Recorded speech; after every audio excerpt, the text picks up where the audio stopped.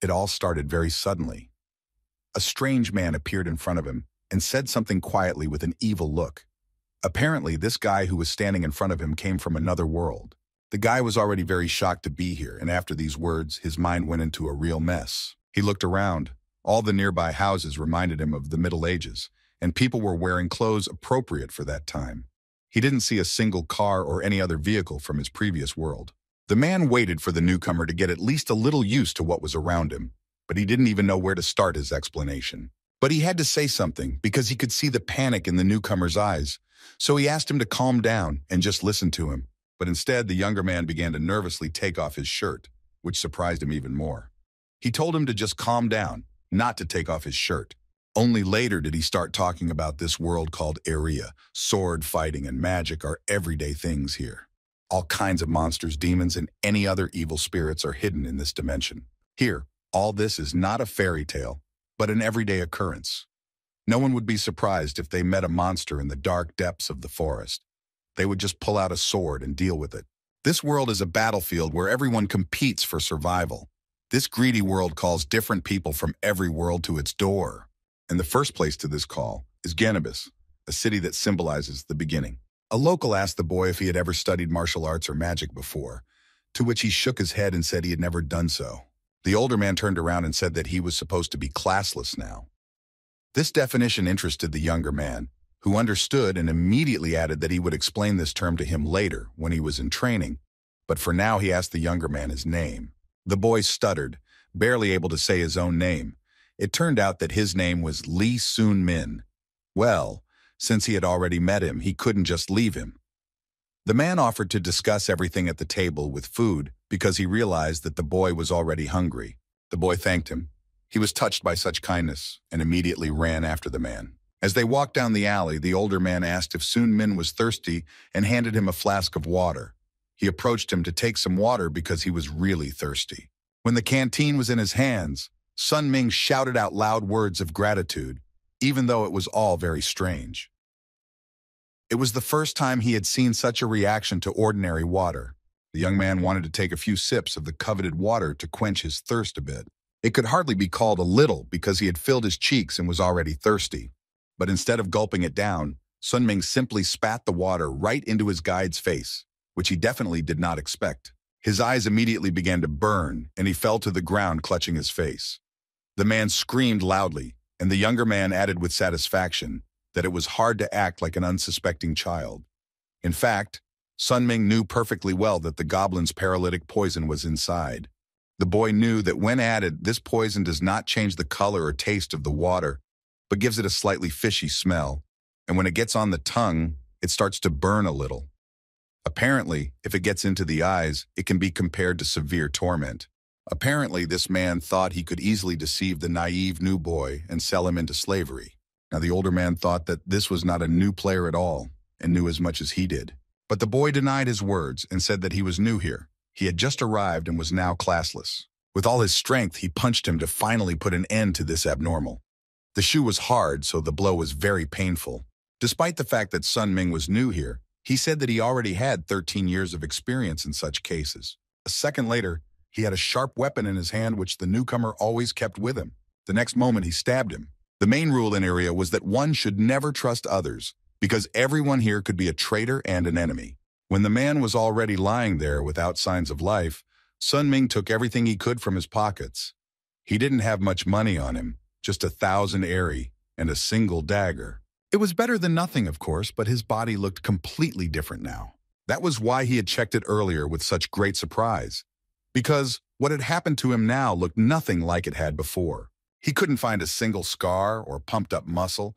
Sun-min had definitely gone back years when he was first called to Area. But now he was more certain that it was because of that thing. His name was Lee Sun-min, and he was a C-rank mercenary at the time. He lived an ordinary, classless life and tried to earn as much money as he could to get by in this world. And because he didn't have any special talent, he couldn't get to the top. He spent all his wasted years trying to change his unfair life. And one day, he managed to catch a glimpse of opportunity.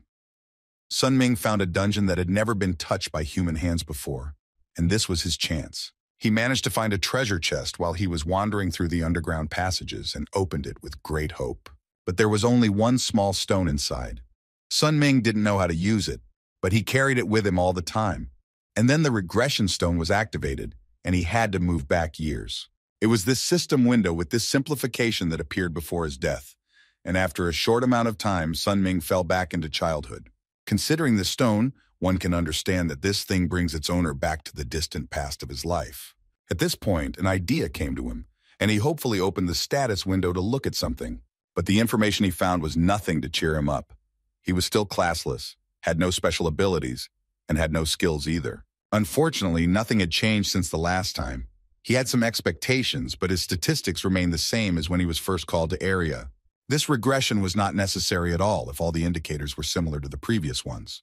Despite the fact that he had experienced death, strange as it may sound, Sun Ming remembered all the years of his past life well.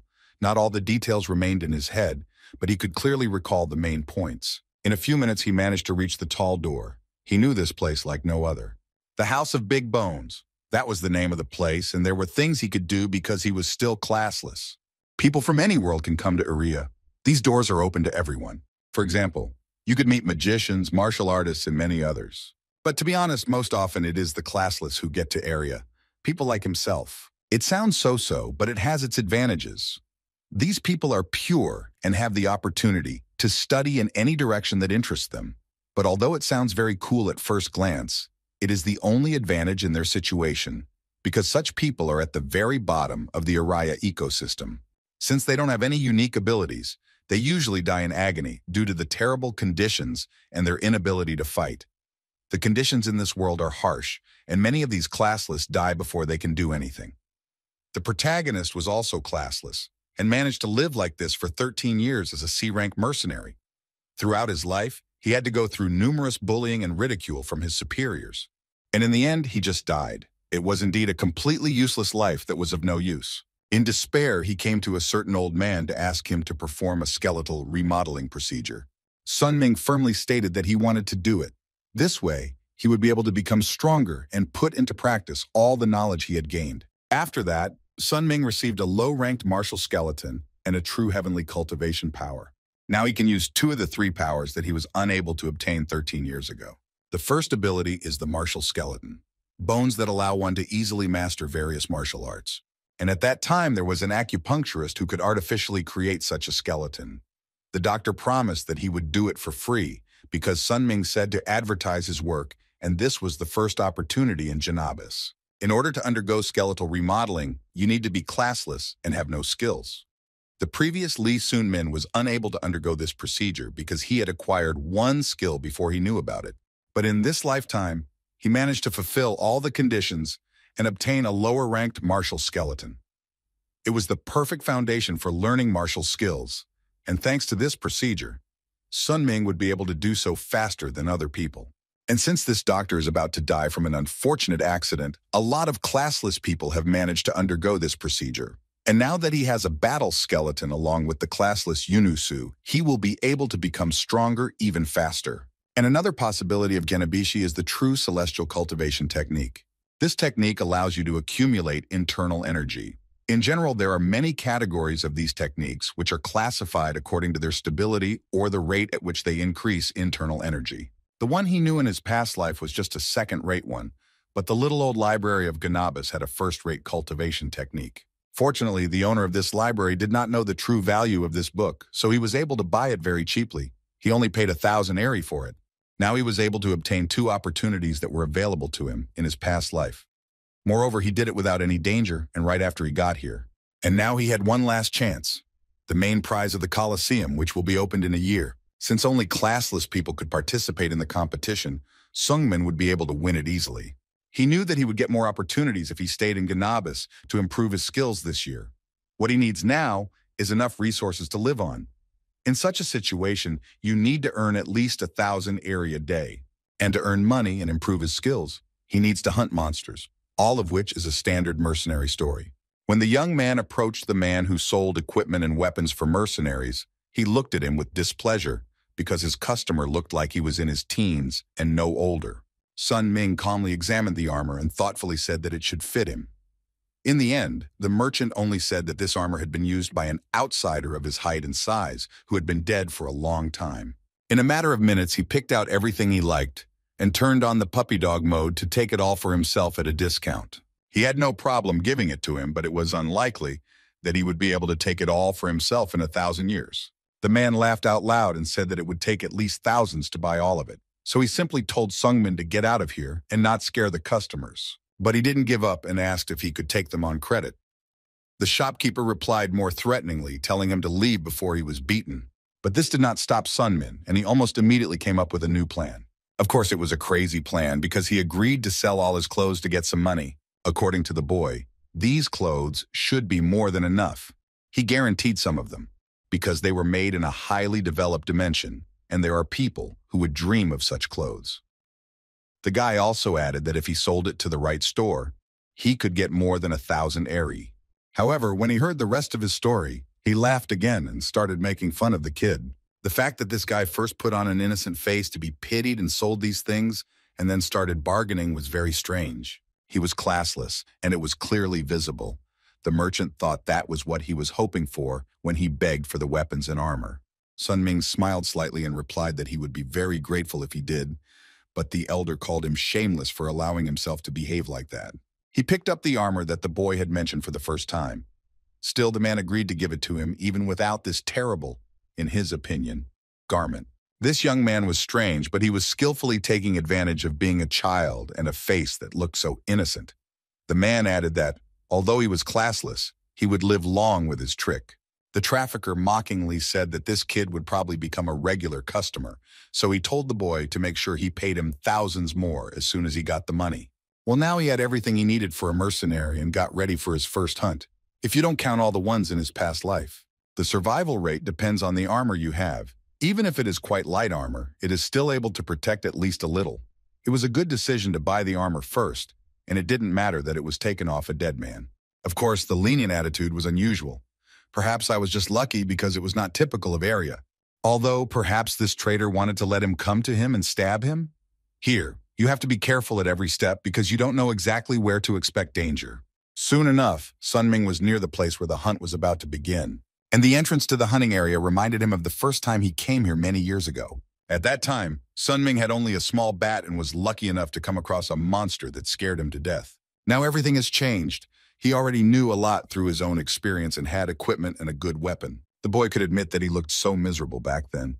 He was ashamed of himself in the past. As soon as he took a step forward, the system issued several notifications at once. The first one said that he had recalled the lightning step technique, rock breaker, iron skin, and spiritual spear. But now he was facing his first enemy. The goblin was standing near one of the trees, waiting for his victim. When the young man got a little closer, the monster immediately turned around because he heard someone's footsteps behind him and his eyes fell on Sun Ming. But he immediately began to attack and was not confused. He used the spiritual spear technique, and that was the first step in this strategy. One shot, one dead body. That was his goal. Before the goblin could recover from the stranger's movements, Sun Ming immediately plunged the sharp spear into its throat and ended the monster's life. The body was left lifeless, and he fell to the ground, which was later covered in red liquid. But not everything was so sweet.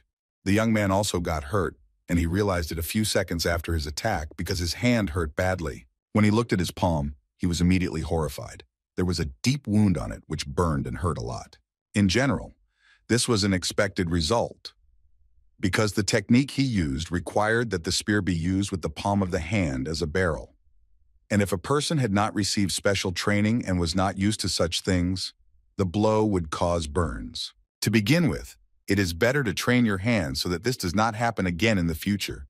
It will be extremely inconvenient to fight with severe burns. Although it was a completely unnecessary regression that did not improve his skills, it was the beginning of a new life that he could change himself.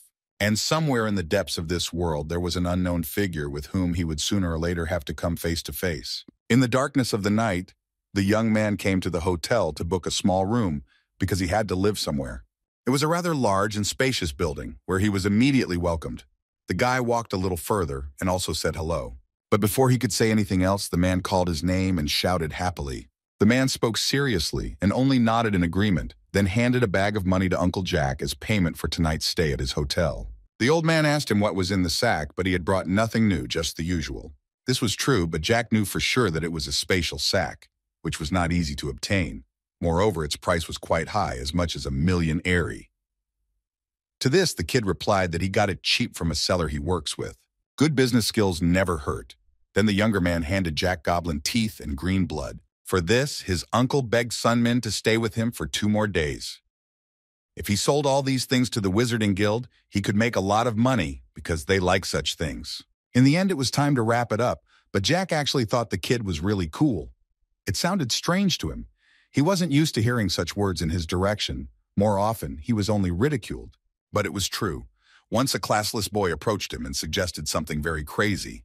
That day, the young man asked if he could pay for his hotel stay with monster body parts. At the time, Jack thought he would die quickly. 2 weeks had passed, but every day he came to him after hunting monsters and brought him the prey. Jack sincerely admired him. And in his opinion, that's what people who have real talent looked like. No classless person would be as cool as him. At these words, Sungmin was already beginning to feel uncomfortable. He decided to just walk to his room to avoid hearing any more of this, but his uncle's shouts followed him all the way to the door.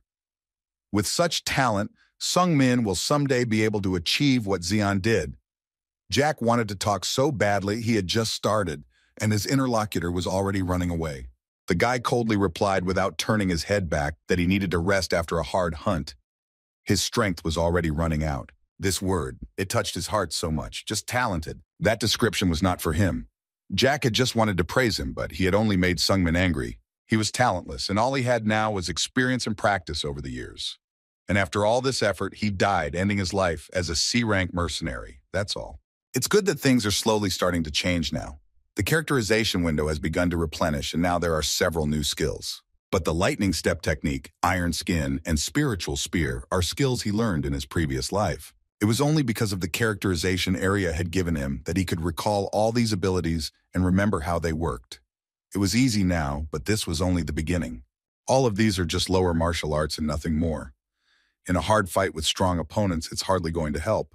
And no matter how far he goes in improving these abilities, you can't get to the very top of martial arts. The only way to the top was through the celestial cultivation technique, and that was his only hope. But a cultivation technique is only a cultivation technique, and it has its own limits, which are quite narrow, by the way. It was all just driving him crazy. The realization that you are now at the very bottom could not give him peace. So Sun Ming decided that he definitely needed to become stronger in martial arts. That night, all he did was go to bed. He didn't have enough energy to do more than just think about things and fall asleep. So he put off all those things until the next day. He got up early in the morning and left his room, but was immediately met by a girl who asked him if he was going to the forest again. He went there every day, as if not knowing that he could die there at any moment. She was the daughter of Jack the innkeeper, and sometimes helped her father here. Sun Min's only response to this was that he was a stranger to this world. If he wants to survive, he needs to catch monsters to earn enough money to live. But she thought that was ridiculous. Even in his situation, he could have found another job. Lula came up with an idea. She said that Sun Min could get a job at their hotel. Her father liked the young man very much, so he would have no problem hiring him. But he just shook his head and said that he didn't know any of the things that were required to work in this hotel, although he just knew that he wouldn't be able to earn as much as he would as a mercenary. But Lula still didn't understand him. In her opinion, it would be better to live here in safety and work here as well, instead of wondering every day if you would come back from work in one piece. The young man smiled. He didn't say anything to that, and then started to walk out again. In the end, he only added that he would be back for lunch. Lula's words did not stop him, even though she tried. The thing is, Sun Ming had lived this life before. He cleaned the rooms until his hands hurt and cooked in the kitchen for the hotel guests. He accepted all the work that was assigned to him and treated everyone loyally, even though they considered him a doormat. And this time he didn't want to live like that. It was better to die there than to be hunted down by such people. And this time he was going to achieve the things he had envied before, and for that he had to risk his own life. Now Sungmin was ready to do whatever it took to get what he wanted, and since he had already had the chance, he would definitely live his next life better. He walked all in his thoughts and did not hear anything else. No people talking, nothing else. But suddenly he heard a loud bell and it distracted him. The young man looked back at the sound. It seemed to be right in front of him now. It was the morning bell. He remembered that he had heard it before, so now it was time for a new stranger to call. As Sun Ming sat quietly, a portal appeared not far from him, and the one who was being summoned today was to appear from there. Later, he saw a short young man with long hair, and from his clothes he realized that he was skilled in martial arts. The new guest looked more like a child who was about the same age as Sungmin. He thought that the newcomer was very confused because he remembered his state when he first came here, and he also realized that the boy would definitely attract attention if he behaved like that. But no. He had already attracted the attention of two people who handed him a flask of water. They all seemed to have the same trick with this goblin poison for beginners. For a while, Sunming watched the kid and hesitated to help him in this situation. But then he convinced himself that it shouldn't be any of his business, that he was a miracle worker, and he didn't have to help anyone. However, when he turned around and went on his way, he immediately bumped into someone, and it hurt. He stepped back in displeasure and immediately looked into the eyes of the passerby he had hit. Sungmin started to say something, as if to defend himself, but was interrupted. When he saw this giant in front of him, the boy just apologized for what he had done and kept looking at it. The creature looked horrible, like a pig with a human body. The monster also began to say something, and at first it was very quiet, but the young man could hear him talking about the bone he had broken. The very next moment, Sunmin was slapped hard. He didn't even have time to recover before the man started hitting him. One blow sent him to the ground, and he rolled on the ground for several meters before the man came closer to continue. Passers-by and those standing next to this newcomer noticed the noise and watched the fight in silence. When the older man heard the quiet words of the people discussing what was happening among themselves, he turned around and told the citizens that there was nothing to worry about. It was just that this crazy man had broken his bone, so he decided that he should show him that it was better not to do that and to behave politely, so he just hoped that people would ignore it and move on. Those who were standing next to another stranger asked the boss if he was okay. The boss limped over to them and told them that the kid had broken his bones, so he couldn't just forgive him. These people were all from the same gang, so Sunmin already realized that he was very unlucky to be here. Even though this thug's kick was unprofessional, it was definitely martial arts. This thug was a martial arts master of rank. His students didn't really believe at first that this kid could break a bone of such a giant, and this time Hyun said that it didn't matter. This kid still needed to break them. Martial artists can differ in their ranks. The lowest rank is the third rank and can be easily achieved if you spend a cage of days practicing. But Lee Sung-min, who had just moved here, had not yet reached the third rank. It was all very dangerous considering the difference between them. He knew that he couldn't defeat him on his own, and in Gnabus, everyone was heartless and no one would help him. All he could do was shout at the boy not to drink the water that had been laced with paralytic poison. He stopped when he heard these words, and the bandits wanted to do something even worse to Sunmin. He had taken the victim, who was almost in their clutches, right out from under their noses. This guy was quite young, so Sunmin didn't expect much help from him, but now he needed at least something, especially since he was from Miram and should have some skills. Hearing this statement, the kid spilled water on the ground right under the feet of these bandits and kept his eyes on Sunmin. Once again, the young man saw this giant in front of him, who gritted his teeth and said that this was a very stupid thing to do. It was perfect for selling to nobles with specific tastes. Hyun was ready to hit him with all his might. Nothing would stop him this time. But Sungmin really didn't want to let it end that way. He didn't want to lose to a man like that. Apparently, he was ready to do anything to get out of here and decided to use the lightning step technique, hoping that it would lead to something. Here, he used the skills of a low-ranked martial skeleton, and in a moment, the young man was already a little further away from the bandit. When the distance was sufficient, Sungmin quickly accelerated and punched Hyun with all the strength he had in his hands. Now, the other two gangsters were no longer paying attention to their previous victim. They were more concerned about the life of their boss in this situation. The next step was for the young man to use his iron skin skill and continue to punch the giant with all his might. He was holding up pretty well for someone who had only been here a couple of days. It was indeed a decent blow, but it was still not enough to win. Putting Hyun down and winning isn't easy, especially when you only have basic martial arts skills, period. The boss could confidently say that this was just the beginning and that this technique would not work.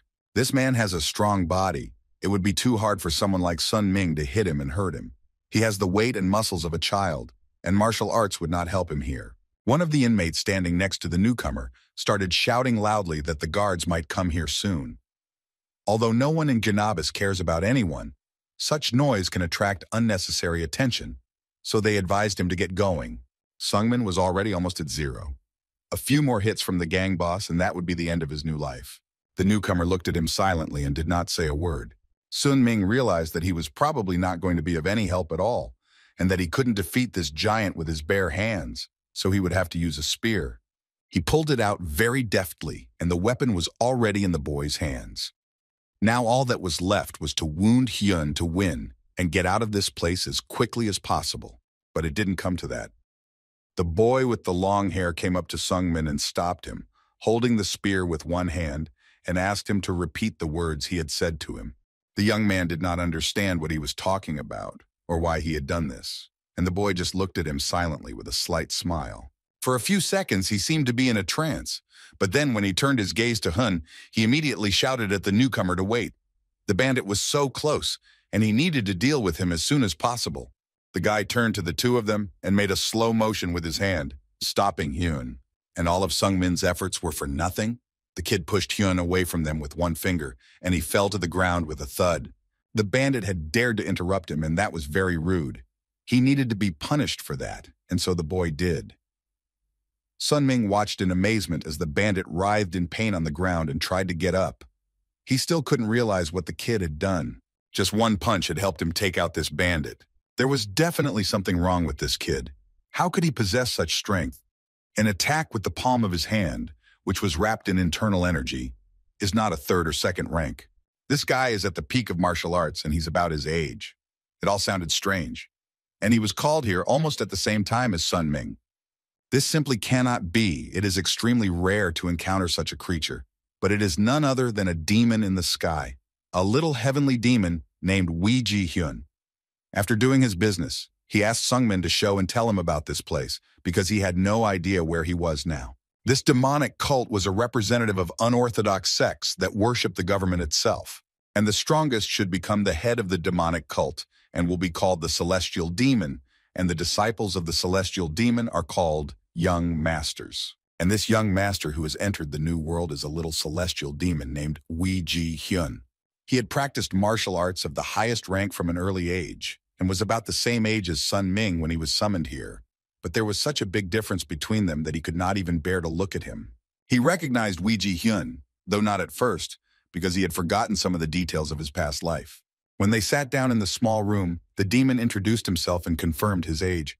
The demon looked friendly enough to be unlikely to do any harm. And right now he was in his room, only 1 year younger than Sun Ming himself. The boy felt a little awkward in front of him, but he introduced himself anyway. The demon smiled and immediately returned to the old conversation that the bandit had interrupted. Sungmin had told him something very interesting back then, so he wanted to hear even more. All Ji Hyun knew about this world was its name, and that area was very different from the world he came from. Ji Hyun also assumed that there was no demon cult here, and Sun Min, who was a year older, confirmed this. Then the demon laughed and lowered his head, quietly saying something under his breath. The protagonist still did not know how to behave in front of him, so he just stood in one place and watched his new interlocutor. Now he remembered what this stranger had shouted at him in the square. The demon hadn't heard all of his words, because the shouting sounded unintelligible. It stopped him, and he couldn't speak right away, but simply repeated the words he had said and fell silent again. Ji-hyun didn't say anything right away, but he noticed that his eyebrows were furrowed, and the demon shouted at the whole room that Sunmin was very rude to speak to him in such a tone. He also threw some insulting words at him, which made the 14-year-old worry because it seemed like he was going to be killed right there. The young man immediately apologized and bowed to him, explaining his informal manner of communication by the fact that he did not know the young master. But in reality, he could not believe that he was obliged to bow before this 1-year-old child. But the demon liked it and was already more friendly towards Sun Ming. Even a smile appeared on his face. Then the little boy began to speak. He had already realized that Sun Ming was practicing martial arts, but he was curious to know more about it. He bit his lip as Ji-hyun continued to speak, but stopped for a moment. It was the longest and hardest pause of his life, because he was expecting to hear some kind of mockery again. And he didn't hear anything new from this kid. The demon simply called his skills garbage and added that he was even worse at martial arts. Ji-hyun also asked where this young man had learned to use his power in such a way, because such a sensei could be awarded the worst rank. He remembered very well how the young man had fought and what techniques he had used. Even then, Ji-hyun noticed that it all looked terrible. Sungmin was holding on by a thread not to snap and use all his pathetic skills against this kid, but for now, he just asked him what he was going to achieve with these insults. Then the young master stopped harassing him and came closer, saying that from that day on he would teach him martial arts. These words surprised Sunming even more. He was both very pleased, because such a teacher certainly knew a lot, but considering all the words he had heard before, he was not very pleased. In the end, he had to admit that this kid had great skills of his own, and if he taught him personally, no matter how bad the student was, he would still become more skilled over time. Ji-hyun was going to teach him only one martial art and only under one condition. It didn't sound very reliable, and something told him that he wouldn't like this condition much, but he dared to ask about the agreement. Ji-hyun wanted nothing more than for this young man to become his friend. It sounded like a joke, and for a while, Sungmin didn't know what the best reaction to this would be, so he just kept quiet. It probably sounded worse than anything else, because a friend like that, as someone who said it to you a few minutes ago, is definitely not the best thing that can happen in life. Long ago, little Ji-hyun approached his father and confessed that he really wanted to find a friend.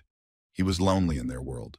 The father was not happy to hear this. He did not know how his son knew the word, but the boy kept talking about it. When the father asked about this term, the demon held out a book he had recently read. It was about friendship, and it also said that if you have a friend, you can overcome all difficulties. And my father confirmed that this is true, but only if you are a human and not a demon. But Wee Ji-hyun was the one who should sit on the throne and rule the cult of the heavenly demons. Wee Ji-hak believed that someone like his son, who was to become the ruler, did not need to make friends. There was simply no need for that. When his son tried to say something else on the subject, his father just yelled at him and told him to spend more time training and not to fill his head with nonsense. Ji-hyun had no choice but to obey his order. The boy immediately ran to the exit. He was very upset by what he had just heard from his father. When Ji-hyun had already left his room, his father thought more seriously about what he had said. Those words sounded terrible, especially to a young child. But unfortunately, it was true. There were about 50 people at the practical training they had organized, and this 10-year-old child was able to kill them all. Even though he was his son, such skills really scared Ji-hak. He didn't do it because it was a whim. He wanted his offspring and the new ruler to be strong and worthy to sit on the throne. But in his mind, the father wanted to sincerely apologize to his son and make him happy. Now that this young man, at the age of 13, had escaped from his father's clutches, he would be able to find a friend, for there was no one who would forbid it. Born a descendant of a demon cult, this boy grew up with great expectations of his powers. Ji-hyun began training in day when he was a young child. And because of all this, because of the ban, he had no time for friends. Although there was no logical implication, Sungmin didn't immediately agree to this statement. He was surprised. Why would he have to be friends with this demon? Ji-hyun argued that they were the same age and left him no choice. No, they shook hands to confirm this contract of friendship. And as of today, Lee Sunmin becomes his friend. The first friend he had ever had before. This made the young master happy. There was nothing better than to realize that he would now have such a person by his side. Ji-hyun didn't know about the little secret, but it was very strange for Sungmin that he was friends with a small 1-year-old child, even though he was already. But the demon kept his promise and started teaching him martial arts. The first thing Ji-hyun decided to do was to teach him the amethyst cloud cultivation technique. The definition of this term was not too difficult. It is simply a technique that has a unique characteristic where the internal energy is represented by the color of amethyst. When his new sensei told him about this technique, the young man, not hiding his shock, said that he would teach him something else. The young man addressed Ji-hyun as you, and then the demon interrupted him. They are friends now. You shouldn't address him so formally. Friends don't use formality in their communication. And again, that voice sounded as if the end would come, and after one sharp blade, nothing would remain of life. Sungmin stammered out that it wouldn't be like that anymore, and his heartbeat accelerated. Ji-hyun looked satisfied again after saying that. It was enough for him to be friends with him, and he didn't need anything else. After talking about all of this, Ji-hyun continued to say that he had studied the Devil's Grace technique, and that it was a martial art that could only be practiced by a leader and a follower, so he would not be able to teach it to Sunmin. But he definitely won't regret learning the amethyst cloud cultivation technique, because it is strong enough to be inferior to the energy of a demon.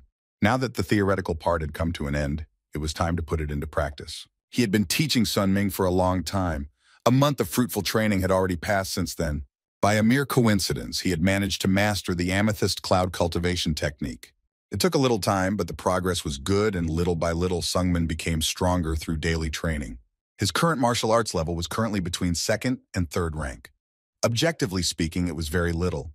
but compared to his previous life, it was a huge progress. But his friend thought a little differently.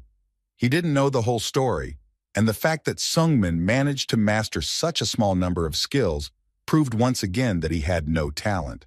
But in any case, he had to go hunting now.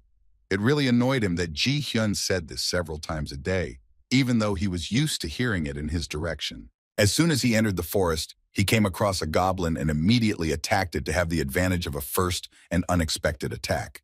Normally, killing such a monster was not too difficult, but this time things did not go quite the way they should have. And if it had not been for Sun Ming's caution, he would have been lying under the goblin's feet. But besides this monster, there was another one waiting for him. An orc came out from behind the tall and dense trees, slowly but viciously approaching the boy. After a moment, the giant disappeared from his sight. Sun Ming looked to one side, but the orc was not there. He looked to his right, but he was not visible there either. A slight panic began to set in, because he didn't even know which way to expect the attack. But when he turned back, he saw that the giant was already standing behind him. It was good that there was only one of him, so it wouldn't be so difficult to win. Sun Ming immediately launched an attack to prevent the orc from doing so. The blow was successful, and the young man managed to hit the monster's body. He rammed his spear through its body, although for a couple of seconds the orc did not realize his fate. Only when a lot of blood started pouring out of the wound did he realize what was really happening. Now, killing an orc is just a one-strike affair, and you don't even have to try. It would have looked strange for a young master. To be so surprised and happy that he managed to kill just one unfortunate orc, it all looks ridiculous. But for Sun Ming, it was a real achievement, so he repeatedly told his wonderful friend to shut up. There was one more thing that surprised him, besides the successful attack. Orcs do not live in this area, so it was unknown where this one came from. Suddenly, he heard someone's voice behind him. It was not familiar to him, but Sun Ming heard someone approaching. The stranger praised the boy and said that he had good skills for his age. When the 14-year-old looked around, he noticed a man coming out from behind the trees. He couldn't see him clearly, but he had the impression that he wasn't armed, at least not holding a weapon, and was more friendly. The first thing the boy did was ask his uncle for his name. He folded his hands in front of him to introduce himself and called himself Hey Loon, adding that when he was wandering the central districts, they called him the Dagger of Collapse.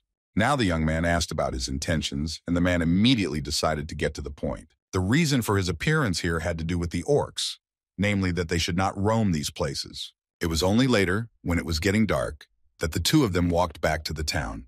Hailung took the boy to a small monkey named Dosan Ran and introduced them, although the monkey looked rather angry and immediately said that the boy was too young. But Hailung claimed that he had seen Sun Min's skill with his own eyes. Although he was small, he had great strength and would be a very useful member for them. Wang Pei was also not particularly pleased that Hailong had brought such a person to them. But Black Knife could not go against what he said, so he simply introduced himself. Sun Ming also met a girl named Rhaenyra. She was a magician and told him that she had studied it at the Wella School.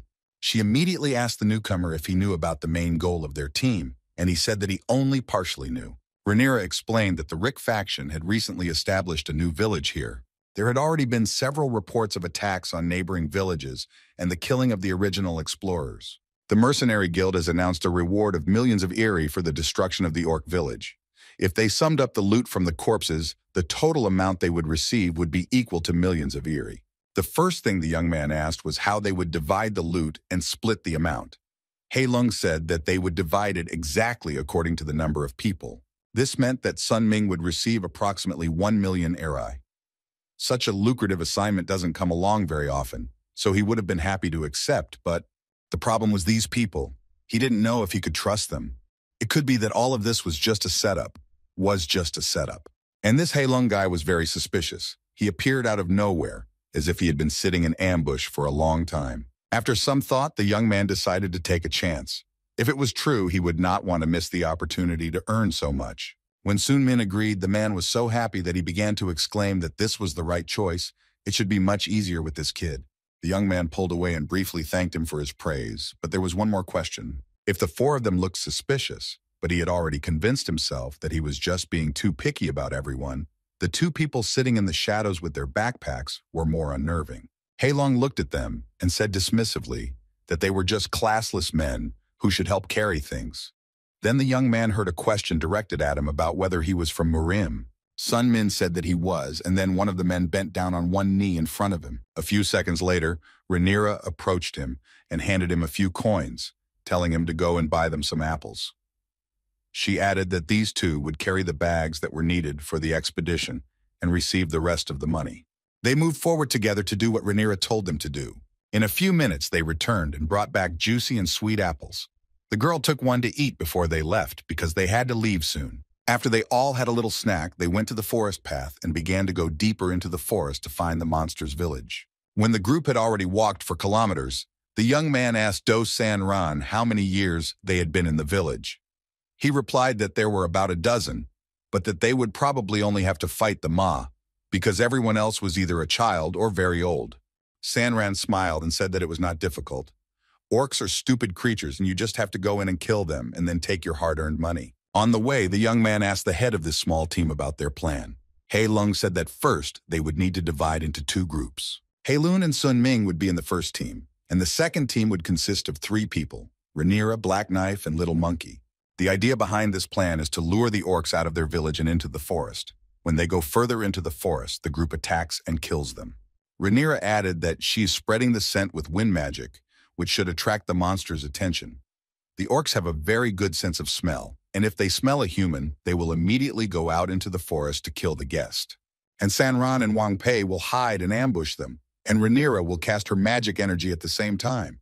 And Hei Lun and Sun Ming should light this lamp and lure all the other monsters that are left. In this way, the orcs will be divided into 2 groups and can be easily killed. Everything is easy and simple, and the earnings are great. Sun Ming listened to the whole plan and agreed that it was good, but too direct. It would be better to trap them, although considering the size of the team they came here with, it's not realistic. As the team walked a few meters deeper into the forest, Hei Long noticed the orcs' familiar footsteps, indicating that they were almost at their village. Now it was time to split into 2 groups and proceed according to the plan. He emphasized that everyone should be careful and monitor the situation on all fronts. The 3 of them left, but the kid, Hei Lung, and the men who were carrying the expedition supplies stayed behind. He was already very tired. The backpack weighed a lot and the journey had been long and rough. Sun Ming looked back. He realized that it was really hard for the classless people because they had been walking for 6 hours straight. It looked as if they would not be able to make it back from this raid due to lack of strength. Sun Ming watched them closely, looking in all directions. Hei Long walked ahead while the younger man asked the unfortunate man his name. The man was very surprised when the young man started talking to him. Usually they could only give short orders, not ask questions. But the old man replied that his name was Brass. His voice sounded tired and he was breathing heavily between words. Then the boy nodded and told him honestly that there was no way he could protect Brass when the orcs attacked and surrounded them.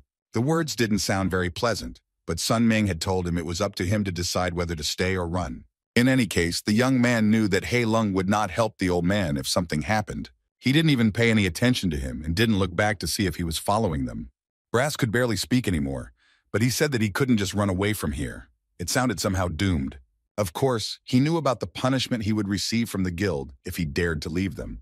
Apparently, death by orcs, that this torture would be equal, so there was no point in running away, and Sun Ming understood his situation perfectly. In the end, the young man simply asked Brass to be careful and observant. This surprised the old man no less, but he meekly agreed. Meanwhile, Hei Long was pleased to announce that they had finally arrived at the right place. Luckily, they managed to avoid a squad of patrolling orcs, and now they were there. In front of the group was a wooden fence among the trees, and it was behind it that the village territory began. Hei Lun said to wait until he lit all the lamps and the orcs started to come out, but Sun Ming stopped him for a few more words. As expected, Sun Ming had a spatial bag with him. This thing is so expensive, not everyone can get it. The young man silently did his work, and Hei Long watched him curiously. But he was alarmed by what the kid took out of the bag. Sun Ming poured liters of water onto the path and said that it was so they could mix it with the ground and rub the mud on their bodies to mask the smell and hide. Hei Long agreed that this was a good idea. While the elder praised him and said that the young master knew a lot for his age, Sun Ming was already lying in the mud. He told them that he had heard about it from his sensei. He enthusiastically said that his teacher was also great, and then asked if he also needed to roll in the mud. Sung Min stood up and said that it was necessary. Once they had finished bathing in the mud, they lit the signal for the years. Almost immediately, they noticed something in the sky and reacted to their trap. As they sat next to the lantern, Hei Long told them that he had come up with another great plan. The man didn't look embarrassed at all and said quite seriously that they could send the carrier forward. Sunmin was so impressed that he froze in place looking at the man. Then Halun explained that they could send Brass to distract the orcs, and they would attack from behind. Brass could hear the conversation between the two. He did not dare to object or say a word, but his face showed fear. It was only after the eager thought of death that the man dared to speak. He said that he would die if they went ahead with the plan, but Hei Long calmly said that it was luck. Maybe he would die, maybe he wouldn't. But if he disobeys now and doesn't come over, he will definitely die. Hei Long laughed after saying that, looking at the poor man. He didn't take his opinion into account at all. He didn't care about the life of someone who was lower than him. Sunmin could not allow this to happen, so he stood up and walked over to Hei Lun. He said that he would distract the monsters himself if he didn't mind, although Brass was now uncomfortable with the young master having to do this. He smiled, and for some reason this smile did not inspire confidence, but he said that he would not mind such a decision. Finally, they began to act. Sun Ming stood in front and distracted the orcs while Hei Lun did the rest. They managed to lure the monsters into their traps, and many of them had already fallen. In general, there were already orcs heading towards the group. Sun Ming almost killed one of them right away, so there were 12 left. It didn't take him long to destroy the enemy, and he went on to deal with the crowd. One more sharp and clear blow, and the next monster was gone as well. Only its remains were lying on the ground. Although he was doing well, he had his doubts about whether he would make it. There were more than just a couple of them, and he still lacked the skills. But Sungmin knew he had to do it. He got involved, and now he didn't want to give up. But was this decision an act of unnecessary kindness, or could it be called compassion? Probably yes, although he didn't want to admit it. And no, they are not friends. There is no connection between them, but for some reason Sunming could not allow such an injustice and let the old man die. He helped him because they're both classless, that's all. Although it is unlikely that other classless people in this cruel world would do the same. Usually people only worry about themselves here. Perhaps it was the law of power. And yes, Sun Myung-min recognized this law, but he found it disgusting and horrible. Apparently, no matter how many times Ji-hyun spent trying to teach his friend about it, nothing was moving forward. He was not good at it. The demon thought he was talentless, but he still wanted to teach him at least something. He kept repeating that this knowledge needed to be kept in his head at all times. Ji-hyun continued to teach him martial arts. Every day, the same thing continued. He practiced striking from a certain distance every day, and now these skills were needed more than ever. Sun Ming gathered all his strength and remembered everything his mentor had told him.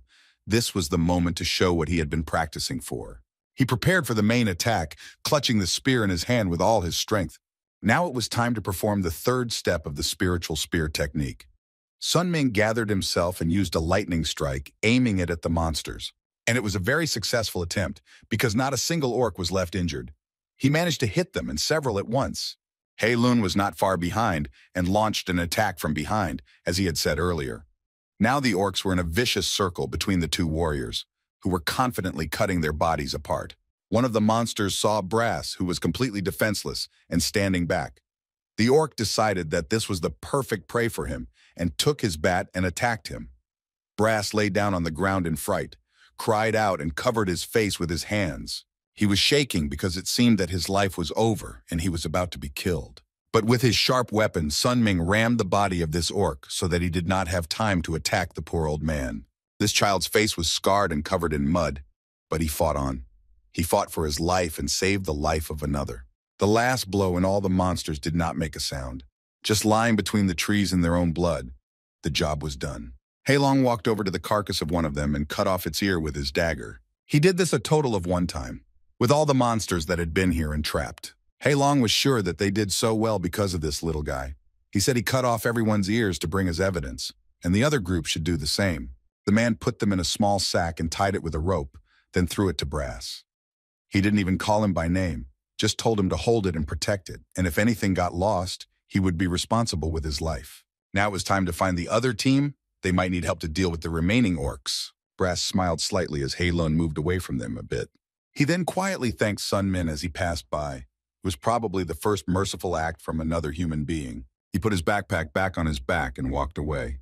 And right now, they all had to go to Sanran, Wangpei, and Rhaenyra. As the first team was approaching, I saw a little monkey. He was sitting on a rock wondering when the others would return. They managed to deal with all the monsters quickly and easily. Rhaenyra had just decided to eat, and Sangran, noticing their dirty appearance, asked what had happened. Halun really looked very tired, but he said that there were no problems, and it was all the young master's fault for killing the monsters one by one. But the real problems are only now beginning. After his words, silence fell. Only heavy breathing could be heard.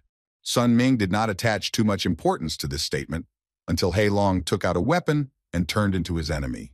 But he didn't attack him first. The dagger went straight into Rhaenyra's chest. The pastry she was holding fell to the ground, and she exhaled heavily, feeling a sharp pain that spread like lightning throughout her body. For a while, she didn't even scream in pain because it all happened so suddenly that her body seemed to go numb. Wang Pei stood calmly nearby and watched as his dagger killed Rhaenyra, who had now fallen to the ground. Sanran did not understand anything. Before he could jump off the stone block, Hei Long approached his flesh from behind and prepared to strike with his sword. The monkey was saved only by the fact that Sun Ming reacted in time to the blow and stood up to defend him, pushing the enemy away. He still looked tired, but he defiantly told the monkey not to get in the way. He swung again, but this time at the young man. The boy began to remember his past. He had once been classless and tried to earn as much money as he could, so he had gone along with the others for their wages. He sighed heavily, stopping only for a moment, but then he continued walking again. He had a big sack behind him, which was hard for a small child to carry, so he humbly apologized to the man and limped on. But before he had gone through a couple of lessons, he noticed that a crowd had gathered nearby and was whispering about something very disturbing. Sun Ming looked as if he had never seen an execution with his own eyes, and it was true. Just hearing the word made his knees shake. The man added that the person being executed was really brave. There were rumors that he was a mercenary from Marim. It was also said that he went on a mission where he killed all his allies to take the money for the mission for himself. Then he was caught and ended up here. The young man turned his gaze to the head of this man, who was now witnessing the last moments of his life. For a young child who was not used to seeing such things because he had lived in a completely different world, it was a very unpleasant sight. And now they were face to face, and Sun Ming was in the place of the very allies that Hei Long had once killed in cold blood for a reward. He was indeed very surprised when the young master reacted so quickly to the attack. He had to admit that the older man hadn't expected it. It was as if this kid already knew everything. Of course, Sun Ming wasn't going to tell him anything about his life. It would even sound ridiculous, but he had seen Hei Lun's execution in his past life, so he kept his hand on his weapon. Even though it was years ago, he still remembered what he had seen very well, because it was the first execution he had ever seen. In general, none of this matters. Hei Lun had seen the young master's skills in the battle against the orcs and already knew his techniques and what to expect. He was truly impressed by the young master's abilities, but he couldn't compare him to himself.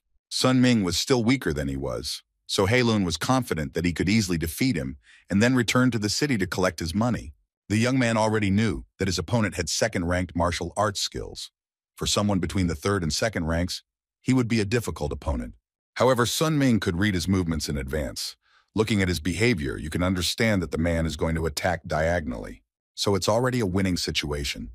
The only thing left to do is to use all the techniques Ji Hyun mentioned and not let down his guard. The teenager decided to use the length of his list to attack from a distance and then move in closer if necessary. He managed to strike Hei Lung and hit him in the body with the edge of his spear before he even got close. Hei Lun could hardly be called weak now.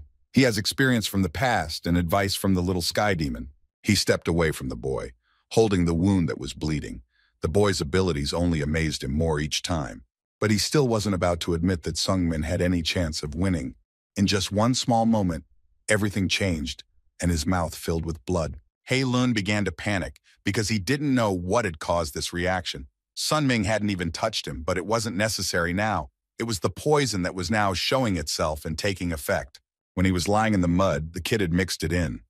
This poison was not deadly, but it could tickle the nerves and hurt. Although Sun Ming could argue with the last sentence.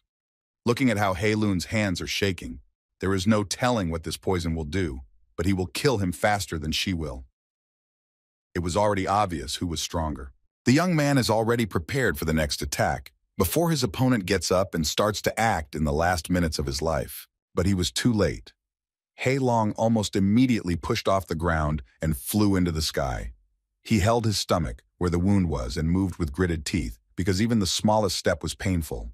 Sun Ming stopped for a moment and thought about his next steps. He couldn't just let him go, but he didn't need to. The second-ranked martial artist wasn't going to run away, he was going to blackmail him. Standing behind Brass, Hailong put something to the old man's neck. He had already noticed that this medium's life was important to the boy, and warned him that if he took even one step forward, Brass would be nothing but flesh with his throat slit. Sun Ming did not move. He knew that any rash move in Brass's life would be over. This young man had been so worried about him earlier, which meant that he had unnecessary compassion for others, which he could play with now. Hailong has put him in a situation where there is no way out but to surrender and put down his weapon. The young man didn't move when he heard these words, but he was already thinking of a plan in his head and wondering what to do. But what this idiot was doing was too stupid. Did he really think that taking someone hostage would help him escape? Sun Ming did not make any sudden movements, but confidently took a few steps forward. Hailun was more frightened himself when he saw that his threats were not responded to. The kid had been working as a mercenary for many years, and there was only one reason he had helped Brass. He wasn't going to back down now. Even though there were callous people here, Sun Ming couldn't watch an innocent being abused. Sun Ming made the blood forward again, keeping his eyes on Hailun and his victim. Hailun was still standing, but it looked like he was about to slit his throat. His eyes were crazy, and it would cost him nothing to kill another. All of this made it difficult for Sun Ming to compose himself. He almost lost it, but pulled himself together at the last moment. Now he needed to focus on reality and not let his emotions get the better of him. Under normal circumstances, he would have been able to deal with Hailun and rescue the hostage. But in this situation, he had to think about himself first. There was no telling how long the poison would last, and Sungmin should have saved his strength in case Sangran lost. He couldn't waste any more time. He had no other choice right now. He looked at the old man's face one last time, as if he knew what fate awaited him. The man walked forward. It was time to act, and Hailung tightened his grip on Brass's throat, pulling him back. But something unexpected happened. Even though Brass had no more strength, he didn't want to die, and began to abruptly pull out of Hailun's grasp. This made Sun Ming stop, and he stood silently in front of them and watched the old man fight for his life. Brass threw him to the ground, pinning him down with his own weight and not allowing him to move. All Hailung could do was scream to be let go, flailing his arms with all his might, trying to get out. Finally, he managed to free one hand, and then he quickly grabbed his sword with it, and the weapon rammed into the old man's body. Hailung laughed defiantly and said tiredly that he should not have gone against his own rules. Hailun, who had lost his strength, turned his eyes back to Sun Ming, who was approaching him with gritted teeth. Brass tried to say something with his last bit of strength and appealed to the young master, begging him to listen to him. But the young man plunged the weapon into his body without any further thought. All he did was stand there for a while. Sanran managed to finish off the black knife, which was already lying in its own blood. The monkey was tired, and when he saw that the enemy was not moving, he exhaled heavily. This time, Hailun's allies were lucky. Rhaenyra was killed, but 2 of them survived. He had to kill someone who wasn't involved in his plan. But as Sun Ming said, the main thing here is to think for yourself. If he didn't, he would have died himself. They took Hailun and Wang Pei's bodies to the mercenary guild, and then shared the reward for the mission and the loot with Sangran. Only after all this work did Sun Ming return to his room, where he was greeted by Ji Hyun. He immediately started asking him a lot of questions and asked why he was back so late tonight. Sungmin replied without any emotion that he was earning money. The young man fell down on the bed without taking off his shoes and closed his eyes, while the demon stood very unhappy, arms folded. If he had had even a little more strength, Brass would not have died. His conscience could not rest with the fact that an innocent man could have been saved. The young man opened his eyes. He was doing something he didn't like just to make money and survive. But Sun Ming didn't want to live like that, didn't want to do something he didn't like. The demon kept bothering him and asking him questions. It was obvious that he was nervous and uncomfortable, so Ji Hyun asked him if he had committed a murder. At first, Sungmin was surprised that he had guessed that without saying anything, but the demon could smell human blood. There was no point in making excuses by lying, so he told it like it was. That the second-ranked master wanted to attack and kill him, so he killed him. Ji Hyun was silent for a few seconds, but then he asked suspiciously if he was hiding something from him. After saying that, he would definitely not let go of him. The little demon was literally demanding that he tell him. The boy became more visibly nervous as his piercing gaze was on his eyes. Eventually, Sun Ming turned away from him and got up from the bed, looking very thoughtful. And when he looked at the young master again, he immediately made a strange face and said that he could not have any secrets. Did he really think that the fact that a classless person could kill a second-ranked master was very suspicious. However, afterwards, Ji-hyun covered his hand and said that it was quite possible since he had taught him the amethyst cloud cultivation technique. The demon fell silent again and his face looked very serious. The demon actually believed that Lee Sung-ming was not just classless, he was special. While he was on a mission and earning money, Ji-hyun walked around the city trying to understand this world. He walked through many streets and met many different people along the way. In the corners of the city, he saw many classless people and learned about their difficult situation. Most of them were willing to pick food from garbage cans just to survive. They were the lowest in this greedy world, and the vast majority of them are now on the verge of death. When Ji-hyun saw this situation with his own eyes, he realized how difficult it was for them to survive. This is understandable because people can kill bugs without any remorse, but at the same time it can take a long time to consciously kill a small rabbit. The young man listened to the demon in silence, keeping his eyes on him, and he continued. He said that he was impressed with Sun Min's courage in going hunting on the first day, even though he had just been called here. It didn't sound so strange to the young man. He knew that he had to survive somehow, and without hunting monsters it would be very difficult. Of course, all this is understandable, but other classless people know this too. But not everyone would dare to do this and risk their lives. They know, but they can't. They can't put their lives before their own and kill another being for their own good. If you have not learned to kill and do not know the value of your life, you will not find the courage. But Sung-min was all that, and he did it without a doubt. The guy didn't know what to say, so he said that he just managed to quickly adapt to this world. But Ji-hyun felt that he was hiding something. Sung-min was good at dodging questions, so the young master confessed that he had another suspicion about him. It was short, and he said that it was because Sung-min had no talent. Despite this, he now has the skills of someone who has been training for years. The young man turned away from the demon. He no longer had the strength to make excuses. Ji-hyun saw all his progress and was with him from the very beginning. Sung-min had only been learning to use the spear for 2 months, but his teachers were already quite good. Even though his technique was not at the highest level, Ji-hyun did not see any mistakes that the beginners made. He had no talent, but somehow managed to master martial arts in just 2 months. This was the second time Ji-hyun realized that he was not the person he knew. Sung-min also didn't give up and wasn't going to give up the truth about himself. He just said that he didn't understand what he was talking about and that it was all nonsense. The demon took a step toward his friend. He looked intently into his eyes, and his voice changed. Ji-hyun did not like people who lied to him. Silence fell, but looking into the young master's eyes, Sung-min noticed the coldness and felt uneasy. He tried not to show it, but he could feel goosebumps running through his body. The young man replied more quietly and slowly, saying that everyone can have secrets and it's no big deal. Then he raised his voice, saying that it was impolite to try to expose all the secrets he did not want to talk about. He added that true friends don't do that. Apparently these words offended Ji-hyun a bit, but he kept quiet. Everyone has at least one secret, and even he has one. Ji-hyun didn't give up, though, and tried to push his friend to confess. The demon suggested that he would also tell his secret if Sung-min confessed to his, although this offer did not sound very attractive. Sung-min wasn't sure that the little guy's secret would be more valuable than his own. Ji-hyun was even willing to do more. He added that he would tell him the secret and teach him another martial arts technique, a spear technique, an acceleration technique. The demon offered to choose whatever the older man wanted. All of this would sound very tempting, but he didn't have the talent and enough internal energy to use such skills, so Sung-min didn't need any of it. Ji-hyun continued to stand his ground. He wasn't going to back down, so he thought of something else to get the boy to agree to his offer and tell him what he needed. And he came up with an idea. It didn't take long. The young man simply said that he could give his inner energy to Sun-min if he would reveal his secret. At these words, Sung-min jumped out of bed. It sounded so strange. Why would this guy share 1/5 of his energy with him for a secret? But Ji-hyun just calmly replied that he was too curious to pass up the opportunity. Sung-min was his only friend in his entire life, and he wanted to know everything about his friend, even his most intimate secrets. That's what a true and sincere friendship meant to Ji-hyun. This time he hoped that this would be enough to convince the stubborn man. It was all too much. Sung-min couldn't take it anymore, so he gave in, but he asked for one promise before he did. It sounded even more suspicious when the demon heard this condition, which literally meant not killing Sun-min after he told the secret.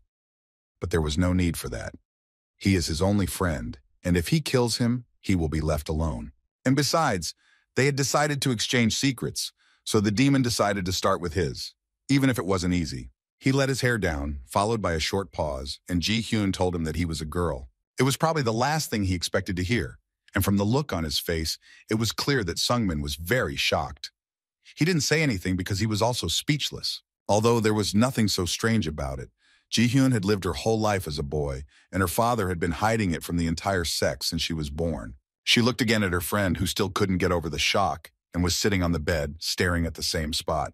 She was used to living like this, and when she got here, she continued to hide it.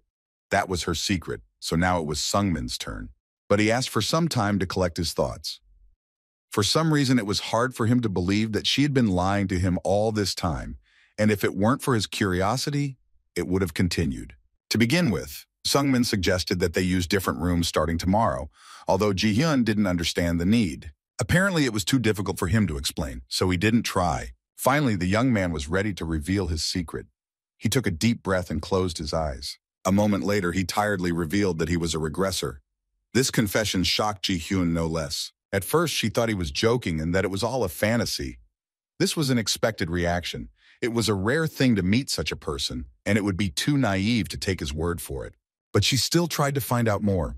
Sunmin said that he had died and thus returned to the past and was now sitting here. It was hard to believe, but then all of his peculiarities made sense, because everything she had suspected could be justified by his real age.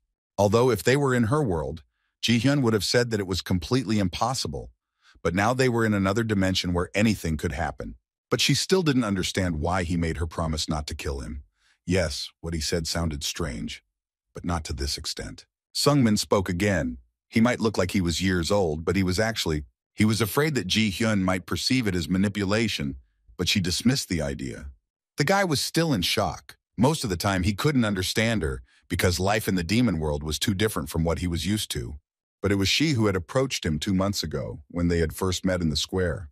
She was the one who had offered to teach him martial arts, and she was the one who wanted to be a friend to Sunmin. If it was a manipulation, she was doing what she wanted and no one would be hurt, even if it was true. There was no reason for her to kill him or break off their friendship because she wanted to. They continued to talk about it. Ji-hyun had already spent 2 months with him and was able to recognize him as her friend. And for her, that was an extremely important factor, and those words should have been enough. Sungmin covered his face with his hands, unable to look her in the eye, and quietly thanked her for everything she had already done for him. But there was one more thing she couldn't let go of. He could already accept the fact that he was really only a year old, but then it was very sad because everything he had learned over the years looked tiny. These words were enough to kill Sungmin mentally. Ji-hyun still had so many questions, but she said that it was better to save them all for later. Right now, it was better to move on to the next part and give him some of her inner energy, as she had promised. If this really happens, the world will change in his eyes. With this amount of energy, it will be possible to reach heights that could not have been possible in his past life. Internal energy is accumulated only in the body of martial artists, and therefore only they are able to possess it in such quantities. They use this energy in the fight to surpass the opponent, because this energy gives them superhuman abilities. And because there are limited resources to improve internal energy, all martial artists spend their entire lives developing this power and increasing its amount. And internal energy is extremely important for all martial artists. When she put her hand on Sun Ming's back to transfer the power, the first thing she said was that his blood vessels were not clean. A lot of impurities had accumulated, and in Sun Min's mind, there was only one question about what she had done. None of the masters shared their energy for free. They all conserved it. Actually, years was too late to learn a martial art, but she was going to give Sun Min some of her own inner energy anyway. But it would be up to him to absorb how much of it he could. All Ji-hyun could advise was to use the amethyst cloud cultivation technique. When the time came for the moment of transferring this power, the young man nearly screamed throughout the room. It was so painful that words simply cannot describe it. He looked at his hand. It was trembling from the unexpected intensity of the pain, but then it began to subside. This procedure is not easy for the one who transmits energy. After all, it was a big part of what Ji-hyun had given up, so she felt a little tired. But she asked if the young man felt that something had changed. She sat down a little further while the boy continued to watch his own body in fascination. He felt that he had more strength, and nothing like this had ever happened to him before. It was all internal energy, but it seemed to him that it was all 200. It was much more than he had managed to accumulate in his entire previous life. The second thing she asked was about the amount that he had managed to absorb, and Sun Ming managed to take about half of it. Unfortunately, it wasn't much, but Ji Hyun assured him that he shouldn't be disappointed about it. All the rest of the energy will eventually penetrate his meridians. And if he continues to apply the amethyst cloud cultivation technique, sooner or later, he will be able to make this energy his own. With that, Wee Ji Hyun collapsed on the bed, overwhelmed by the strain. This procedure had taken too much of her energy. She could barely speak, but when Sungmin inquired about her condition, she said that she was just a little tired and that it would pass. She fell silent, breathing heavily. She'd never had to do this before, so she didn't know how it would affect her, but Ji Hyun was sure it wouldn't be anything serious. Now the guy started to feel some guilt towards her. Ji Hyun was doing all this for him, but on what basis? What she said sounded unusual and modest. They were friends, and for a friend, Ji Hyun was willing to do such a thing. She also added that it was all of her own free will, and that she didn't want Sungmin to feel any pressure afterwards. She didn't need anything in return. It was just her own self-satisfaction and nothing more, but Sungmin couldn't forget what she had done. It wasn't a gift you get every day. Ji Hyun also remembered what she had said about martial arts. She was going to teach her friend something else. She had already chosen the technique that would suit Sungmin best, but he felt uncomfortable again when he heard that she wanted to help him further. Since Sunming was already good with a spear, the best option would be to learn the higher heavenly spear technique. This technique was used by the Spear King years ago, and it is a powerful skill indeed. Even though it would be quite difficult considering he was talentless, Ji Hyun decided that she could challenge him a little bit, and she's tired of repeating that she's only doing it on her own free will. Ji Hyun was doing it for her first friend. She couldn't let him die the same way he did in his previous life. These words must have touched him a little. It was unexpected to hear something like that in such a cruel world where no one helps anyone. He was about to start crying, but Ji Hyun slapped him to stop him from apologizing. They're friends. He shouldn't take it as a favor that will leave him in debt. It hurt, and he didn't see what was wrong with just saying the word one more time. But then the girl said she didn't like it and didn't want to hear it anymore. Instead, she just offered to make it nice and pulled him closer to her by the neck. She offered to make me feel good and tell me about her past life. Her curiosity was still piqued, especially since it was the first time she had met someone who had regressed. Ji Hyun wondered what she was like in his past life. It wasn't the best question to ask because Sungmin was struggling to make ends meet and only knew Ji Hyun through hearsay. He knew that the girl had been at the top of Iria back then.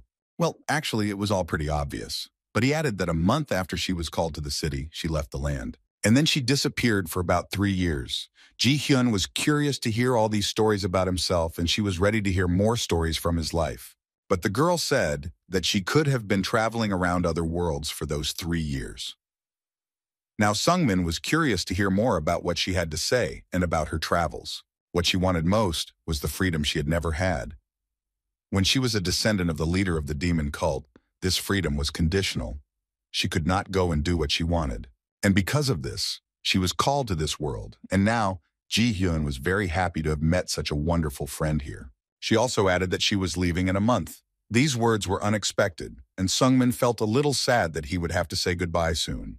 But Ji Hyun wanted to enjoy the freedom of this world and not stick to one place. After she teaches him the higher celestial spear technique, she will go on a journey, just like in Sunmin's past life. Then she asked what he would do. She lay quietly on the bed and felt better already. It must have been a wonderful state, to realize that now you can do all the things that used to be forbidden. But for some reason, her question alarmed Sungmin.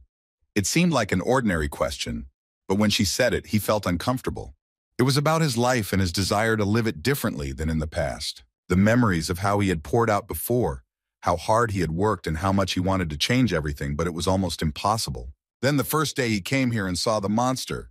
The guy was only with a bat, but his fear was overwhelming and it was hard for him to even defend himself. When he was trying to raise money by any means possible. It took all his time and strength, but it was a necessity, because without it, he would not have anything to eat. And then Sun Ming grew up in conditions of survival. And when he finally achieved at least something and a ray of hope appeared, everything fell apart before his eyes, and he died. But that would never happen again. He knew that he would do anything, but his current life would not be like the previous one. All of this sounded weak to her. Perhaps only someone who had been through this hell would understand. She asked if he had any other goals for the future, but Sunmin didn't even think about it. All he was interested in now was getting out of the state he was in, and that was his main goal. Ji-hyun didn't force him and only told him to tell her when he found his goal. And now she wanted to hear more about her friend's past life, and it seemed that she would not get tired of hearing these stories. The boy did not feel so comfortable with such questions, and he did not have much to tell, because all the weeks, months, and years were monotonous. He was just trying to survive in area. He reflected on his life in Ganabas more than once, and eventually came to the conclusion that he had not had a single person during that entire period that he could call a friend. So it turns out that she is also his first friend in this world. It was a very long night.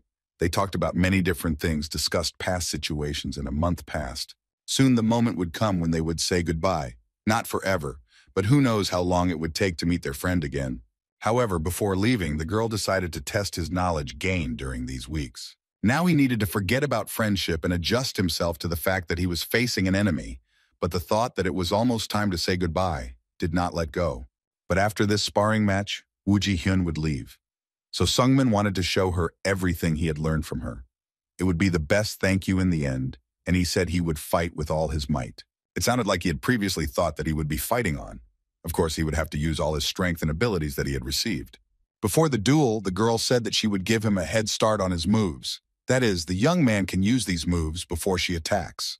The moves sounded impressive, but the main thing was to use them correctly and meaningfully. Sungmin moved as fast as he could. Ji-hyun had given him the supreme technique of the celestial spear to learn, and now this technique would be called the supreme technique of Sunmin if he learned to master it properly. The boy stopped. It was kind of embarrassing for him that she was going to name it after him, but Ji-hyun explained that it was because she had redesigned the technique for him, so it was almost a necessity. Although she said it very seriously, he really didn't want it to be true. It was very important to make it fit his personal framework of power, because without it, he would not be able to master this power. And since they were talking about it, why not start with her? And the first step in this strategy was the fatal blow of soul pursuit. He tried to fight as if with a real enemy, and the girl could see it. His progress was also good, but still insufficient. The demon had no problem stopping the spear with a single movement of his hand, and the only thing that saved Sunmin was that he was facing a friend, not a real enemy. She immediately threw the weapon away from her body, keeping her eyes on her opponent. But then she abruptly grabbed the spear by the edge and pulled it toward her, knocking Sunmin off his feet. When the girl let go, the spear, along with her friend behind it, flew forward at the speed of light. After falling, he was already angry and rushed towards her again, ignoring the first defeat. He decided to repeat the strike and make even more effort. The second step was a lightning strike that divided the space. But she had no trouble with that either, and he had already used the third move before Ji-hyun's attack began. It wasn't the highest level, far from it, but compared to when he knew nothing, his current knowledge allowed him to hold the spear with more confidence and make clearer strikes. And parrying allowed him to twist the opponent's weapon outward. The delay allowed him to twist the enemy's weapon downward, which helped him block the attack. And after this attack, it is best to use piercing. And at this point, he heard a lot of complaints from Ji-hyun. All of this was the basics of spearmanship, and he was using this weapon without knowing the main points. The young man tried to justify himself by saying that he had studied it on his own before, and he didn't have a master to tell him how to do it right. Then she ordered him to use all these movements every day until he got used to their application. These words only gave him more inspiration and desire to do everything right. In the meantime, Sunmin used every possible movement. This went on, and on the next stroke, the girl advised him to mix each movement of the spear with his own weight if he could not use his back. Sunmin listened carefully to all the instructions and tried to repeat the attacks with them, but everything seemed harder than it sounded. Ji-hyun praised him on his next kick and told him that he was getting better. However, with every word she said, he became more and more aware of the difference between them. Sungmin managed to achieve more and become a second-ranked master of the energy Ji-hyun had transferred, but she deflected all his attacks with one hand. This girl is at the top of the martial arts. It was hard for him to imagine an equal opponent for Ji-hyun. Sunmin could see from his face that he was trying, but he was tired, and at times it seemed to her that he had already given up. His breathing was audible from a few meters away, but this fatigue did not mean that he was actually ready to admit defeat. After everything he had been through, that was impossible. If he was going to get this chance, he'd better make the most of it. Sunmin used several attacks at once and spent a few more strikes. Now there were only a few left. She dodged and deflected the blows as easily as if it were nothing easier. This didn't move him forward at all, but Sungmin kept trying to do the impossible. Ji-hyun was getting bored. She hadn't had to fight. It was hardly even a warm-up, but now it was time for his last blow before her attack. The girl had already prepared herself for her strike, keeping her own promise. She had already tasted this taste of victory, even though it was only a battle with a friend whose strength she already knew, and this time he had gone much further. It would have been easy to think that he had succeeded because the spear was near Ji-hyun's eye, and with one more right move, he could have won. But things are not that simple in a battle with a demon. She literally disappeared from his sight before Sungmin could touch her. Just as quickly and imperceptibly, the young lady was behind him before he even realized it. Ji-hyun touched her friend's shoulder lightly. All this indicated that he had lost. Even so, she praised the boy. He was doing well and looked much more confident, but Sungmin thought otherwise. She managed to block every attack with only one hand, so how could she say doing well here? But she could clearly see that he had excellent instincts. And she was also sure that he was born for martial arts, even if he didn't have the inner energy. Although the young man was unable to respond to her with a counterattack, he had felt Ji-hyun's attack, so he could sense what he could not see. This could also be called skill, and sooner or later he would be able to fully control his weapon and become one with it. Ji-hyun paused for a moment and then said that she would wait for years. But that number raised a lot of questions for Sungmin. And yes, this sparring today, it was too easy. In fact, she didn't expect anything from someone who had only started practicing a few months ago. Still, she was impressed by his abilities. He managed to show everything she had taught him, and his last attack was particularly good. Finally, she suggested that they meet again in 10 years. The young man still stood there, not even moving or closing his eyes. A month ago, Ji-hyun asked her friend about his goal in this life. She repeated the same question again, but Sungmin's answer hadn't changed since then. Then the younger woman suggested that he make her his goal. It was a short sentence, the meaning of which he did not immediately understand. Sungmin clenched his fists until his palms and fingers hurt, but not a word came out of his mouth.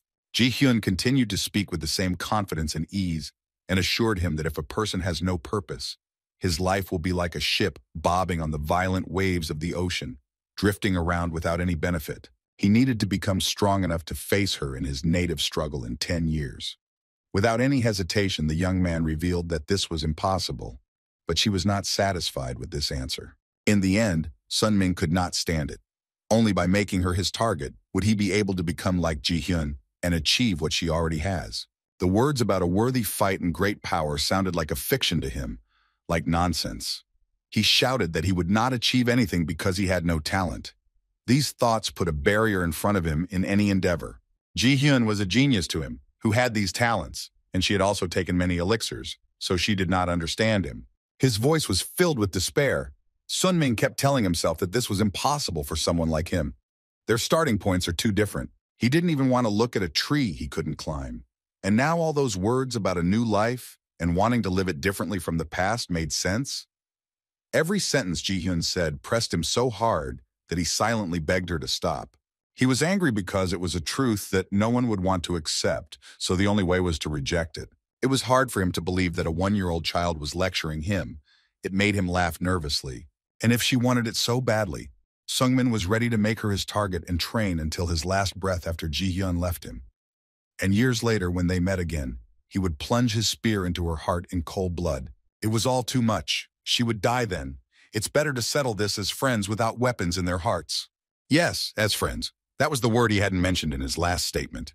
Sungmin had somehow forgotten about it, so Ji-hyun suggested that they just have another sparring match and call it a day. It took Sunmin a few seconds to realize what he had said earlier. The young man realized that it sounded important. He was so embarrassed now, but just a short time ago, he'd been seriously ready to kill her, at least in words. Jae-hyun took a step forward and removed her hands from his face, repeating the same phrase. Years from now, they should get together. And she'll be looking forward to the day when that happens between them. He didn't quite understand what Ji-hyun meant by that statement, so he jumped back in a split second. She smiled slyly, although Sungmin responded to everything she said by saying that he was just scared that she had gotten so close to him, and how could she even talk about such a thing? Ji-hyun is just a child. Ji-hyun ignored his words and moved closer to him, saying that she had read about this look in a book, so she knew exactly what she was talking about, while Sun-min tried to move away. She was already too close, but Ji-hyun still continued to speak calmly, amused by this reaction. But she told him that in the years to come, she would grow up and become incredibly beautiful, and he would never hear her talk about a small child again. Lee Sun-min set himself 3 main goals. The first one was quite logical and obvious, especially for those parts of the country, and he meant to survive.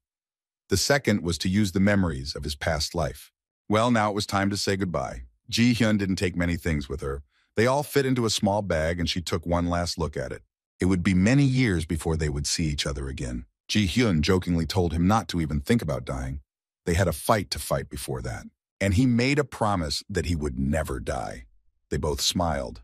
During these months, Sungmin and Ji-hyun were able to become real friends, even though it was their first time. He turned the other way to head back to the town. It was kind of sad to say goodbye to someone like that. Now their paths are going to diverge for many years, during which Sungmin has a lot to accomplish. And there were 3 opportunities that Lee Sun-min could have gotten in Ganabis. The first is a battle skeleton. The second was a true heavenly cultivation power. And the third and last was the opportunity to participate in a classless tournament. Ganabis regularly held various tournaments, and the boy managed to get in. By this time, months had already passed since Wee Ji-hyun left. The guy was not taken seriously there. He looked like just a kid, and his opponents were great martial artists who said that Sun-min should give up before the battle started. Each of these masters despaired when they realized that the child was able to defeat them, and eventually Sun-min managed to become a first-rank martial artist. With the help of this power, he easily won. The young man received the prize of the tournament champion. It was a small pill to increase internal energy. Lee Sun-min took it, and from then on paid even more attention to his inner energy. And now that he had gotten all he could take from cannabis, he had to move on. This was big news, because the classless boy of 30 years had conquered the cannabis arena. The seller who had once been ready to kill him was now proud of the kid. And he was sure that Sun-min would live a long time. People who have a good head on their shoulders live longer because they know how to get out of situations. And this boy definitely knows how. Then the vendor stepped back and picked up a small bag, then handed it to the younger man. It was a spatial bag, and the sight of it struck Sungmin. The man had warned him at the beginning that it wasn't new, but it was definitely better than the one he had now, because it was many times bigger. The seller knew that the boy would need it, so he held it for him. He simply told him to accept the small gift and not to argue anymore. This thing was worn out anyway, so it's unlikely to get much after the sale. Let it be a parting gift, and then the merchant added that the boy should become famous if he wanted to repay him. And then he can tell the whole of area that when he was a beginner, Hans the street vendor helped him. For some reason, this also made him uncomfortable, but he didn't want to argue anymore, so he said goodbye almost immediately. On the way, the young man stopped by the hotel where he had so often spent his nights. Nothing had changed here, either in his past life or now. It was still the same cozy atmosphere. The floor creaked under his feet as Sun-min pushed open the old door and walked into the next room. He wanted to go further, but Lula stopped him in his tracks. Her voice didn't sound the same now as it used to. She had always been quite sharp and stubborn, but now she sounded sad when she learned that Sungmin was leaving. He wanted to hide it from her, but she found out because he cleaned his room, even though he had never done it before and left it a mess. Even a fool would have realized that something was wrong. Then she stopped screaming and sat on one of the tables, swinging her legs. It was strange that he had cleaned the room completely himself, because in this hotel, she did it all. Sungmin knew this, but this time he felt like it for some reason. Lula continued to directly smear her feet while sitting on the table, but her face looked sad. It was normal for outsiders who were called into this world to simply leave at some point. It happened often, and the news that Sun-min had to go too was the most disappointing. Although she tried not to show it, it was hard to hide it. And now she was reluctant to accept the fact that he was leaving, probably forever. What she said could hardly be called goodbyes, but this situation hurt so much that she could not have wished for anything else. Lula said she hoped he would die a horrible death on another land. After that, the girl jumped to the floor and quickly walked to the exit of the hotel. Her father noticed that something was wrong with her and that she was too angry or disappointed, but he did not stop her. Jack just looked after her worriedly and sighed. Only now he looked at Sun-min and asked him not to be angry with her because Lula was still young, even though Sun-min was even younger. After all, she didn't have the best temper. The young man said that it was okay, really. He understood and wasn't angry, and he sounded very sane at his age, as if he had lived a decade longer. The uncle didn't ask anything else. He just walked up to the boy and handed him one thing, telling him to take it with him. It was his cloak that Jack had worn when he was young. It had magic on it, and even sharp knives could not pierce it. It also had magic that allowed it to maintain its temperature, although it was not very powerful and could not withstand extreme cold or heat. Sun Ming put on the cloak and thanked him, still surprised. The cloak was too big for him, but he could adjust it. Jack was proud of him and said so again. Sun Ming was the best and strongest classless person he had ever met in his life. Jack almost cried as he wished him success and told him to take care of himself. This was their last dialogue, after which Sun Min left the hotel. It was hard for him at first, after all. He had spent many years in this city in his past life and was used to it more than other cities, and now he had to leave Genesis and face new challenges. He walked slowly, wondering where to go next, while Lula ran as fast as she could after him. As soon as she saw him, she called out his name with all her might to make him stop. Sun Min recognized her voice and then looked back in shock. Even then, Lula stopped. She was breathing heavily and stood for a few more seconds, leaning on her knees. She wiped her sweaty face with her hand and finally looked up at Sun Ming. He hadn't expected to see her again. The girl still stood there, trying to steady her breathing, but without waiting, she said she took it back. Sun Ming was not vindictive, and he would not even remember what words were in question. Lula repeated them, her wish for death instead of goodbye, and said once again that she took them back and didn't want that to happen. She didn't want Sungmin to die, even after he left her in this city. She was just so angry that she couldn't control her emotions. It was incomprehensible to him that Lula had run after him for so long just to say those words. She said again that even though he was leaving, she wanted him to live happily ever after, not die. And if he couldn't take it, it would be better if he just came back to this city. The young man smiled in thanks. He could see that Lula had something else to say, so he stood there and waited. When she was finally able to speak and breathe normally, she said that it was strange for her, but that from a certain moment something began to change. She clutched her dress even tighter until her fingers hurt, and she could not believe that she was about to say these words. But at some point she began to realize that she loved him. Lula smiled and looked into his eyes, then fell silent. Sungmin also stood silently in front of her, watching her hide her reddened face again. Unable to look at him any longer, Lula took a few steps towards Sun Min and quietly asked him not to die. To this, the young man replied the same as Ji Hyun, that he would never die. The boy was smiling slightly as he said his last goodbye and moved on again. Now there were only bitter tears on her face, and Lula couldn't even look at Sun Min. When he lived his last life, it took him 3 years to leave Genebis, but this time it took him only a year. And last time he didn't have any good memories, but now everything had changed. He wondered if he would ever be able to come back here, if these were his last days in Genebis. Later, Sun Ming came across a man whose body was wrapped in sharp vines.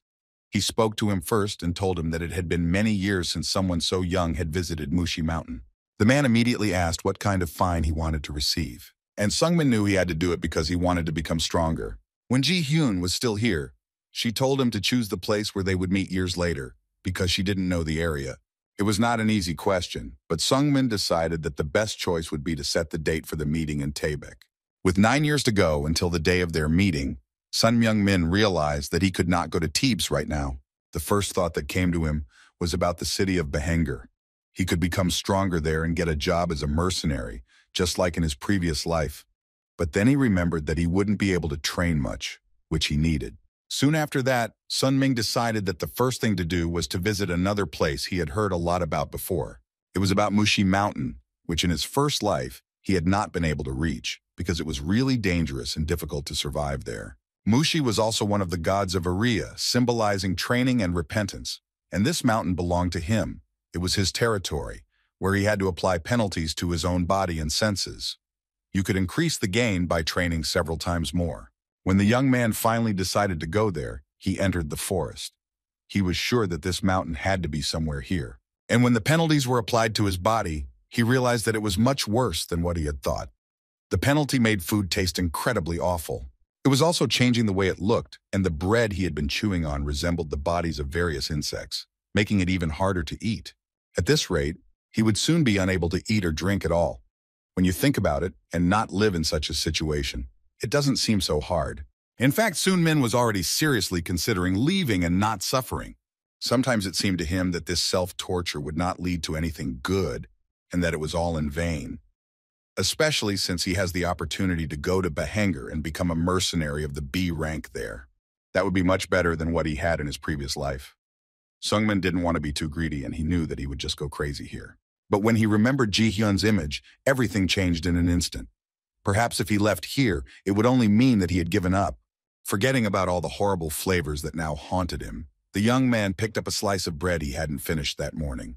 It still tasted like insect bodies, and the taste had not changed, but only gotten worse. But he was hungry, so he ate it as fast as he could, and then washed it down with water, which tasted no better than what he had just tasted. But it was so bad that he just spit out everything he had just swallowed. But even that didn't stop him. He only started to get angrier at Mushi and realized that he had to try to survive all this abuse and become stronger. Just as he said this and cursed the god of this mountain with a few words, he heard someone's voice from the side laughing lightly and calling Sun Ming a very ill-mannered mortal. This frightened him greatly, for he was sure he was alone and no one was around. But when he looked around, he really didn't see anyone, so he dismissed it as some kind of hallucination. Nothing changed, and he went through the rest of the week at the same pace. The food and water still tasted like rotten food, so he tried to eat less, and only when he was really hungry. Another morning, Sun Ming woke up feeling terrible, as he always did in this place. He came across a small deer eating grass nearby. Since he had to take a leak here, he decided that it would be better to kill the animal himself to get the meat. Taking his sais, the young man went hunting. For some time, he was very quiet and would have almost succeeded. But when he jumped out of the ambush, the deer was frightened and was ready to run away. When the animal heard the noise, it immediately began to look around and then saw Sungmin. He was standing with a weapon, which scared it even more. But at some point, it just stopped and stood still. While the guy was desperately trying to get some meat for himself, the deer was calmly watching him. And if he were a human, he would probably be laughing by now. In the end, this is what happened. The deer jumped away from the hunter, making sounds that were very similar to human laughter. At first, it was hard for him to realize what he had just heard, but again, he wanted to blame it on this strange place. He just collapsed from the thoughts that haunted him. And if it was true that the deer was laughing at him, then to what level did he have to stoop to make it happen? And he had just lost a victim, almost the only one he had seen in a week. For 7 days, the young man had been eating only bread and drinking water. And this is not a normal diet for a human being, so he needs to get out of here immediately or get some meat. On this mountain, the guest has to take care of his own comfort. This includes food, shelter, and clothing. This was also part of Musha's test. This mountain is very harsh, and it's not just the wide temperature range that you can't get used to quickly. There are a lot of animals here. They are fast and aggressive, so Sun Ming spent the whole week hiding, hoping never to meet them. And because of the penalty of gravity, he couldn't even hunt properly. And because of the penalty of taste, food is very disgusting to put in your mouth. 7 days had passed, and he had already lost a lot of weight. Sun Ming had been planning to train here for years at least, but he couldn't train to his fullest capacity because of his severe weakness, even though training here would have had a good effect. The young man sighed. Everything was too hard for this situation, and he was thinking about going to another place again, when suddenly a stone flew at his feet. When Sun Ming turned his gaze to the side where the stone had come from, he saw a girl. She was dressed in white, just like her hair. She didn't look particularly friendly on her face, but the stranger waved at him, and he immediately asked her name and who she was. At first, he was a little worried, not knowing if she was an enemy, but then he remembered that there was a law on Mount Musha that prohibited harming pilgrims, so it was unlikely that she would attack. The girl didn't say anything. She just pointed to her neck where she bore the sign of the god Mushi. Then she crossed her fingers in front of her, making a cross. He then guessed that she had a voice penalty and could not speak, and she waved her head to indicate that this was correct. And again, the same deer appeared out of nowhere. When the girl withdrew her hand, the animal fell right in front of Sungmin, who now looked very frightened. Now it was dead. She had managed to catch the deer in one stroke. Then the girl approached him with a stick in her hand. Even though Sun Ming remembered that there shouldn't be any human enemies here, he couldn't trust her completely either. But she took the stick to communicate with him. The girl wrote a few sentences on the ground saying that she had been watching him for days and that at this rate he would die here.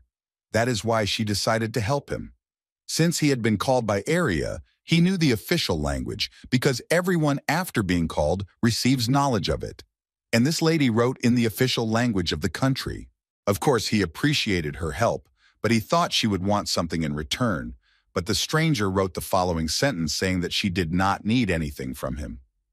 Sungmin was surprised that someone just decided to help him without any reason. But the blonde woman wrote again that she was helping him because she was kind and didn't want to see him suffer and slowly go crazy. It was all very strange. Apart from his tiredness and the atmosphere in the place, a girl appears in front of him out of nowhere, helping him just like that. She introduces herself as a kind, good person. And after that time, she always appeared when he was in trouble and helped him out. This made him suspicious because he came from the world of Area where no one helped anyone, but then Sunmin started to get used to her. Later, he learned her name and couldn't help but be surprised. Baek Sogyo. Those were the letters she wrote in the sand when he asked her name. It was a famous name in his past life.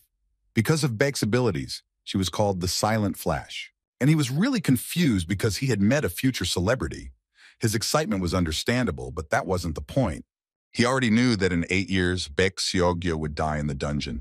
He would die at the hands of the little celestial demon, Weiji Hyun. He sat there puzzled next to the rocks. Everything had changed since Baek had appeared. Sungmin had often thought about what might have happened in the dungeon and the reason for the girl's murder. Now that he knew both her and Baek Sogyo's killer, it was all even more mysterious. Lost in his own thoughts, he didn't even notice Baek Sogyo's arrival. When she came closer, he jumped away from her. Baek had appeared so unnoticed, and then written on the stone that she had just arrived. What surprised him more was that she could write with her fingers on the stone. He hadn't asked this question, but the girl wrote that she had come because she thought he was hungry again. Baek could help him get some meat again. But first, Sungmin asked if the girl could use telepathy because her martial arts level was high.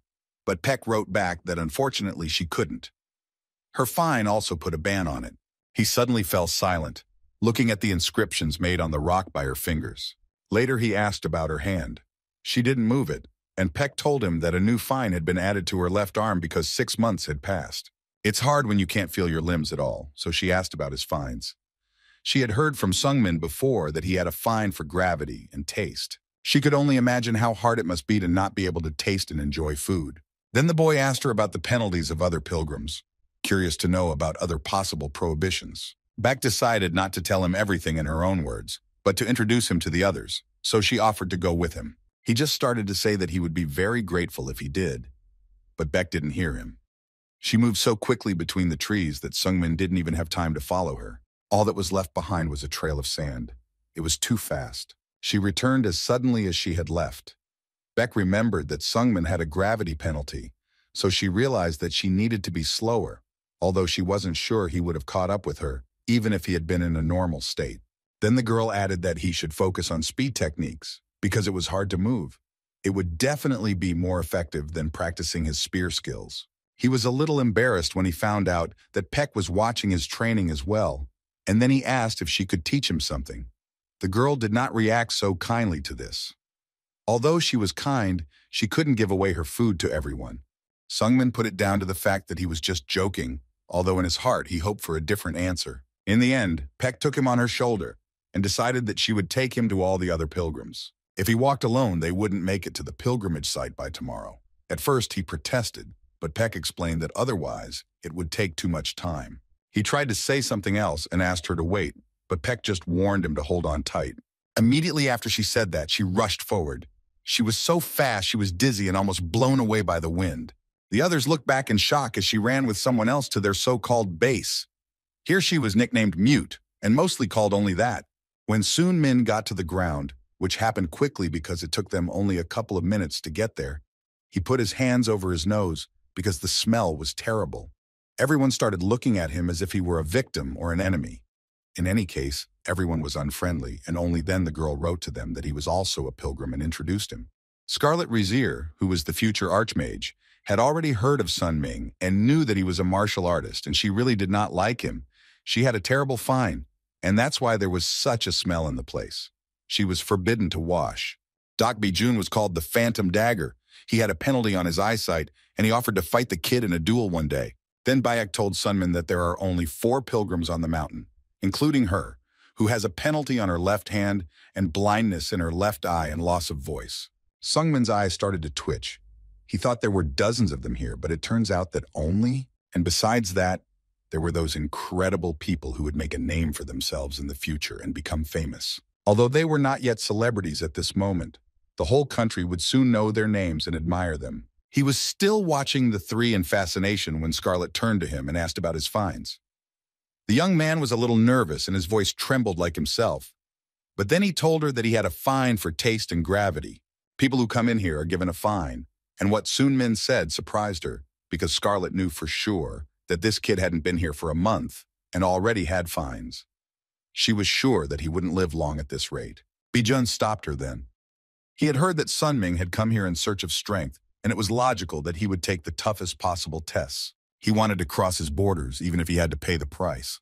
Sun Myung-min felt uncomfortable hearing these words, and in the company of these people. But he said that this was the way it was. The old man also added that many different people gather on this mountain. But there are only 4 people left who have been able to survive for more than 6 months. Bijun wanted to see the boy's progress himself, so he said he would keep a close eye on him.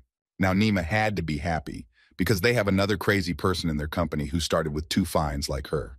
Well, he's met everyone now, so now it's time to go back. But they told me that there are 4 pilgrims here who will last a long time.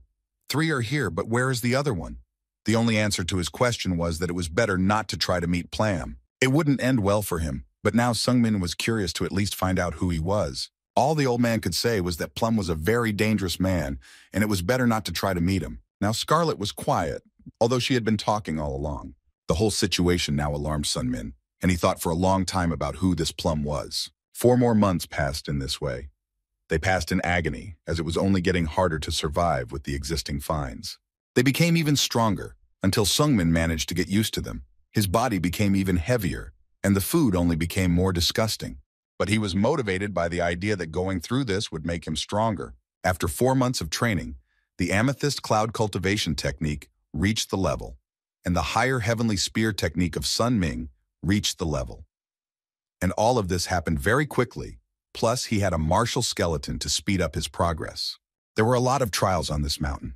It is hard and unbearable here, and he has not yet fully adapted to it. But these difficulties brought a lot of benefits. It helped him a lot with his main goal. During the day, the young man practiced the Supreme Celestial Spear technique, and at night, the Amethyst Cloud Cultivation technique. His body still felt heavy, and his food still tasted terrible. But he was getting stronger every day. Although with every step he took, he felt like his bones were about to break and his muscles would sooner or later tear when he swung the spear. But he had to do it because he had promised. When things got tough, Sungmin would think back to what Woo Ji-hyun had said and realize that he couldn't let her down. He made her his goal and promised to be better than he had been in the past. He hardly felt it, but he noticed that his body had grown a little after all the exertion, and it would be good for him to change his clothes to a bigger size. Suddenly behind him, the young man heard another unfamiliar voice. Since he knew only 3 people here, the thought that it was him immediately came to mind. Before he could look at this stranger, the man praised him for his spear skills rather harshly. They were really good. He was surprised that he had never seen Sungmin before, because he had wandered around this place before and knew its hiding places by heart. A guy sitting on a large rock nearby smiled slightly, though it wasn't a friendly smile, but he said he was very happy to see Sunmin. This was the first time he had seen someone his own age here, and the young man introduced himself as Plum. Sun Myung-min was cautious about him. He remembered what other pilgrims had said about this boy, who was supposedly dangerous, so he did not want to approach him. Scarlett said that Plum was a real genius. She didn't like to talk about him, but she told him a little bit when Sungmin kept asking about him. Bijun warned that after meeting him, all of Sungmin's efforts would be in vain and would mean nothing. This kid was better than everyone else at everything. That was his talent. Beck warned him. She assured him that he shouldn't even try to meet him.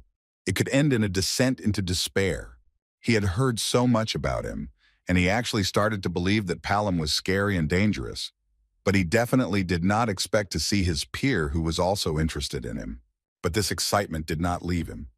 Plum noticed this and came closer, asking what was making him so nervous, since he had only asked his name. In a trembling voice, the young man replied that his name was Lee Sunmin. Plum guessed that the boy had heard about him from others, but he immediately asked why Sunmin hadn't come to him to say hello. He needed a friend of the same age. The young man did not answer. He simply turned his back on him and said that he needed to train, not chat with everyone who came here. The words about a real genius even made Sunmin angry. It couldn't be this little idiot who kept up with him. But even if this kid really is that brilliant, he still doesn't have all the time in the world. Plum still hadn't let go of his new friend. He asked about his training and what else he was doing. Sungmin was pissed off by all this, especially since this kid shouldn't know about everything that concerns him. He was going to practice with this spear, but Plum just laughed at him. In a moment, the weapon was gone from Sunmin's hands. The kid snatched the spear from him and turned back. In fact, it was the first time Plum had ever held a spear in his life. He smiled more gently as he pulled on the string at the end of the spear. The fact that Plum was able to take his weapon away from him was the worst thing that could happen to a martial artist, for the greatest humiliation for them was to be deprived of their weapons. In addition to being extremely angry, the young man felt confused. He did not have time to see his movements as he approached him and snatched the spear from his hands. But Plum himself did not understand why he was so confused. He had just temporarily borrowed what Sungmin had in his hands and was going to return it after he tried one thing. The technique he was practicing caught the kid's interest and he thought about copying it. He spoke just a few words to take over Sunming's higher celestial spear technique and repeat her second step. He saw the young man's memories of instantly cutting through large tree trunks and was able to copy the technique. Then he decided to immediately try out the lightning strike that split space. It was incredibly cool. He loved it, and Plum stood there mesmerized for a long time. Plum had to admit that Sunmin had a good spear technique, but he was surprised that this kid could use a weapon better than him. Plum was able to repeat the spear technique he had seen only once, and he managed to improve it. Now he wondered if Woo Ji-hyun could do the same. Now Sungmin had more faith that this young man was on the verge of perfection, and Plum recognized this himself. He told Sungmin directly that he was better than him, and he said it very directly. In fact, he did not understand the people who come here to train. No matter how hard they try, Plum would be able to become better than them if he looked at their abilities at least once. The young man then asked if Sunming knew why other people could not do what he did. This question put him in an awkward position. Plum sounded like a narcissist now. All he could say was about his own perfection. Bi-jun, Baek Sogyo, and the stinking monster. They all got angry and kicked him out when the young man tried to ask something. Sword technique, speed technique, and magic. He could do them all better than they could, and he could do things they couldn't. But one thing he didn't understand was why they had such an attitude towards him. He didn't hurt or call anyone names. He just knew more and better. And they didn't even want to listen. They just kicked him out. In Sunmin's eyes, the other pilgrims on this mountain already look like geniuses. They have achieved so much and have survived in these terrible conditions for so long. But there are also real geniuses who outshine them. One such genius stood before him. Sunming could not deny the fact that Plum was almost perfect and did not know how he, an ordinary person, should look at such persons. But the young man felt different from Woo Ji-hyun. Even though she said she was a genius, she didn't need to show it by praising herself. And this guy continues to show off to others, even though he knows full well that he looks like a king in the eyes of others. These words actually came out of his mouth directly, but it was unpleasant to hear. When he was done with his praise, Plum asked about Sun Myung-min's finds. He offered to tell him about his finds, and then Plum could tell him about his. The boy also added that he had 4, but that was not what Sunmin was concerned about. The only thing that really interested him was the speeding ticket and whether this narcissist had one. He didn't say anything, just called out to him and told him to take his spear out of his hand. This was getting really annoying. The young man stood still and took a deep breath, then headed back to Plum. Everything he wanted to say to him he had said right now. He didn't need anything more from him, so he told him to leave immediately and not to set eyes on him again. But the boy still looked very calm. He only asked him with a smile why Sunmin was so angry. Plum hadn't said anything bad. The boy didn't stop talking. He spoke calmly and confidently and told Sungmin to give up and not to try to conquer the mountain anymore. With his talents, he could live in the city and feel comfortable, but he couldn't stay here for long. The guy wanted to hit him and swung his fist, but nothing came of it. On Mount Musha, none of them can harm each other. A shield is automatically formed, which does not even allow the pilgrim to touch the attacker. Plus, Sunming is too weak for someone like Plum. What was he even thinking about to launch such a strike? Or did he decide to attack just because he couldn't hurt him? It must have been difficult to meet someone on whom you could not take out your anger. As he continued to praise himself and Sungmin was about to snap, Baek appeared behind him. Plum had expected her to be standing nearby, listening in, but he couldn't behave in such a lewd manner in front of her. With one look, she could tell that she would have killed him if not for these rules of the mountain. But Plum said that it was his new friend who had chosen violence, and he was just testing the spear. His tone changed completely with Baek Sogyo's arrival, and he added that the technique Sunming uses is very good, but he still can't fully apply it. And the higher the level of the technique, the harder it will be to learn it further. Plum doubted very much that Sunmin would be able to reach the level with such talent. He also decided to give him some advice, which no one asked for, but he started talking anyway. Narcissus said that on this mountain, the more severe the penalty, the more blessings the goddess Mushi will grant. The more you push yourself to the limit, the faster you can become stronger. Plum hoped the boy understood what he was getting at. The boy was about to speak further, but Peck covered his mouth and he didn't say another word. She really would have been ready to kill him, and often wished she could have done so here. While she was dealing with him, Sunmin couldn't move, but when he finally came to, there was only anger in his eyes. He couldn't take it anymore and ran in the opposite direction from the two of them, not to see anyone else.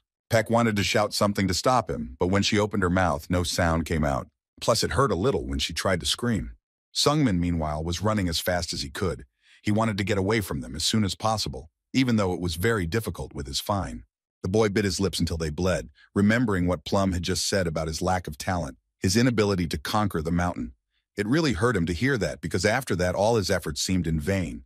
He didn't call her, but Mushi knew when to appear, so she calmly let him speak. The young man immediately revealed that he wanted to add another fine. In this way, he hoped to fix what was happening in his life now. If it is true that Mushi is more favorable to those who take more fines, then this will play into his hands. But instead of a fine, they found themselves in a strange place that did not resemble the familiar land of Aria. The goddess said that this was a space that belonged only to her, and added that she was pleased to meet him, calling Sunmin immortal. Then the girl introduced herself. She spoke kindly and calmly, keeping her eyes on the guest. Another unusual situation for him. But if Sun Myung-min had seen a human being then, at least a perfect one, he was not ready to see a goddess with his own eyes. She had heard him talk about her recently and even curse her, so she told him that he didn't have to pretend because she didn't feel any respect for him anyway. So that's not why she brought him here. Sungmin wanted to add a fine, and that was the reason she brought him to this place. Mushi scanned him, looking at the already existing fines of attraction and taste. She was smiling, despite everything she had heard from him before. The goddess also knew that he was already having a hard time with those two penalties, but the young man wanted more. All he could say to these words was that he would manage and try even harder. Mushi laughed. She had seen many people who just couldn't handle it. It was easy to say the word "I can do it" when you hadn't tried, but she assumed his confidence came from the moment he was reborn and overcame death, given a second chance at life. The fact that Mushi knew about this story surprised him, and he felt puzzled, but the eyes of the goddess see through the principle of cause and effect. Every mortal is destined to die at birth. That was the law. And if one restarts the law of existence, one becomes immortal, but it is different. Sunming is not immortal. He did not restart the law, but he broke the connection of causality. Even after he died, he returned to the past and began to live anew.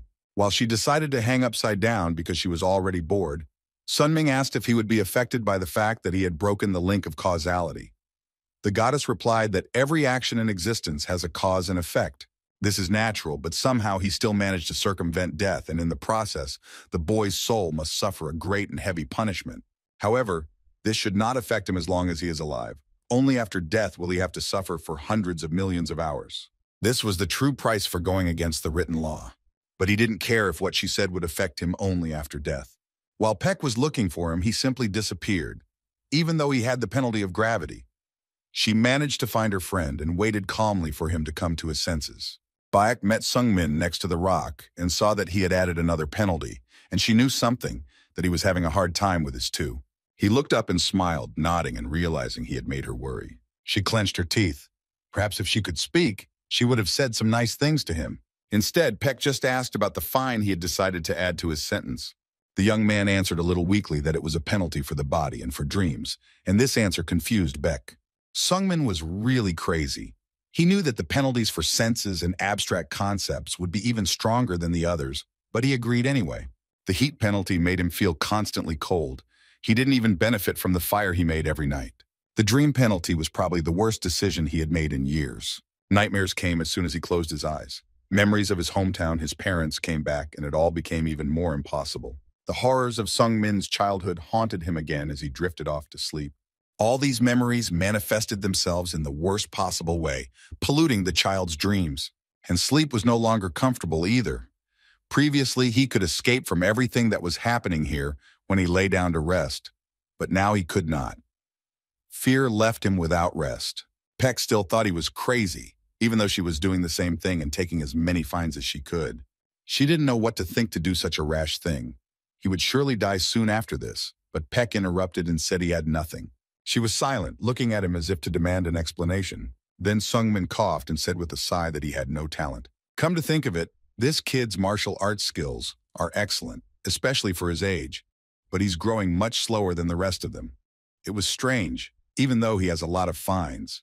Sungmin had a disharmony between skills and talent, and the truth is that he is talentless. Now Baek has a new question. Who is this guy sitting in front of her? And he always thought of Woo Ji-hyun. He had a goal that was difficult to achieve with the abilities he already had, so the kid did his best to do his best. And he didn't do it because he was angry with Plum. He recognized that this boy had simply set him on the right path and showed him what to do. He told him that he would have to try harder if he wanted to stand next to people who had special talents and were unique, and that he would have to do things that were beyond the realm of reason. The young man continued to sit on the ground. He did not get up and now did not even look at Peck. The girl understood what he wanted, but still his decision was too rash. She had nothing to say to Sungmin. After all, she wanted what he wanted just as much as he did, and she understood what the younger man was feeling right now. His face was sweaty and in tears. He didn't say anything, just looked into Beck's eyes again, and then she smiled. If Sungmin was willing to suffer like that, to go through all that, then his goals must be high, and she liked that. She added that she understood his feelings now, because her goal was to become the strongest in the world, and she was also willing to sacrifice a lot for it. The boy was surprised to hear that they were very similar in this regard. Of course, he didn't want to be the strongest on this planet, but it was something similar. Peck also recalled that a few months ago, a young man had asked her to teach him a speed technique, although when he stood up, he said he was just joking. But she was seriously ready to teach him how to do it. It was so wonderful that Sunming couldn't believe he had just heard such words. The girl began to write something on the ground. She told him that this technique was secret and that almost no one knew it nowadays. The martial art, which is a technique of speed, was called Shadowless Flight of the Soul. Peck gave him her book to read, and what was written was incredible. This technique was comparable to the Amethyst Cloud Cultivation Technique and the Supreme Heavenly Spear Technique, but the young man still didn't understand her kindness and why she was letting him read it for free. Peck couldn't explain it herself. She didn't know if he would die or not, but she was sure that this boy would not give up. Maybe it was compassion, because she knew he had nothing without it. Or maybe it was something else. She looked at him with a smile as if they were old friends who had met after several years apart. The smile remained on her face, and Peck sincerely wanted to help. She saw his desire and saw what Sungmin was willing to do for his goal, and she respected that. But first and foremost, she was doing all this because Beck is just a good person. It may have sounded ridiculous and out of place, but it was true.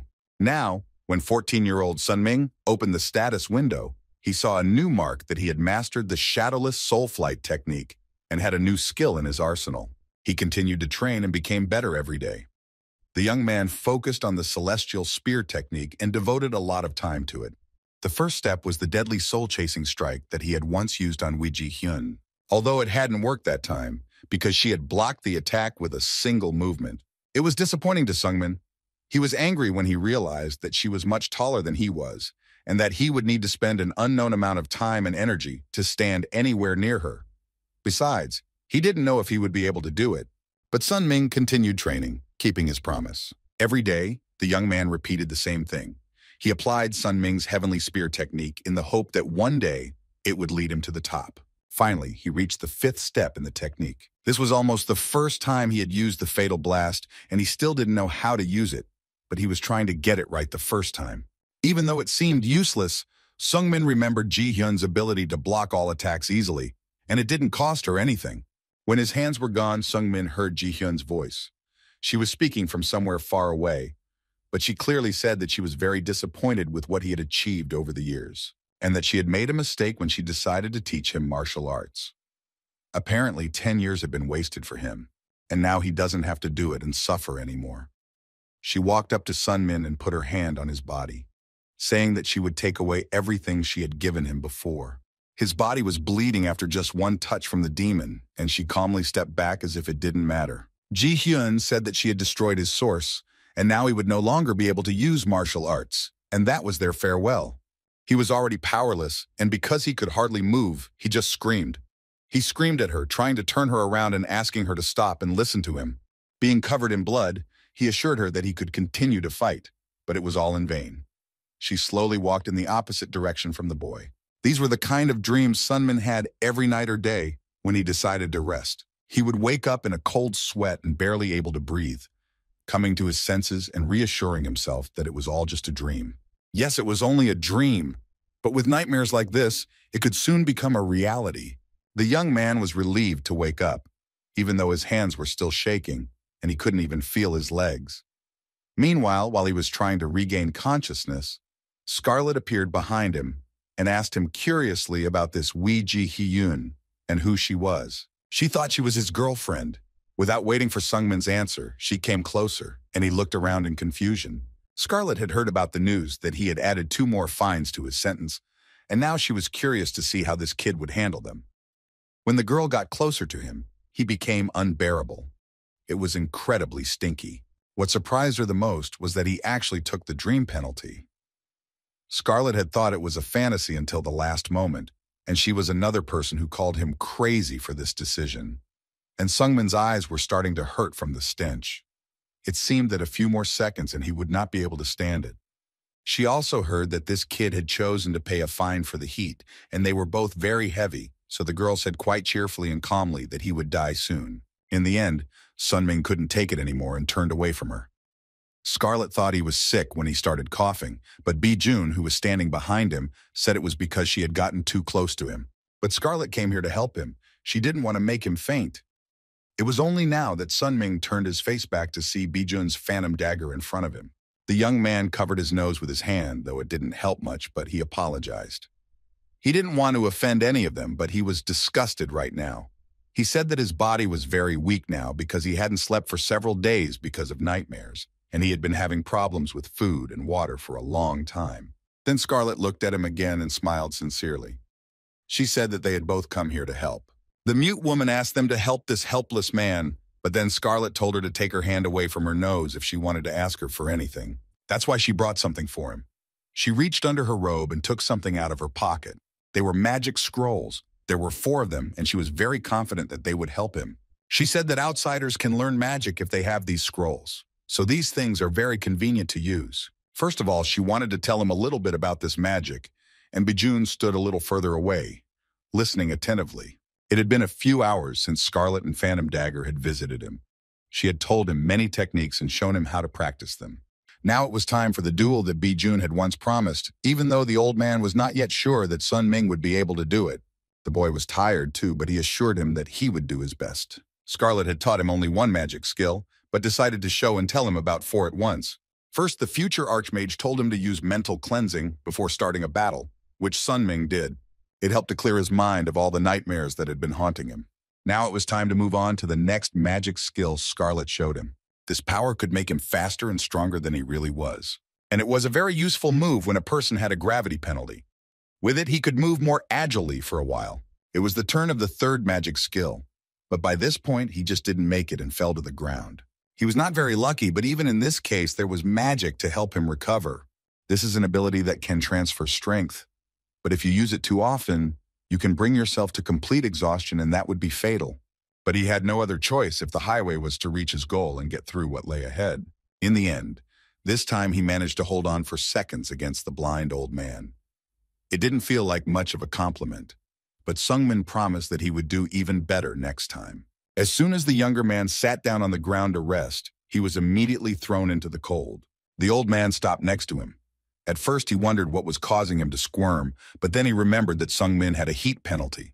To help him, Bi-jun touched his body a few times, immediately moving closer. His blood circulation sped up and he could feel it right away.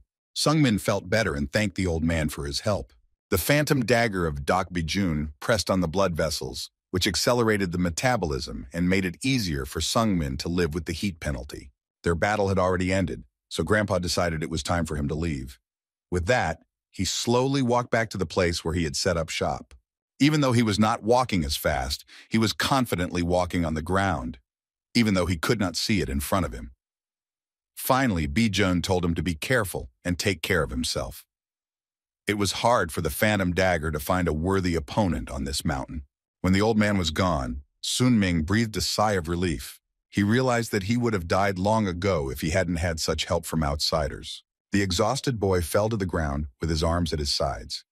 He noticed that many people helped him after the regression. He had never noticed this before.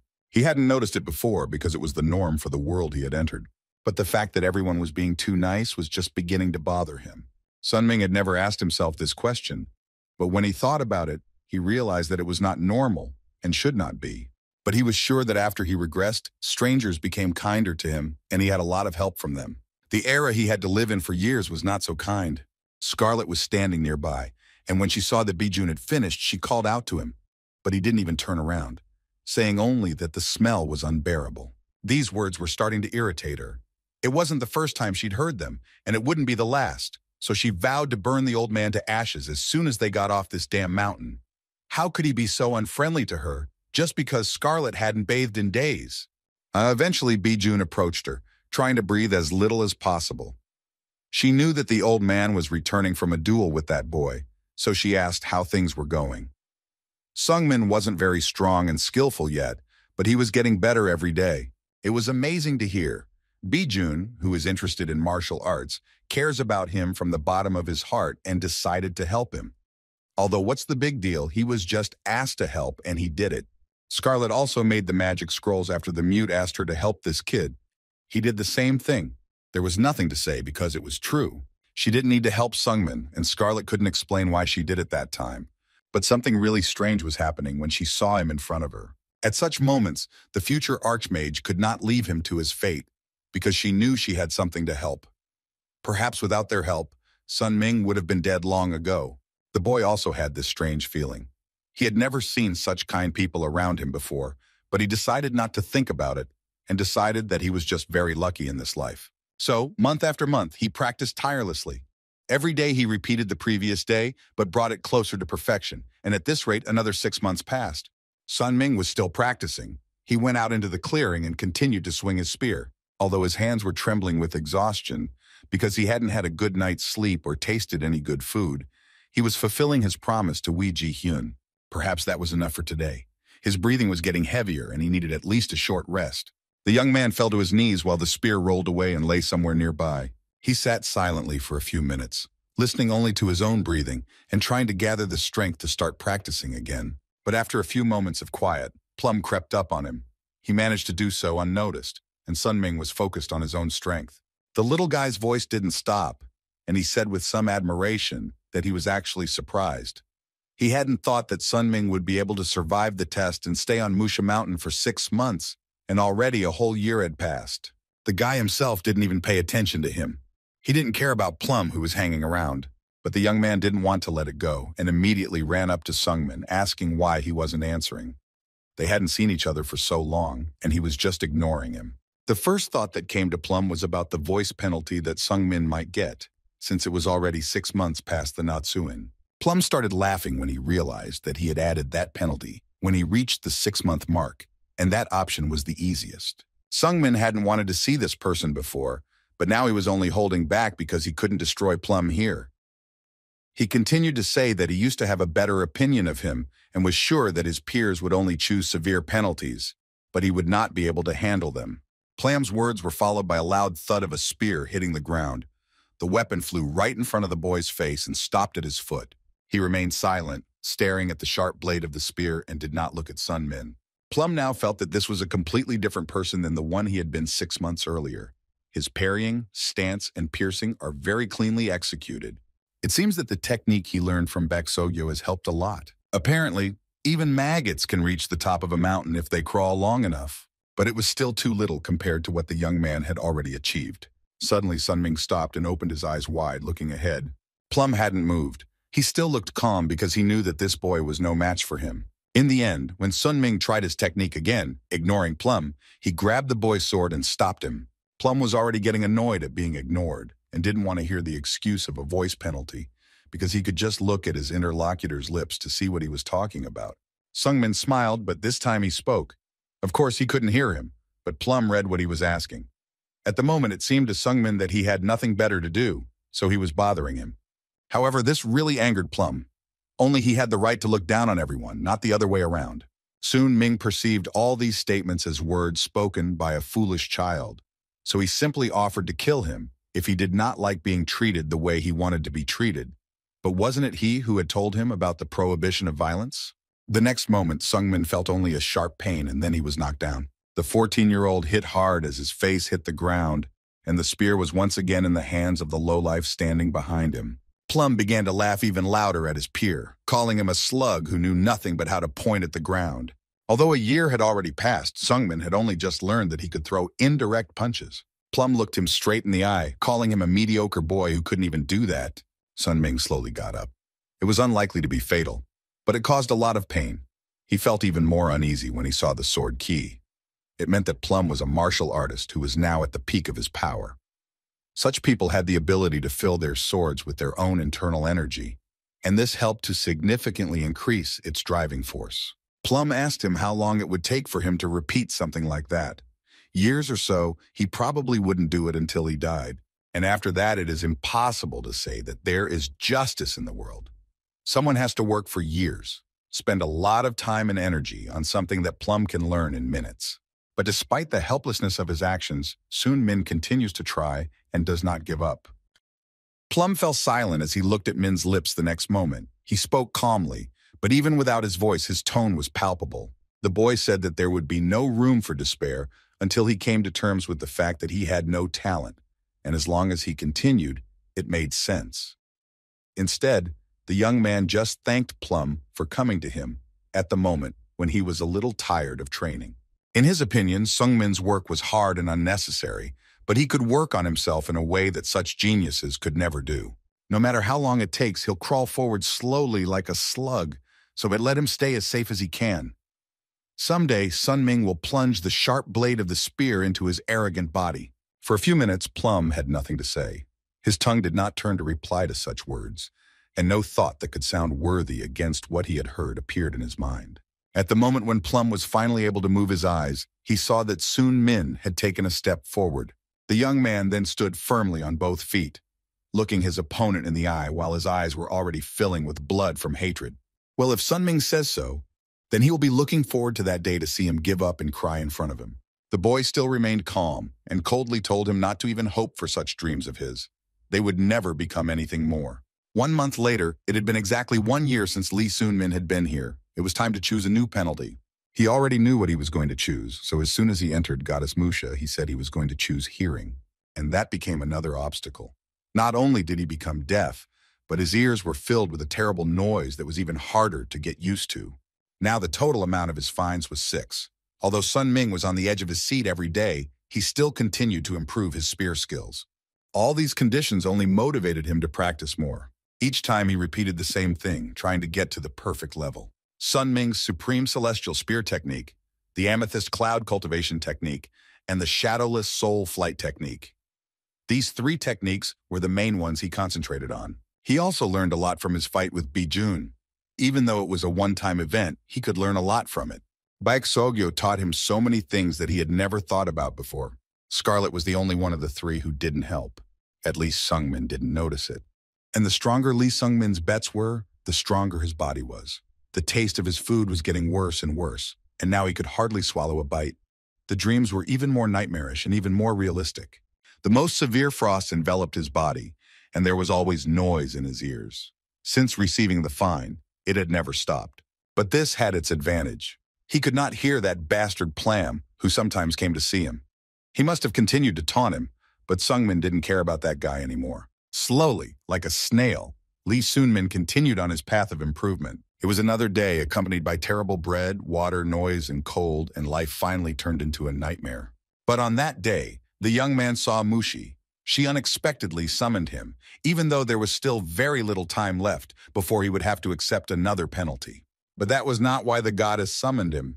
She turned to face the boy and congratulated him with a slight smile on his successful completion of her test. But now the words about a test sounded too strange. No one had ever talked about something like this before. But instead of answering, Plum appeared in front of the boy. He was close, and again he looked him in the eye with a defiant look. In surprise, the boy jumped away from him as fast as he could, and Mushi was right behind him. All this could be explained a little more simply. Plum's existence was one continuous test, and Sun Ming had successfully completed it. It was so strange, but despite all this, the young man was also relieved.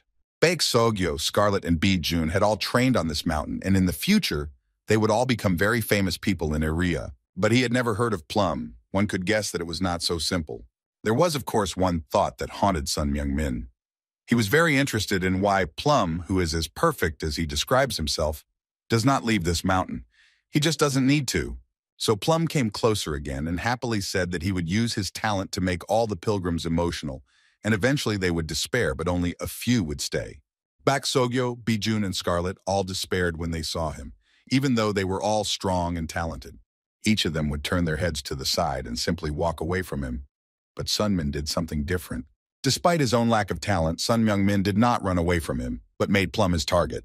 He put himself through harsher and harder tests, none of which seemed like deliberate decisions. But despite all the difficult moments, Plum never managed to make Sunmin despair. Now the cocky kid looked completely different. It was a strange thing to watch, but he and Mushi both smiled genuinely. And she liked Sungmin's madness. The fact that he was willing to sacrifice everything for the sake of the goal he had come here for was admirable. But Mushi had asked him not to reveal Plum's identity to the other pilgrims, or face the wrath of the goddess. He nodded, and then Mushi asked if Sunming would continue training on this mountain. The boy, of course, said that he was not in the mood to leave yet, and the goddess added that the reward for the test he had passed would be given to him after he left this mountain. Only for a moment was there complete silence between them, but suddenly Mushi shouted out that she had one suggestion. The goddess said that Sun Ming could give her his own soul, and in exchange, she would give him a power that he could not earn even with years of training. It sounded just as crazy and perhaps cool at times, but the young man refused. He chose his own path, to put a lot of effort into slowly progressing and getting closer to the goal. Sun Ming actually hated the word effort. These letters made his body break out in a cold sweat. They all had different starting points. No matter how hard he tried, he couldn't keep up with those who were called geniuses. But being a genius didn't mean he didn't have to work hard. In the end, he just hated those who ignored the difference between what actually happened and what didn't happen, and attributed it to lack of effort. But at the same time, he missed the word, because in his past life, Sungmin had often gone into hiding and sat there, idle. But in this life, everything had changed. Even at this point, things are completely different than they were back then. He had already had many of those encounters that had great and significant consequences, and now there was no excuse for their different starting points. The day Sung Ming lost his hiding place, he had no choice but to start moving forward, and only now did this guy start to really improve and work on himself. And he was going to stick it out until the end to fulfill his dream and become stronger by any means necessary, and put in all the effort to do so. As Mushi had said, she loved the word and respected people who were willing to fight rather than go with the flow. Well, now she wanted to talk to herself. Mushi smiled and turned away, walking in the other direction. But in the end, she added that there are no ordinary coincidences in Area. There is always a reason for everything. Area summons strangers from different worlds who have advantages in terms of skills. She asked Sunmin for his opinion on this and asked what he thought about it. Sungmin was a little surprised by what he was seeing. Mushi was talking to herself, but at the same time she was passing on all this information to him. So this was information that he was not allowed to talk about, but the goddess was looking for ways to pass it on somehow, but why? Sun Ming did not move. He stood there silently watching the girl, when suddenly she stopped. After taking a deep breath and a short pause, she said that if he had come back here, it meant that something was going to happen where he would be needed. And if he came back, he had to be ready for it and become a worthy regressor. Only now did she look back at him and smile slightly.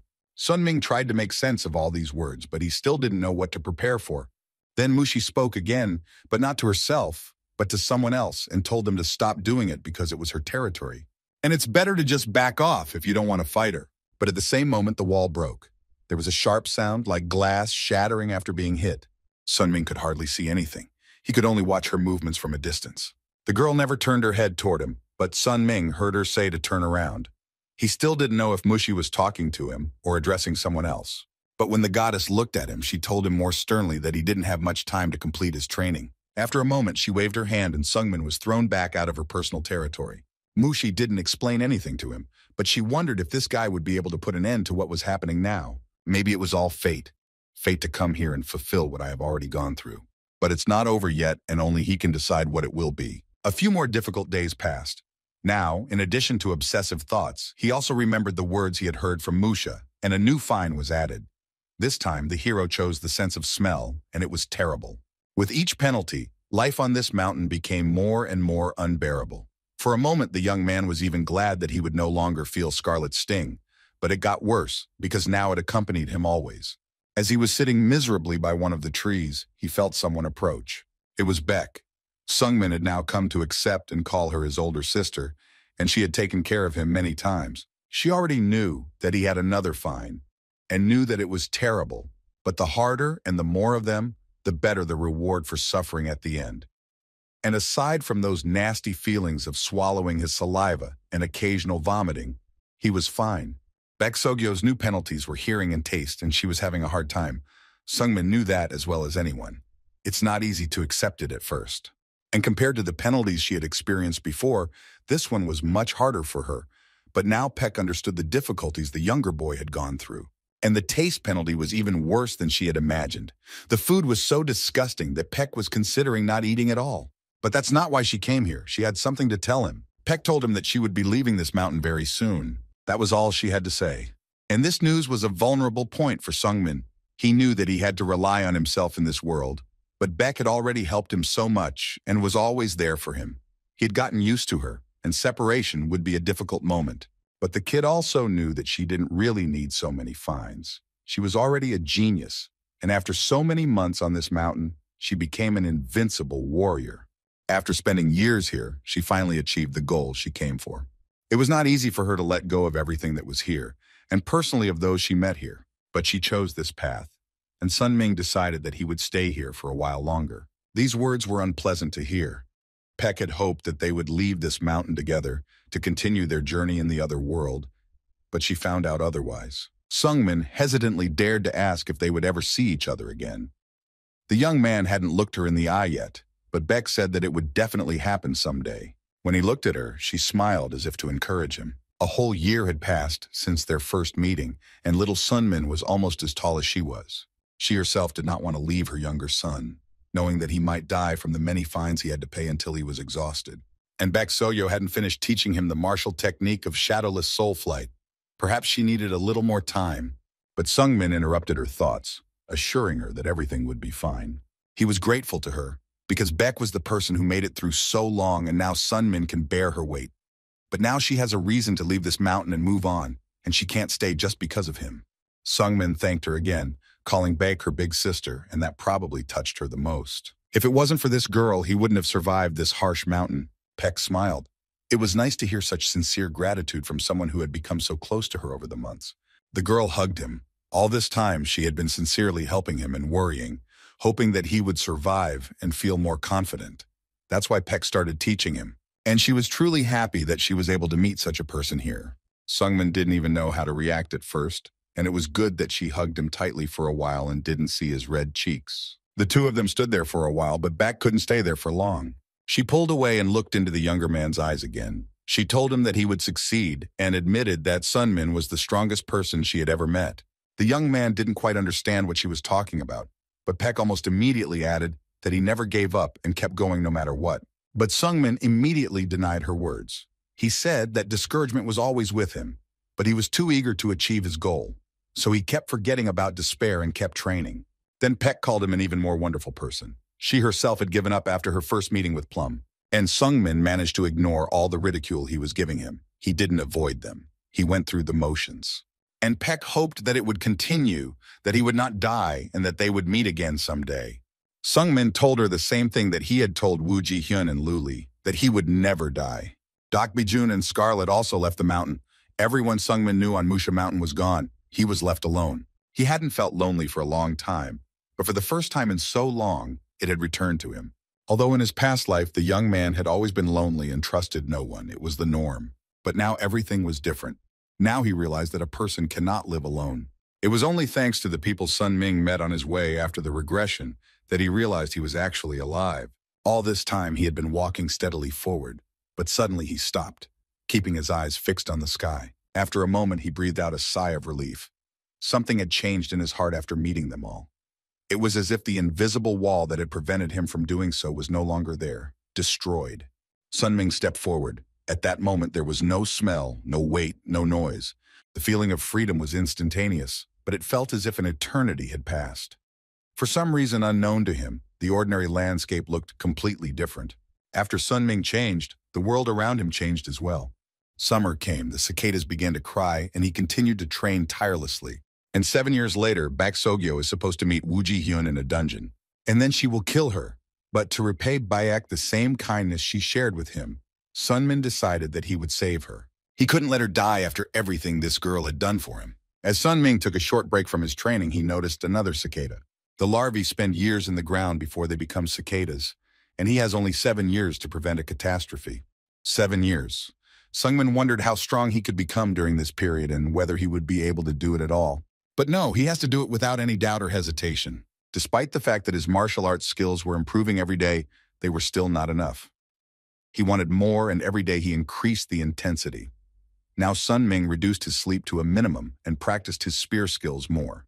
Soon he would face a new penalty. There was little choice between the options.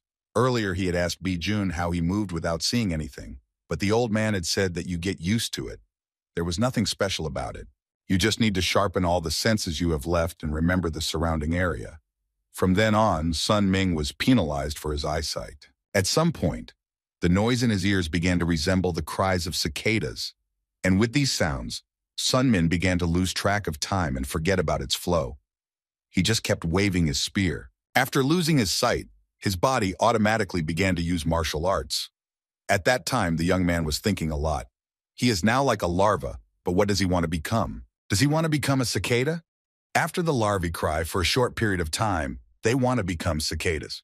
But no, he wanted more. It was not enough. Now he lived as if in an imaginary world, and Sun Ming began to ask himself every day what he wanted to become and why he had regressed. A new season came and the wind temperature that he always felt on his skin changed.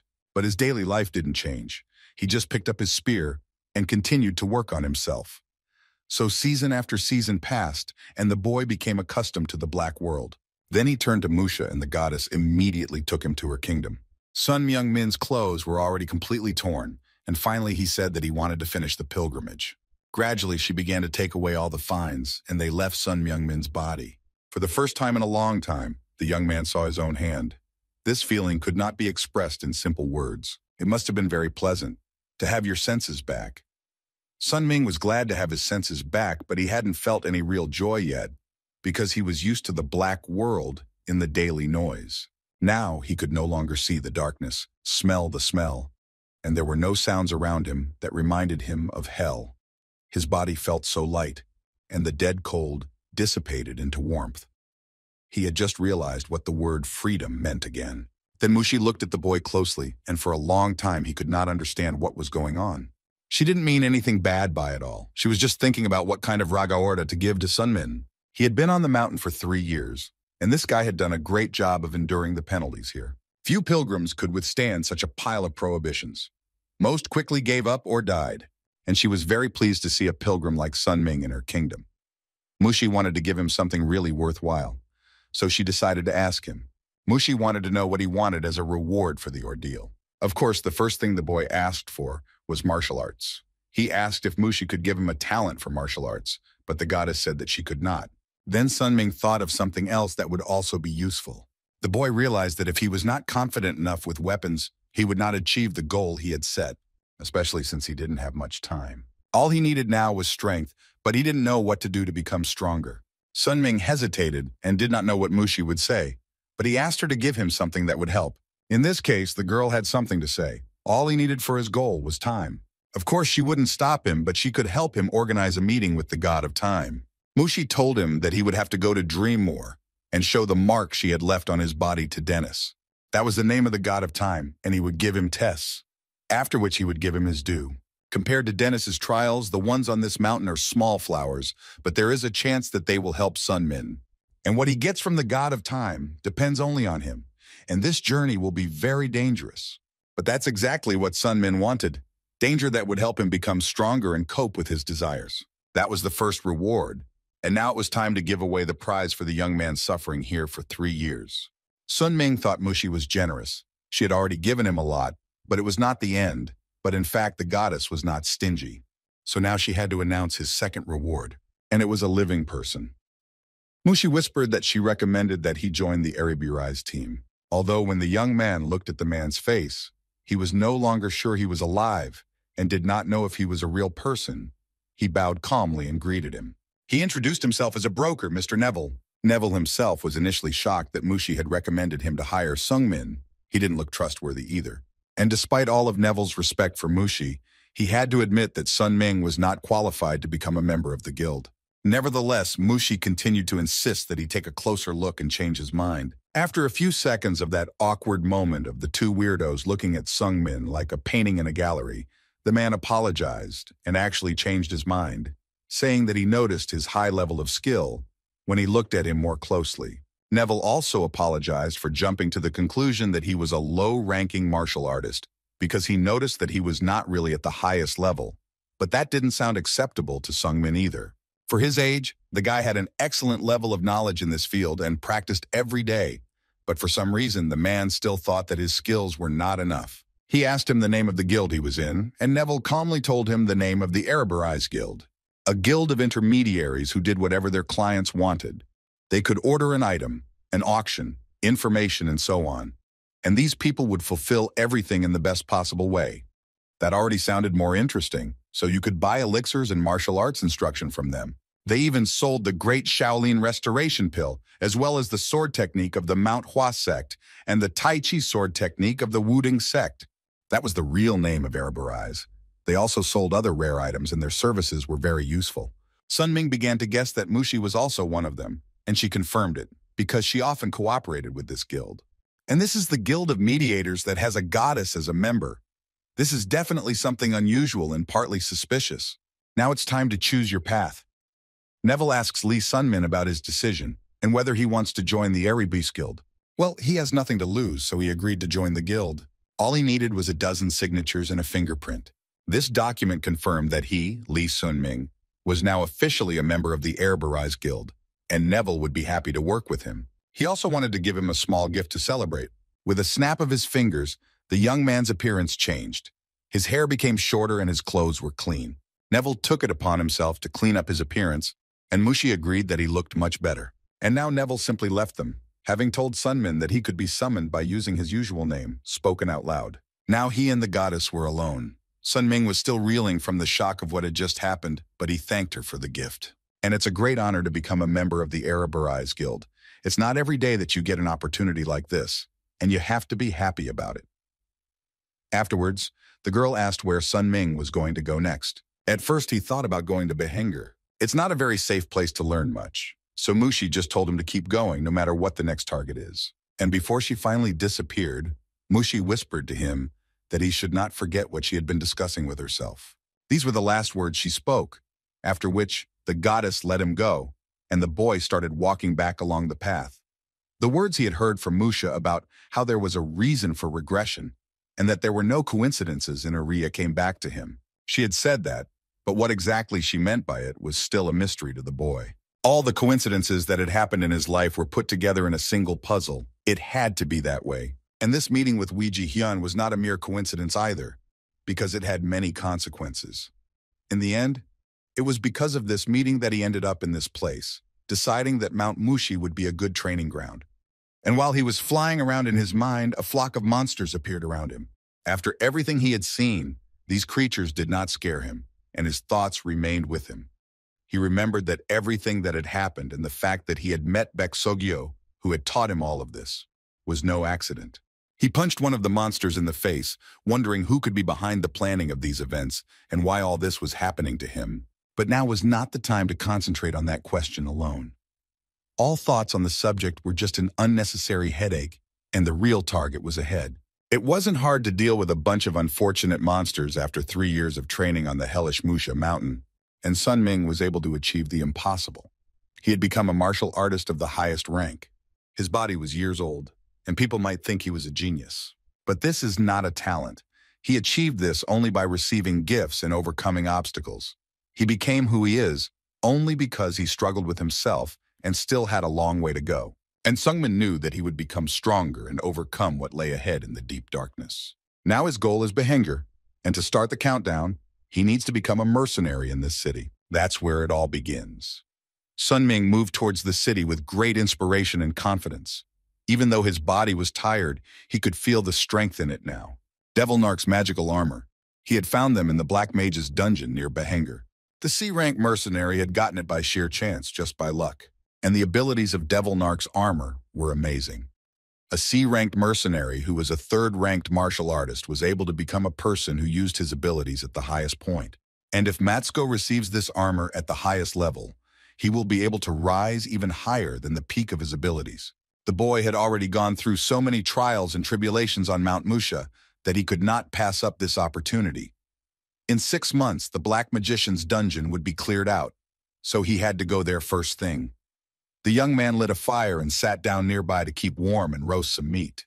But in order to get there, he would need to declare himself as a mercenary in Behenger and take part in a raid through the underground passages. He spent the next morning traveling to the city and joining the guild. There he announced that he wanted to become a mercenary. That's all very well and good, but why is he telling the bartender?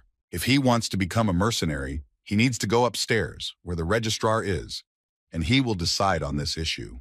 When the boy was going to the receptionist, he was stopped by the words of a man, most likely also a mercenary, who came in for a snack. The man said that the child had no business here, and that it would be better for him to go wash the dishes, as it suited him better. But when he took his eyes off his food for one brief moment, the fork disappeared from his hands. Sun Ming took it from the mercenary in less than a second and stood silently behind him.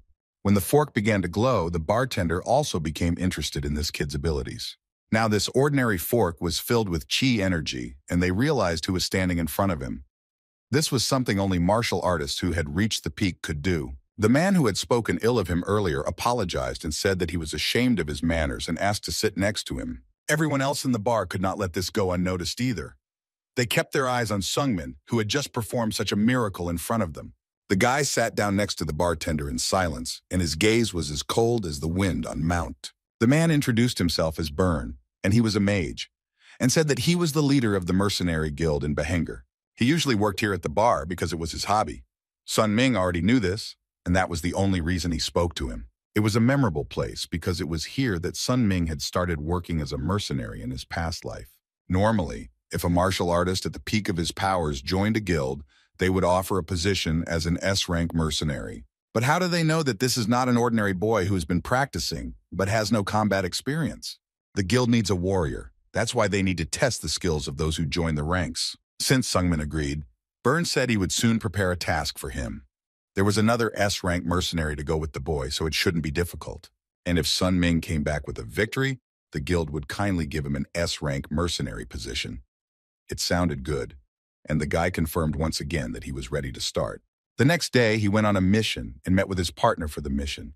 He immediately noticed that Sungmin was silent all the time. Maybe he would have behaved differently, but after training alone on mounting, he already thought this guy was funny after stealing a fork from that fool in their guild. How was he going to gain popularity if he just kept quiet? The guy looked calmly into his eyes as if he wasn't going to answer this stupid question. Although, then the man turned away, realizing that this would not prevent him from becoming popular. The man's name was Lud. He was an S-rank mercenary. In his past life, the young man hadn't contacted him at all, but he knew the name. And now he had to watch the boy complete the task. This would be the proof of his admission to the guild. As they continued along the path, Lud asked Sun Min if he had ever competed with a giant. The boy answered honestly and said that he had no such experience. Ogres were one of the strongest monsters in area. These creatures had a certain resistance to magic and very strong like steel skin, and that was what he had to do now, to kill the ogre. The creature had been spotted in the forest, not far from the village, so the villagers asked the guild to deal with the problem.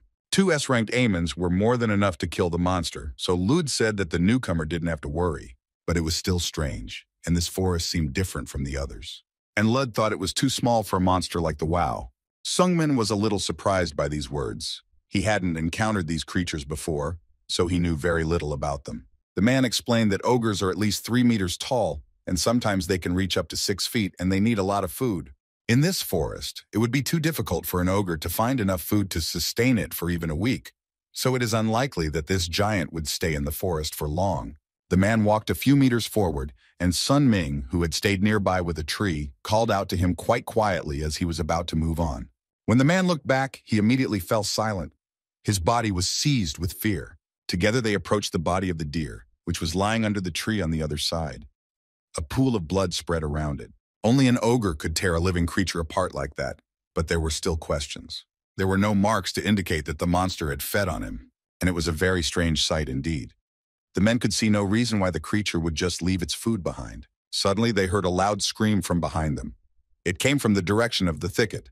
They both took up their weapons, ready to defend themselves as soon as they saw the enemy. Now Sun Ming and his friend were sure that it was an ogre.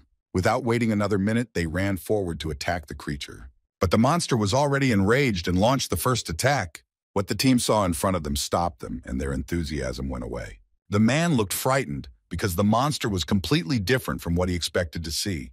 Lud's previous words that they should not worry and that they would cope with the giant now sounded different, and he said the opposite. It seemed to be an invincible creature with unlimited power. When they examined the flesh of the creature, Lud realized what was going on. This was no ordinary ogre that sometimes roamed the villages. It was a real chimera ogre, distinguished not only by its appearance, but also by its greater strength and endurance. It was the first time Sun Ming had ever seen an ogre, let alone one of this size, and it would not be a good idea to face it in a fight, even if there were two of you. A chimera is a magical creature that is created with the purpose of becoming an ideal, a better version of the previous one. Every living creature will always have some limitations in one way or another, but they can be circumvented by combining one species with one or more others. And even if the chimera that will be created on the basis of F rank will become B rank because of the higher risk. And if the base for the creation was an ogre, then it can actually be considered an invincible creature. And even an S rank mercenary or two can't handle such a monster. And at this point, they were really afraid for their lives. They had run into someone who was almost impossible to defeat, and now it was not a fact that they could simply run away. Despite the fact that the ogre had already spotted them, Lud tried to save his life and immediately ran as far away from the monster as possible, leaving Sun Min, who was numb with surprise, behind.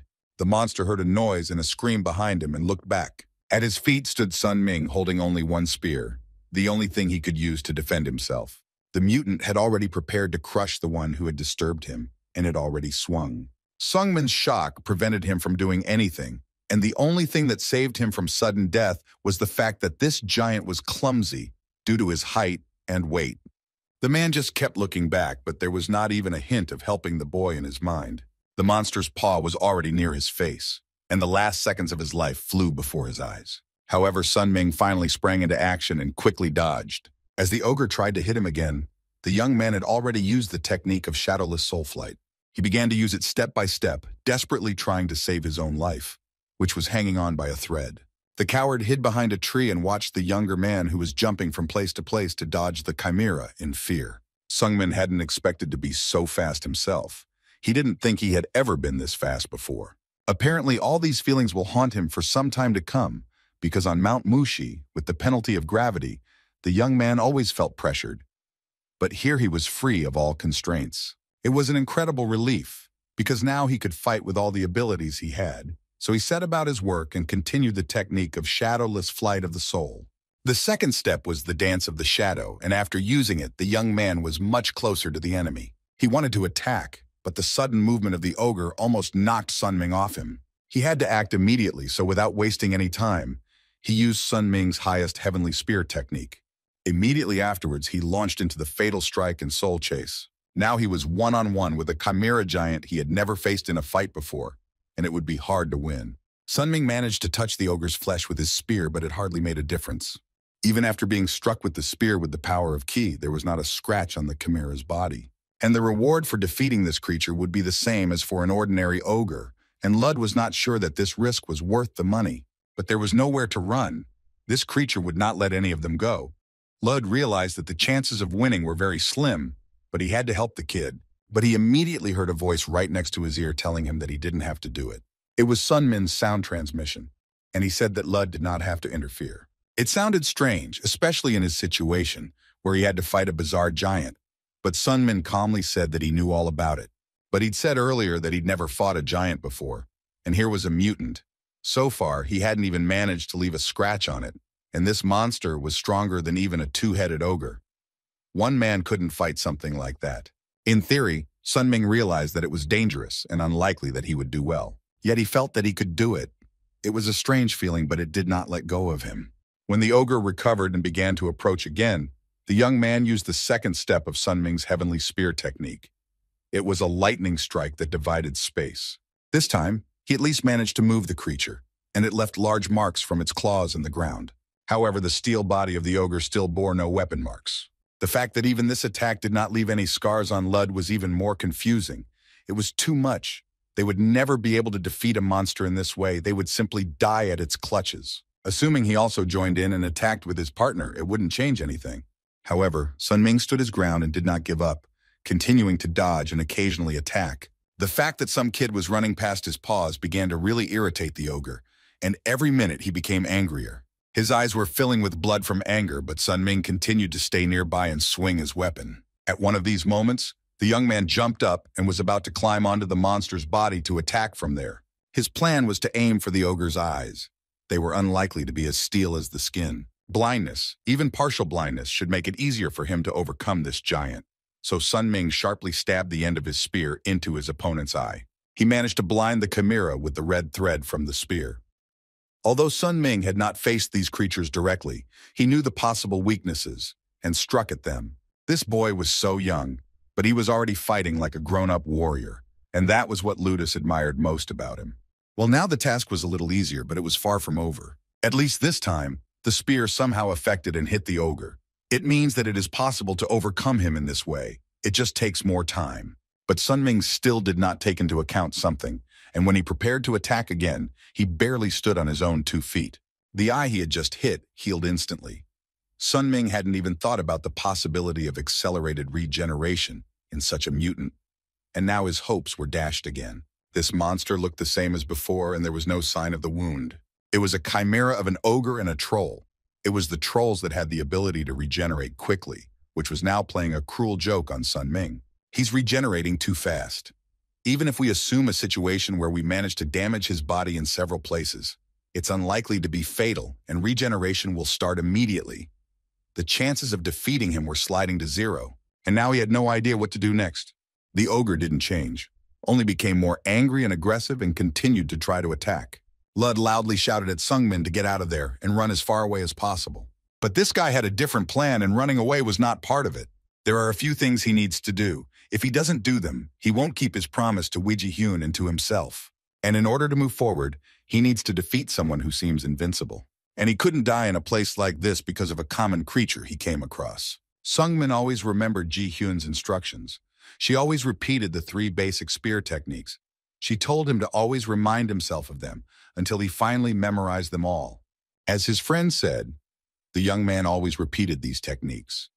Every day on Mount Musha, he began his training with this. He remembered the battle with her and all the things Ji Hyun had said then, and Sun Ming had repeated the same. Now it was time to find out the results of his daily efforts and show what he had spent 3 years of his life doing.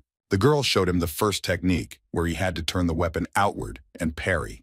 Sun Ming did exactly that on the battlefield with a real opponent, and it started to work. He didn't know where this would lead, but he managed to execute the technique that had taken him so much time and effort. While the first one was still working, Sun Ming decided not to stop and use the next one right away. Gradually, he managed to hook the ogre and the attacks began to work. But the monster did not stand still, and because of its anger, its movements became more agile. All Sun Ming could think about now were the words of Wee Ji Hyun. He kept remembering how she had taught him and told him that the next step was to hold the spear and turn around the opponent. He didn't spend more than a few seconds thinking about it, but the ogre managed to strike the spot where the young man had just been standing. The man was afraid for him, but remained silent. Only his astonished face betrayed his shock. However, Sun Ming managed to escape his clutches, and at the last moment jumped behind the ogre's back and attacked from there. There is only one last step left in this technique. All he had to do was to stab the spear into its body and leave it to bleed out. The young man successfully did this, and the chimera immediately collapsed on its paws. A sharp pain went through every corner of his body when the tip of the weapon with chi energy entered his flesh. The guy didn't stop, and despite all the ogre's attempts to get out from under the spear, he held on to it. Very soon he could no longer stand it and finally collapsed to the ground. It was expected that the joints of this mutant would not be the strongest part of the body. Only now the guy pulled the sword out of his knee, from where a stream of blood was pouring directly at him. At least for a while, the monster was unable to move, but Sun Ming was worried about possible regeneration. The next moment, the ogre began to scream loudly and struck out with its big fist in anger, trying to catch the young man. It was also expected that it would not be so difficult to dodge. Now the young man began to think only about how much time he had left until his joint would recover. But the hero realized that he did not need to think about it now. He needed to act while he had time. So he quickly moved closer to the other knee and stuck his spear into it as well. He broke them with all his might, hoping that his efforts would lead to the defeat of the enemy. Now the ogre, without strength and the ability to walk, stood on his broken knees with broken joints. All that remained was to kill him before he could regenerate. He also thought about the fact that the monster would not be able to regenerate if the spear was inside it. He hoped that he was thinking correctly, so he moved closer to the chimera, about to do what he had planned.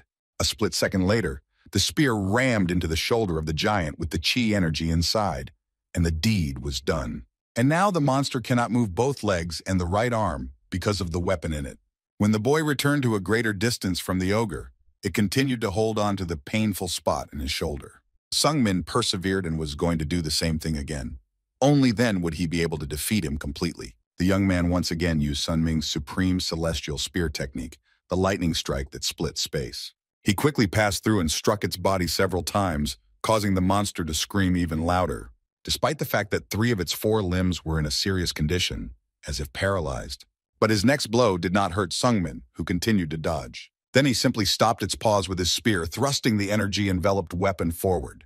Now the chimera's movement seemed even slower to him, or maybe it was just getting faster. Sun Ming could not say for sure, for he had only recently left Mount Mushi, where he had been dragged along by gravity for a long time. He remembered the time when he had heard cicadas singing on the mountain. It hadn't been long. Usually all the noise in his ears was like screams, but now he heard it without a penalty, just their singing in his head. And the remnants of the interference he had heard on Mount Musha had completely left him. Sun Ming didn't want to be a cicada, but in the mountains he was definitely a larva.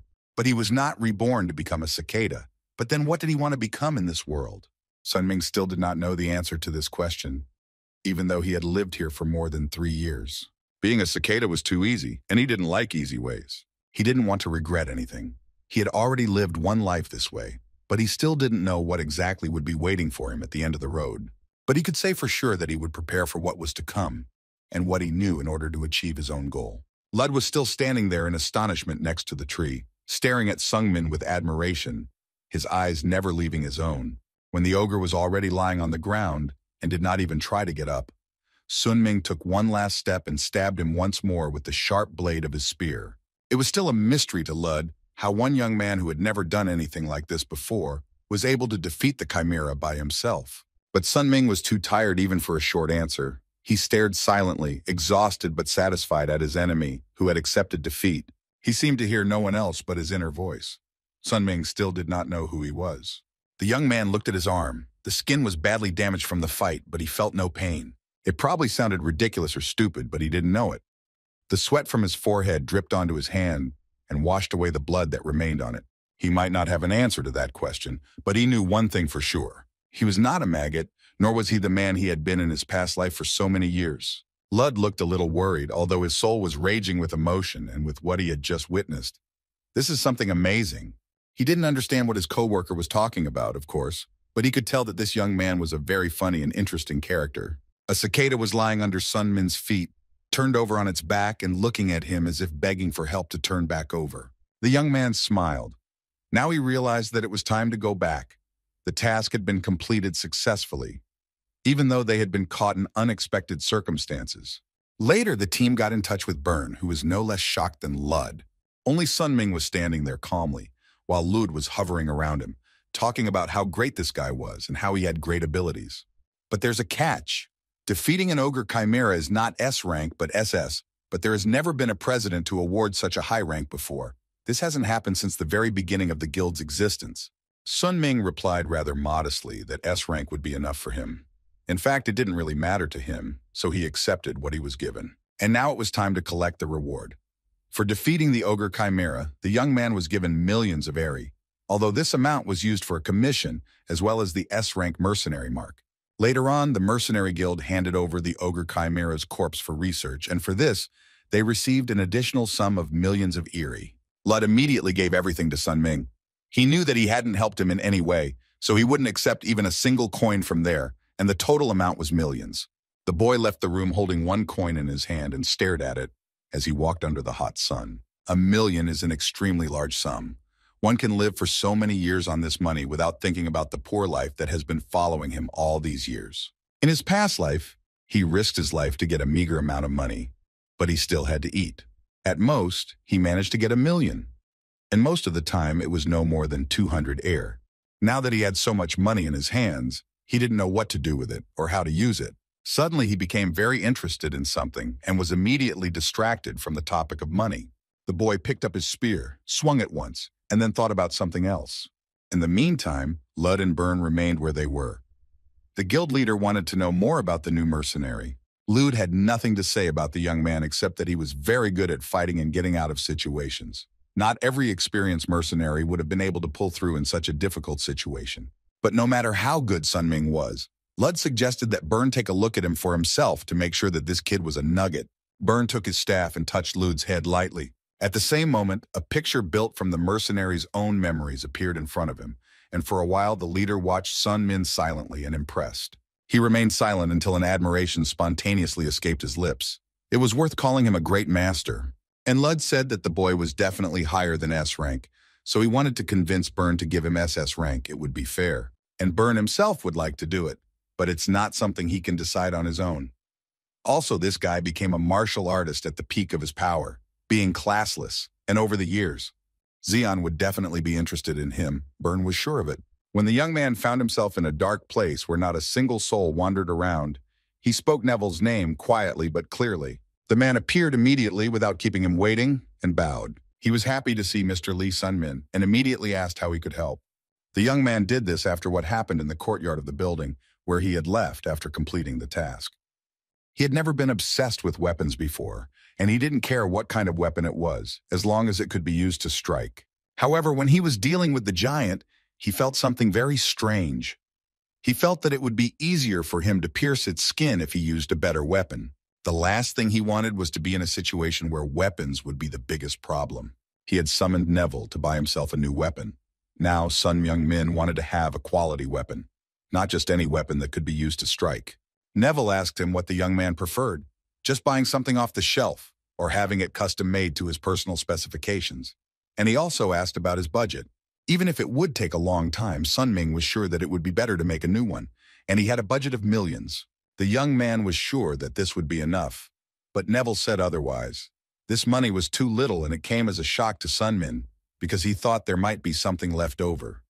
Neville explained that all the blacksmiths that the brokers at Ehrenbeis work with are top-notch, top-class blacksmiths. And because of that, their work was very well paid, so buying a new weapon that would be personally made to order would not be as cheap as Sun Ming had hoped. But there is a way out. He could sell his soul and get a fairly large sum of money. But Sun Min immediately refused and said that he was not interested in such a thing. Then the guy asked if there was any way to make a weapon within his small budget of millions. And if that was the only condition, then Neville had something that might work for him. The man asked if Sun Ming wanted to meet with the blacksmith right away.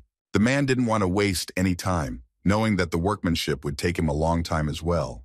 Neville asked him to wait a little longer, and very soon they would be able to go there. The man created a portal right before his eyes. It's a shortcut, and the only way to contact them. Neville used the portal to talk to them, and very quickly promised to get him in touch with the blacksmith. This portal looked rather strange and didn't inspire confidence in Sung Min. It was even stranger to see that the broker had such power. He touched the portal with distrust, and then heard a voice calling him a small child. When Sun Ming looked in, he saw a beautiful girl with elf ears and a large hammer on her shoulder. Her name was Selgaris.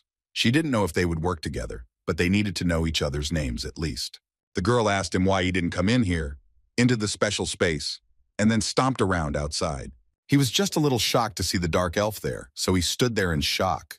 When he finally stepped 1 foot towards her, he introduced himself, and then added that he needed a spear. Selgaris asked him if he had a preferred form, to which he simply showed her the spear he was using now. She took one look at the weapon and immediately noted to herself that it was a Central Plains-style spear. Then the girl asked him to show her the style of spear he usually used. But this question sounded strange and he did not understand. He didn't understand why the blacksmith would need it. In general, martial artists almost never demonstrate their fighting skills in front of others. Selgaris said only that she needed to see it. She needed to know this nuance in order to make a spear to suit his style. The girl explained that depending on the martial arts, the details can vary greatly. That is, she was going to look at the fighting skills and techniques that he uses and customize the weapon for him. For some reason, this sounded too bizarre for Sungmin, but Selgaris was already tired of explaining things to him. She finally gave up and told him that she had been doing this for years and had been doing it since they were children because she loved it, even though she was not a dwarf with a natural talent for blacksmithing. What he had just heard amazed him even more. He stood there dumbfounded, not knowing what to say. Selgaris then went on to say that she had been improving over the years and that she was now confident in her abilities and was as good as the dwarves. Something in this sentence touched the boy and seemed to throw him back in time into the past. Back then, he and Wee Ji-hyun were fighting, and Sungmin almost fell off his feet, and all she could say to him was that they had different starting lines. This made him happy somehow. He realized that he was somewhat similar to her. But after all, why is she talking about this with this kid, whom she is also seeing for the first time in her long life? And if he doesn't like the idea, he can go ask a dwarf to do it. Selgaris was a little disappointed and went forward to take him to the dwarves, but Sunming stopped her and said he would do what she asked. He would show her his fighting skills if she needed it for the craft. Suddenly he changed his mind, and the girl asked him again if he was sure about it, because martial artists usually just walk away from her because they don't trust her. He added that this was because Selgaris had been improving her skills for years. The girl didn't say anything to that. She just still couldn't believe that someone had agreed to do that again after a huge period of time. Only a couple seconds later, she laughed and said that he believed others too easily. It was the first time he had heard that about himself, because he usually hears that he is the one who is suspicious. Even though she had been talking a lot just now, she was quiet again and moved away from him. This kid's got a tongue in cheek. He may not have said much, but it sounded apartment. Selgaris stood there smiling, but then turned to him and made a sadder face, as if to hide something. Selgaris started to say something again, looking at Sungmin, but she made very long pauses between words. She said that she liked Sungmin, and that although she was very stingy herself, she was ready to make even better weapons than the budget he had invested here. She smiled again and implied that Sungmin would become a regular customer. At least she wouldn't mind. Selgaris also said that it would take several months to make the weapon, and he should relax and wait. When he left Selgaris and returned to his temporary home, he continued his energy refinement again. His battle with the Chimera Giant was his first real battle as a higher peak martial artist. Since he had learned so many new things, he now needed to completely rewrite them and customize them to suit himself. While Sungmin was improving, he remembered what Ji-hyun had said about having a good gut feeling, which at that time could be called skill. His gut instinct, which Ji-hyun had called a talent, had now evolved into a real skill. This happened after training on Mount Mushi.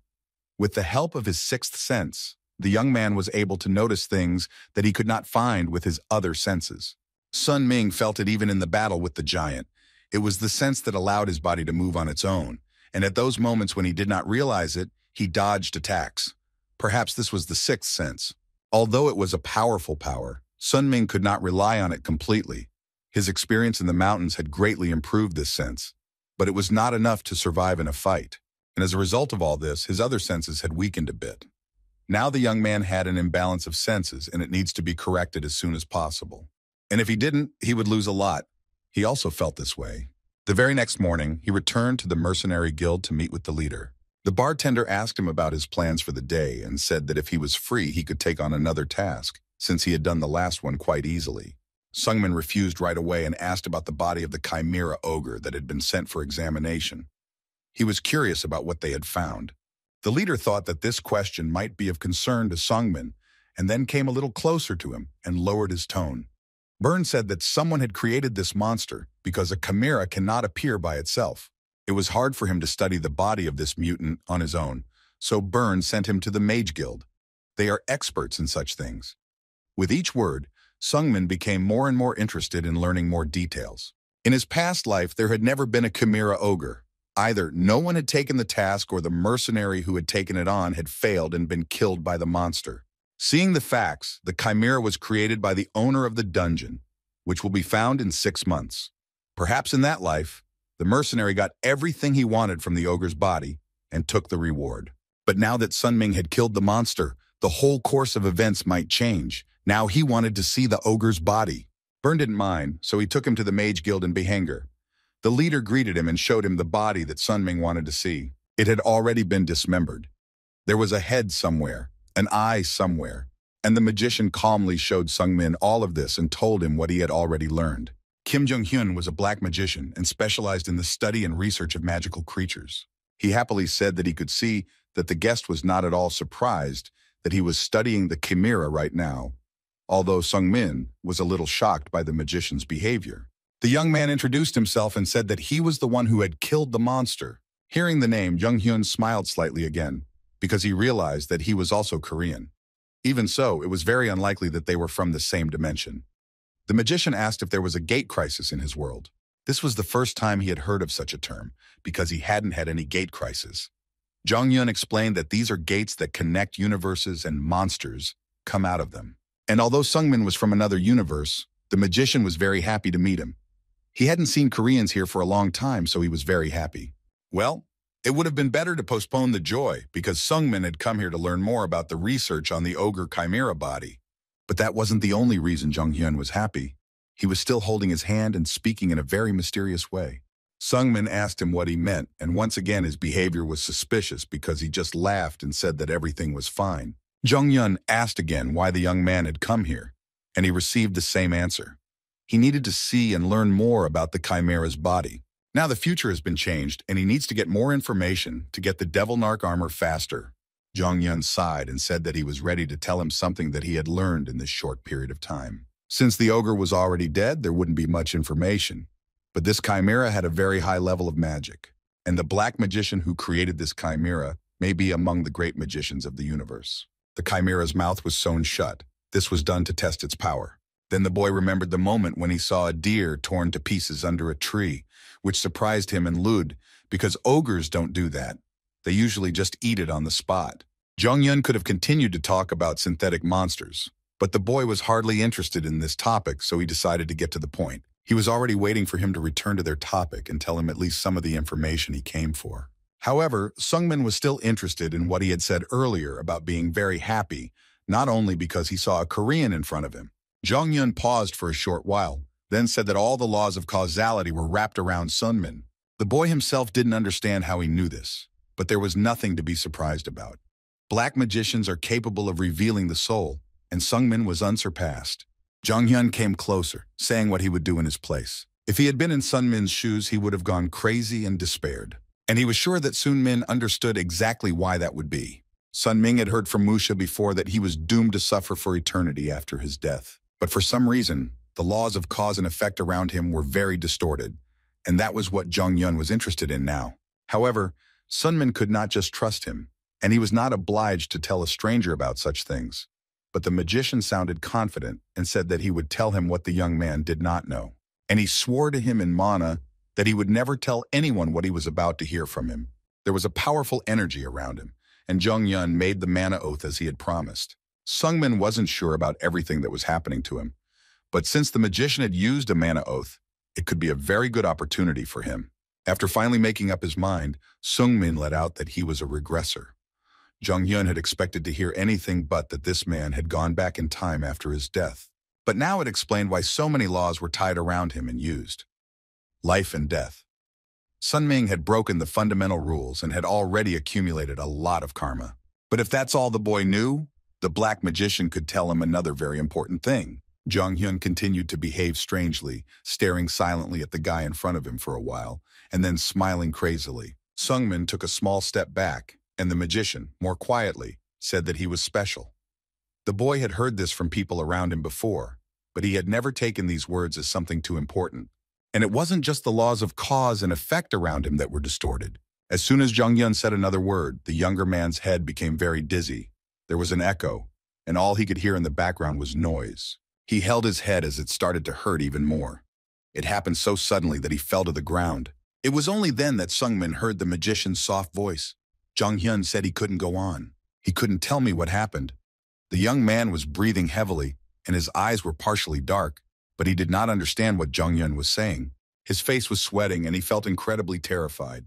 It was as if he was back in the Musha trials. Jung-hyun's face was covered in blood. It was as if bloody tears were flowing from his eyes, and he said that he would die if he said one more word about it. The only thing he could say was that Sungmin's own life did not belong to him. The boy was confused when he saw the blood on his face. With every passing second, it seemed that everything the magician was saying was true. For some time, the young man could not get over the shock of hearing such words. Jong-hyun apologized that he could not tell the boy anything else. The magician said that it would be better for them to meet some other time. He was confused by all this himself, so he would have to recover. The young man did not understand what had just happened in front of him. Everything looked very strange, but each time he doubted that it was serious. At that moment, he remembered Mushi. When the goddess called him to her, Sun Ming saw her talking to someone and ordering him to stop and not to step on her territory. Mushi ordered him to retreat if he didn't want to go to war with her. Well, since Jung-hyun hadn't told him much, the young man was going home with nothing. But as soon as he turned and started walking back, he was stopped by a voice behind him. He turned around, looking towards a girl who was quickly approaching him. She recognized the same crazy kid from Mushi Mountain who had been taking all the fines and living there for a long time. So much time had passed since that moment, and he had grown so much. The guy was very surprised when some strangers started telling him this. He had no idea how she knew him and that he had been to Mount Musha. However, these words even offended the girl. Scarlet was disappointed that he did not recognize her, because she did not know how such a person could be thrown out of her memory. In principle, it is not surprising that the young man did not see the similarities between what he had seen before and the girl who stood in front of him now. Scarlet had changed so much since she had taken off her fine. At first he couldn't believe it was true, and a silence fell between them. It was only after a minute that Sunmin asked him not to lie to him and not to say anything stupid. However, for saying that, he got a big beating from Scarlet, who punched him in the face. Well, now Sungmin put aside all doubts that it might not be her and just said hello, saying that they hadn't seen each other for a long time. In any case, she was pleased to meet him, even here in the Mage Guild. She asked him what brought him to this place. She assumed that he was going to become a mage, but Sunming said that he just had business here. She wondered what kind of business he was talking about. Scarlet looked in the direction Sunmin had come from, knowing that the lab was there. She also knew that Jung-hyun was always there, and she thought he was a crazy guy and tried to stay away from him. Scarlet thought all black magicians were very creepy, but this one was scary beyond belief, so if you weren't already going crazy, you didn't want to mess with him. Although she was sure that Sungmin could take care of himself, she still wanted him to be careful. She was silent for a moment and then added that it was nice to see a familiar face here after such a long time. Scarlet also told him that she was busy today, so she did not invite him to visit her, but next time she invited him to her place. Her laboratory was on the 3rd floor, and she promised to make tea if he came to her. When the sorceress walked away, she turned back to him and told him to tell her if anyone was bullying him. The boy waved at her, saying that he would come back one day, but that he was busy and didn't have time right now. When Scarlet was no longer in sight, he remembered Musha's words that she seemed to be talking to herself. Now there was this Jong-hyun with a sentence he couldn't finish. Sungmin couldn't understand what was happening around him, especially since all these people were offering him their help too easily. He was sure that something was going on, but he didn't know how to figure it out and understand what was wrong. He didn't know what to do or how to understand what was happening around him. There were many different thoughts going through his mind, but Sun Ming decided to concentrate on what was waiting for him now. He was already sitting in a bar, but he decided to focus on what was waiting for him now. The guy was sitting at the bar having a snack, lost in his own thoughts when Lud walked up. This man appeared literally out of nowhere. This time, they went to conquer the trolls together as partners. Lud promised that he would show all his strength and abilities. Sun Ming was looking forward to it, and then he came to a new conclusion. During his second life, the young man realized that people cannot live alone, and then he stopped pushing away those people who approached him. Lud was truly a dear friend, and his heart, which had been clouded by long hours of practice, was happy when he traveled with him. It had been 3 months since they started working as a pair and receiving rewards for conquering monsters. This time, the team earned millions of Eri. The guy thanked him, taking a share into his pocket. Lud immediately suggested going to a bar to get drunk to celebrate the mission's success, but then Byrne approached them. For some reason, the guild leader and bartender didn't look too happy, but he told Sunmin that there was someone who wanted to see him. At first, the man told him to forget about it, because the drink was not waiting, but he was more interested in finding out who this person was. Byrne said a name that was already familiar to the young man. It was Zeon, the leader of the Crown's mercenaries. Even though he knew a little more about them, Sun Ming was alarmed by the fact that the leader of this guild wanted to see him. At this point, Lud also forgot about the drink because he knew who it was. Byrne asked Sun Min if he knew who he was talking about. The boy tried not to be nervous and calmly said that he knew the name, and it was hard not to know about this man. Xian was the leader of a large corps of mercenaries of the crown, consisting of more than people, and he was one of the SS mercenaries of the rank in Behenger. He is a master at the peak of martial arts who was able to utilize the steps of the mystical Shaolin fist, and he was someone Sun Ming knew from a past life. All these moments he remembered with him were clearly reflected in his memory, his image and the way he fought. Xian greeted him as he stood by the wall, leaning back against it and bought a cigarette. Blowing out the smoke, he introduced himself as the leader of the crown's mercenaries.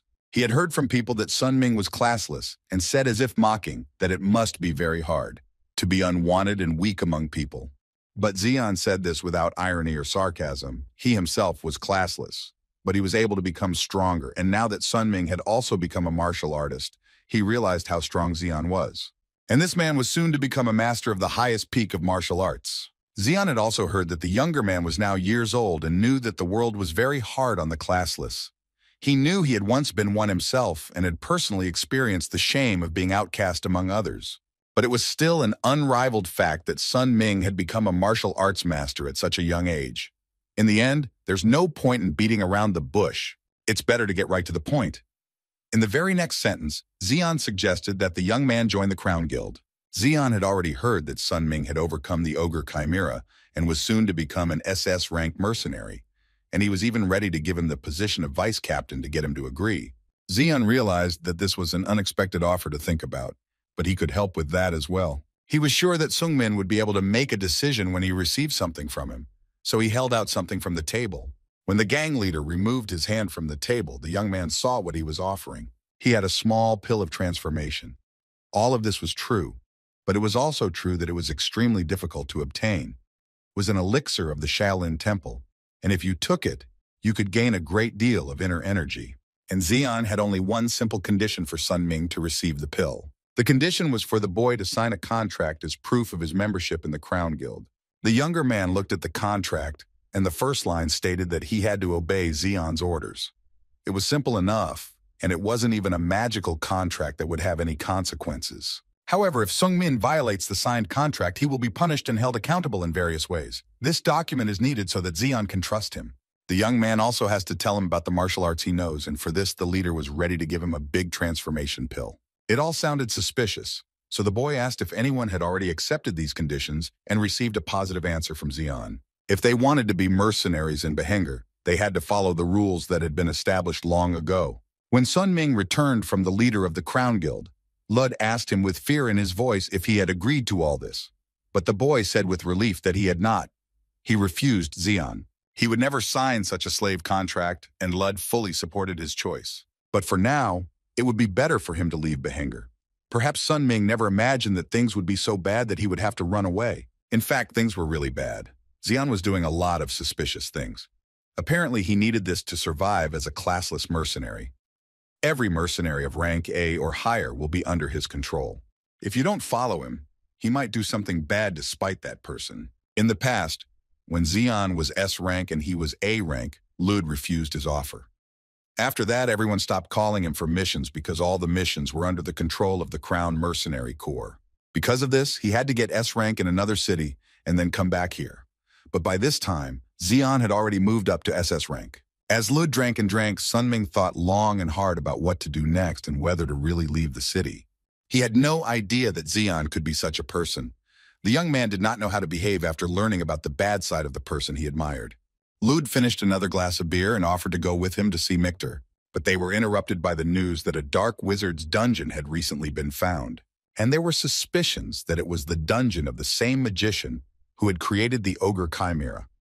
The authorities were already working on a solution to form a force to conquer it and destroy the dark wizard, and the authorities were also interested in inviting mercenaries from the Earl's Corps to join the raid. This all took longer than one might imagine. Finally, the young man returned to the elven blacksmith who was to make him a weapon. It took longer because he had given her more money than she needed.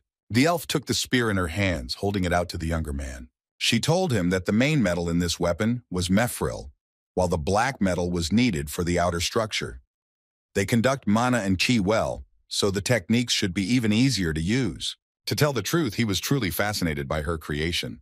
It looked amazing. Selgaris must have really liked him. Neville knew she wasn't usually this friendly. Sun Ming didn't immediately understand what he was talking about, so Neville added that the materials used to make the weapon were very expensive. Although Sun Ming had given their resources to sell gurus to make the spear even better and of higher quality, most of them were spent on materials alone. You could say that she made this weapon for free. But then another question arose. Why did she do it in the first place? Neville kept silent at first, but then added more calmly that it had to do with the charm that made people help him. He probably overreacted a bit, so he asked Sungmin not to worry about it.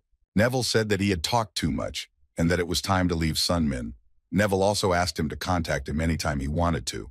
When the man left him, the young man found himself alone and stepped forward again. Sungmin was not surprised that Neville thought so. What surprised him was that he had thought the same thing himself. The first time he had noticed this was on Mount Mushy, but then he just thought he was lucky to meet such people and moved on. But what if he has something inside him that makes people treat him this way? Maybe there's something that makes them react that way. But then was all the kindness he noticed in the people he met just because of that? All of this deep thinking came to an end when Lud's voice suddenly and loudly sounded. Sun Ming had disappeared somewhere, and he went to look for him. He finally found him not far away, but for some reason he was in a bad mood. And if what the young man suspected was true, his friendship with Lud would be ruined because of it. The man immediately threw his arm around Lud's neck, asking why he was so worried and spilling the beans on the raid. Then the friend added that there was nothing to worry about, especially since they would be working there together. In fact, the guy had already forgotten about the dungeon and the raid when he thought about all this. As a result, all his suspicions about the change in the future came true. It was because he had managed to kill the ogre Chimera that the guild had created a raid to destroy the Black Mage, and the dungeon had been found months earlier than in his past life. And there was something else that changed, the appearance of one person. Xion's men were also here, and he immediately approached Sun Ming, sarcastically calling him the early star of their raid. Xion's mercenaries themselves believed that now all this would be much easier, because they would have with them the one who had done the impossible. Although it cannot be said that they admired him, they rather wanted to end his reputation or even his life. Because these people were on another mission in his past life, they could not participate in this raid, but now they are here, and time has accelerated by 3 months. Then Lud also saw Xion. It had been so long since they had last seen each other, and they hadn't played together for a long time. He gave him a short answer, and then Xion left Lud's side and told his men to be careful in this place. A dungeon is a very dangerous place, even for the experienced. Here you can never be sure how and when you will die. After another order, the whole team moved forward deep into the forest to reach the dungeon. Only Lud and Sun Ming stayed behind. All Xion's words sounded like he was threatening to kill them both in the middle of the chaos in the dungeon. And the boy thought about joining the expedition because of this situation. But he only did so because of his weak abilities. 3 months have passed since Sun Ming came down from Mount Mushi, but there has been no progress in his skills. And to become stronger, he needs the devil's armor. They turned a weakling into a martial artist. However, it is unlikely that Xion will do that. There are too many people here, so it is not worth going to bother with it. It was hard to believe that such a thug had come here, to the Shaolin Temple. The raid was attended by one SS-ranked person, an S-ranked person, and an A-ranked person. Even the leader of the mercenary guild in Behenger joined their team. He hadn't been on the battlefield for a long time. Lud's only response to Sun Ming's worries was that he would use his spiritual sword technique to cut off the head of anyone who tried to harm him. Even though Lud had no reason to join the raid, he came because he was worried about his friend. And Sun Ming was really happy about it and grateful for his support. It only made Lud's already bad relationship with Xion worse. The guy stood by him calmly, and he really appreciated what his friend was doing for him. In the end, it's better not to really bother with all that nonsense. Byrne finally announced that Behenger's mercenaries were beginning their raid on the Black Wizard's dungeon. None of them knew what would be inside, but everyone was ready to face death. The leader tried to encourage his team, setting them up for victory and calling them the strongest in Behenger. Byrne ordered everyone to stay in their places, the only way they would be able to tear apart anything that came their way. And now it was time to do their job. Finally, they could enter the dungeon itself.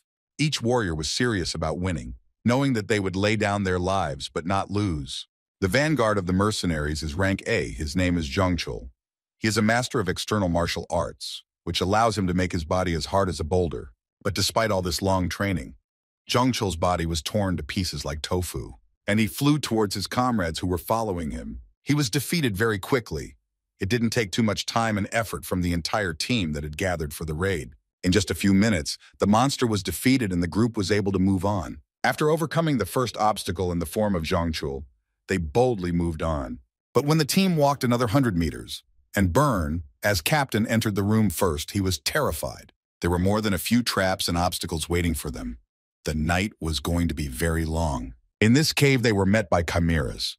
They moved so fast that there was no way to retreat, and the speed of their movement was their main advantage, because they were not strong in themselves. One by one, they began to catch and neutralize them. However, as soon as some were killed, others began to attack from all sides. It seemed like there were hundreds of them. So the team rejoined the battle, even though almost everyone was already very tired.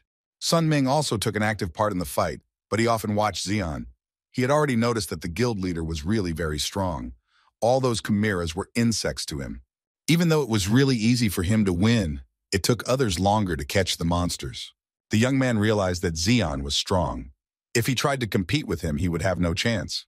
At the last moment, the boy noticed that another monster was approaching him, and he barely managed to fight it off. These chimeras, they weren't here in his past life. This dungeon was completely empty back then. In that case, Sun Ming wondered if what he was looking for was here. If everything that had happened before had gone wrong, then it was likely that his target was already close. But the moment he fought off the monster's attack, he realized that something very bad was happening here, and not something the team was prepared for. Sun Ming walked closer, looking down. There was a sword stuck in the ground nearby, and several lifeless bodies lying around. The losses were still too many, and now the entire raid was in doubt, because it was not safe to move on in this formation. Byrne pointed out that it was Xian's mercenaries who had fallen in large numbers, while his men had suffered less. But Xian only said that it was not their fault, that they were stronger. And this bastard Xian was only protecting his own mercenaries. He didn't care about the others. It's amazing that Xian was able to do this in such chaos. Just 1 hour after entering the dungeon, the raid team lost A-rank mercenaries. Among the survivors, there was only one A-rank mercenary who did not belong to the crown mercenaries named Tan Miyuk. She was an independent hunter. The humans greeted her as soon as they spotted her and began to tell her that she had nothing to worry about here now, because they would be together. However, something went wrong and Lud returned to Sun Min even more beaten, while Tan sat far away, staring at him as if he were crazy.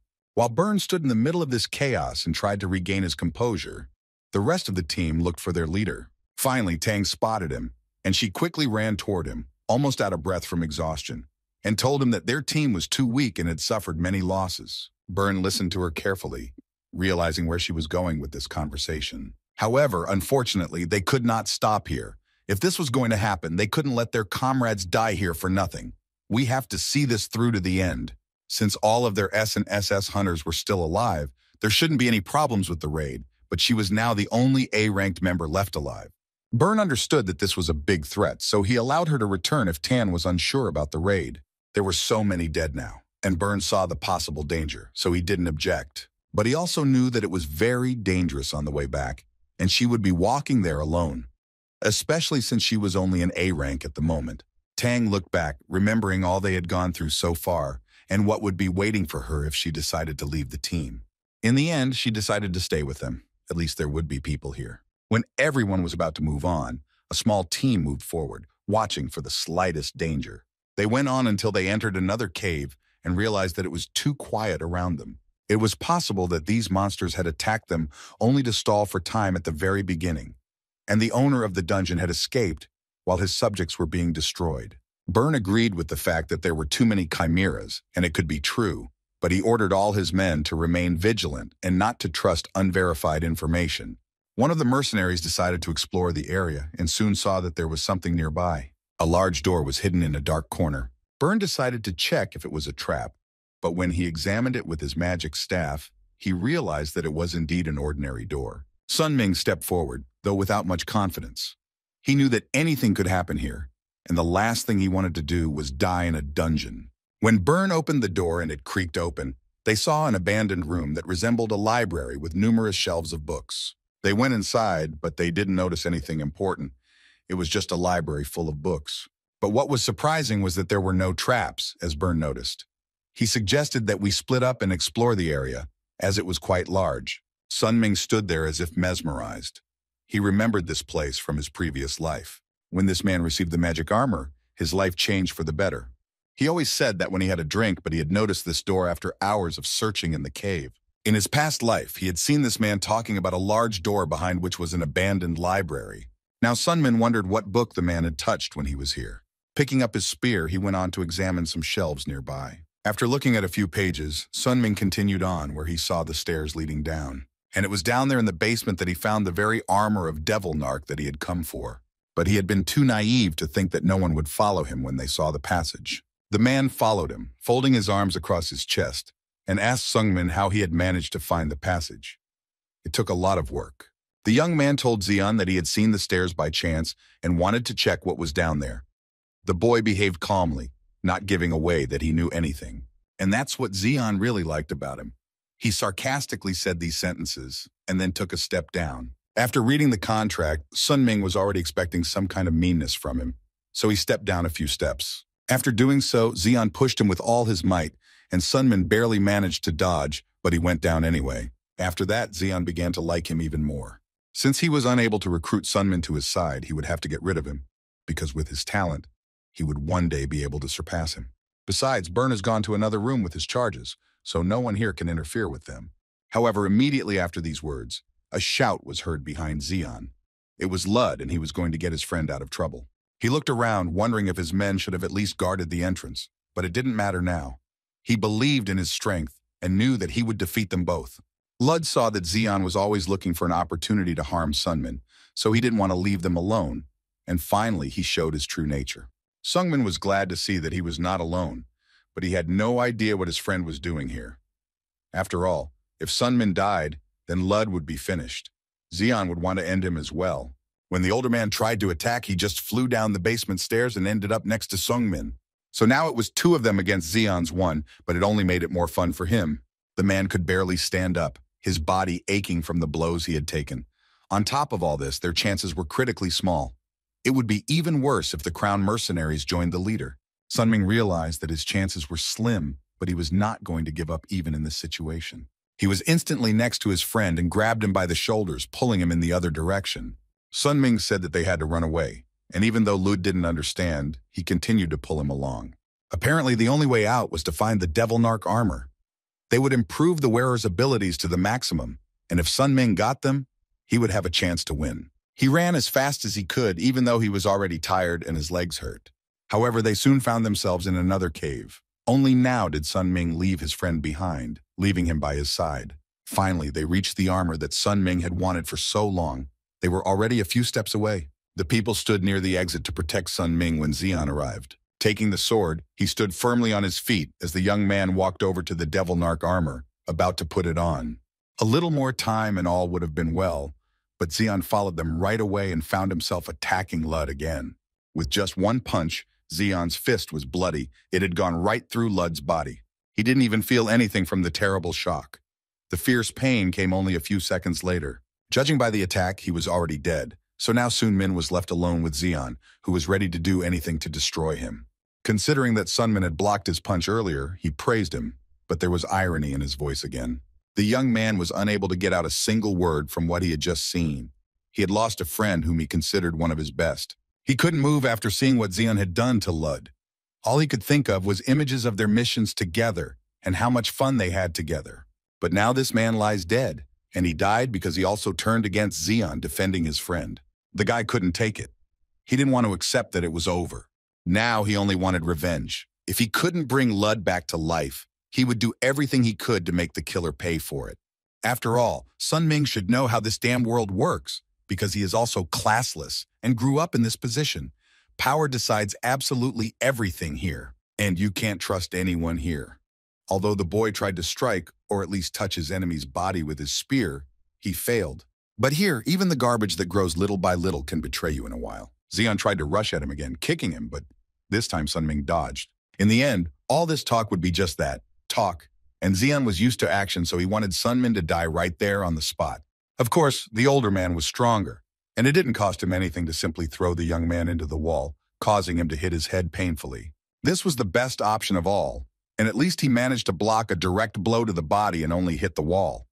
Xian had already realized that the kid's weapon was good, so he decided to take it away from him while he was lying there almost unconscious, and it happened again. The martial arts master had his own weapon taken away from him, and it was another humiliation. When Xian was already holding the spear in his hands, he noticed that the weapon was lighter than it looked. He was good at this, so he quickly realized that the spear was made of mephril. It was a good material for this weapon, so Xian decided why not keep it. At that moment, something started to happen to Sungmin. He didn't realize what was happening to him at first, but just stared at his hand, which was changing. The armor of Devil Narc, next to which he was now lying, began to disappear, moving to his own body. Xian was shocked by what he saw. This magical armor was putting itself on Sun Ming's body. Slowly, Sungmin began to get to his feet. His eyes changed color, and there was almost nothing left of the wounds he had suffered. Then Sun Ming rose from the stones that fell from the cave walls. He was wearing armor, and now the chances of winning even a one-on-one battle had increased. Black energy was coming from him, and Xian began to realize that this was not good. Sun Ming himself did not expect the power to come to him so suddenly. It grew literally right away when the bug was on him. In fact, neither of them knew what to expect from it. Sun Ming wanted the armor, but he didn't fully understand how it worked. Suddenly, something started exploding behind him. Just as suddenly, the black energy that had just been there disappeared. Xian continued to attack, not even wanting to know what might happen if the magic returned. He invited Sungmin to fight him once again. All he could think about was that Sungmin had gained power after the artifact was in his possession. The only thing that bothered Sun Ming was that his inner energy or physical abilities had not changed at all. However, in any case, Sun Ming continued to dodge his opponent's attacks with great skill and dexterity. However, it was time to die. Xian was not going to play with him for long and waste too much time with someone like this boy. Even though Sun Ming was still in shock and under great impression, he realized that he could not wait any longer. He took one more look at Lud, whose body was flushed red and collapsed. Xian approached Sungmin, putting his fist forward and preparing to punch him. However, as soon as they were a meter away from each other, a strange entity appeared nearby. This caught the attention of both of them, and the black-robed entity began to talk about Devil Narc's armor and told them that it was a very valuable and good thing. However, it would most likely have some incredible payoff. Sun Ming still didn't understand what was happening before his eyes, but these words of the creature stopped Xian, and he didn't even attack. Only when the leader of the Crown's mercenaries was about to continue his work did this creature say that the Devil Narc contract had not been established, and it was really strange. And also Sungmin's soul was thrown off course. The boy didn't know what kind of entity was talking to him, but his sixth sense was screaming incredibly loudly. Then the creature said that Sun Ming would be the perfect introduction, especially since there was no point in competing with it. Burn and his men were already rushing to the basement when they heard a loud noise coming from downstairs. When they went downstairs, they saw a black wizard who was the master of the dungeon. This stopped them a bit on their way. However, the essence of everything raised a finger up as if to point at Burn. He was even more frightened when he saw the lich in front of him. His staff almost fell from his hand as the creature in the matna drew closer. It was too dangerous. Since this was the lich's territory, it would be very dangerous to be here, so he was ordered to run as fast and as far away as possible. But the lich put his finger to his mouth, showing them to be quiet. In the end, Burn was killed. His men were incredibly frightened that their leader was no longer with them, so they started trying to get out of the place in the moment. Of course, they didn't succeed. Leech only said that they could not enter without his own permission. They're all here because he invited them. Today, he was feeling very good and in a great mood, so he decided to have some fun with his guests. One by one, he tied them up with magic chains, preventing them from escaping. The dungeon master thanked them because these people gave him a great idea, and it was much better than the usual chimera in the form of an ogre. Now was the perfect time to show these insects all his strength and anger. Lich approached Sunmin, who was trying to get out of the chains, but they were only binding him tighter, and the day is not far off when all his motives will be revealed. This battle ended quickly, no wonder, because all these people were panicked, and their enemy, though only one, was very strong, and this dungeon was his territory. The Black Mage killed everyone in the cave, including a dozen mercenaries of the SS rank, and he managed to do all this in a few minutes. Burn, who was in front of the big black tag, was cut in half at the moment, and his body rolled on the ground of the dungeon, and even Xian was easily defeated. Sun Ming remained alive all this time, but in his mind, he wanted to die at that very moment. He didn't want to see what was happening and didn't understand why fate was so cruel to him and all this was happening to him. In this life, he thought that everything would be completely different, everything would be better. But now he was back in the role of a victim who could do nothing against his opponent. He thought he was no longer a larva or a cicada, that he had become someone else. However, It turns out that this is not the case. Everything remains the same as it was before. And what was the point of living here now? If everything was repeating itself, if so many people he knew had already died, he was still a helpless larva in the ground, which could be crushed at any moment. The end was near, and so was his death. At least the boy hoped so, because he did not want to repeat the life he had once lived. He ran away from it, but the evil in the form of the Lich chained him to the wall again, making him completely helpless. Only hours later did the young man wake up and realize where he was. The first thing he heard was the voice of the Lich mocking Sun Min. The dungeon master happily welcomed the boy to his dungeon, calling it his own workshop. And as soon as Sun Ming tried to free his hands, the black magician told him not to even waste his own strength, because he would never get out of here. The Lich laughed loudly after these words, and the echo carried it all through the walls and corridors of the dungeon, where only dampness and death always smell. The Lich did not let go of him, but he spoke, and his voice did not sound so ominous. Sun Ming didn't understand what the magician was getting at, but he said that he really wanted to be a woman. He thought they were incredible because they were able to accomplish a feat that many alchemists could not achieve in their entire lives.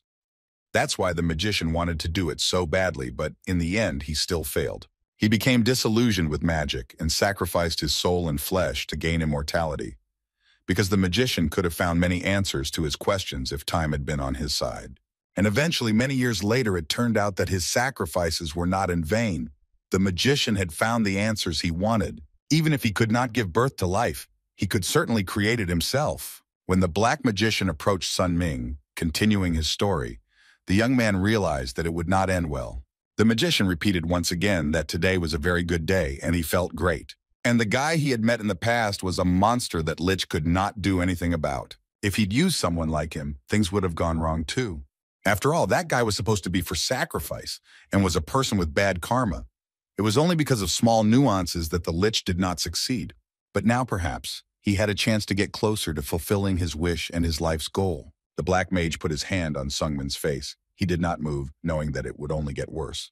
His pupils constricted in fear of what might happen, and his hand lightly touched his cheek. After the black wizard took his hand away, the boy was thrown into a fierce cold, and then he felt his neck being grabbed and squeezed. He almost stopped breathing. He could hardly feel or hear anything, but the echo of the Lich's head said that the black magician was offering Sun Min's soul as a sacrifice. Bloody tears spilled from his eyes, and he could hardly breathe. At that moment, the young man felt nothing. His soul had left his body, and he could not realize what was happening. Lich was very surprised when something went wrong in the middle of the sacrifice. The magician was sure that this time he would succeed, and that he had done everything right. But something went wrong. Lich himself did not understand why, but it turned out that he had painted himself into a corner. It was simply impossible. The black magician could not have imagined that this would happen. It was only when Sun Ming was able to breathe in a breath of air that he was able to see everything that was happening around him.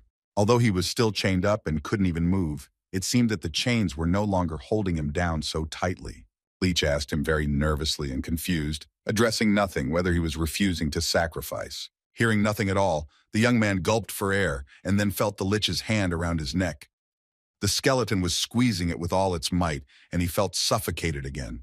Who the hell was he that the king of fear demons himself wouldn't accept him as a sacrifice? Sun Ming's soul, so corrupted by karma, was of great value to his dream, but for some reason, the king did not accept it.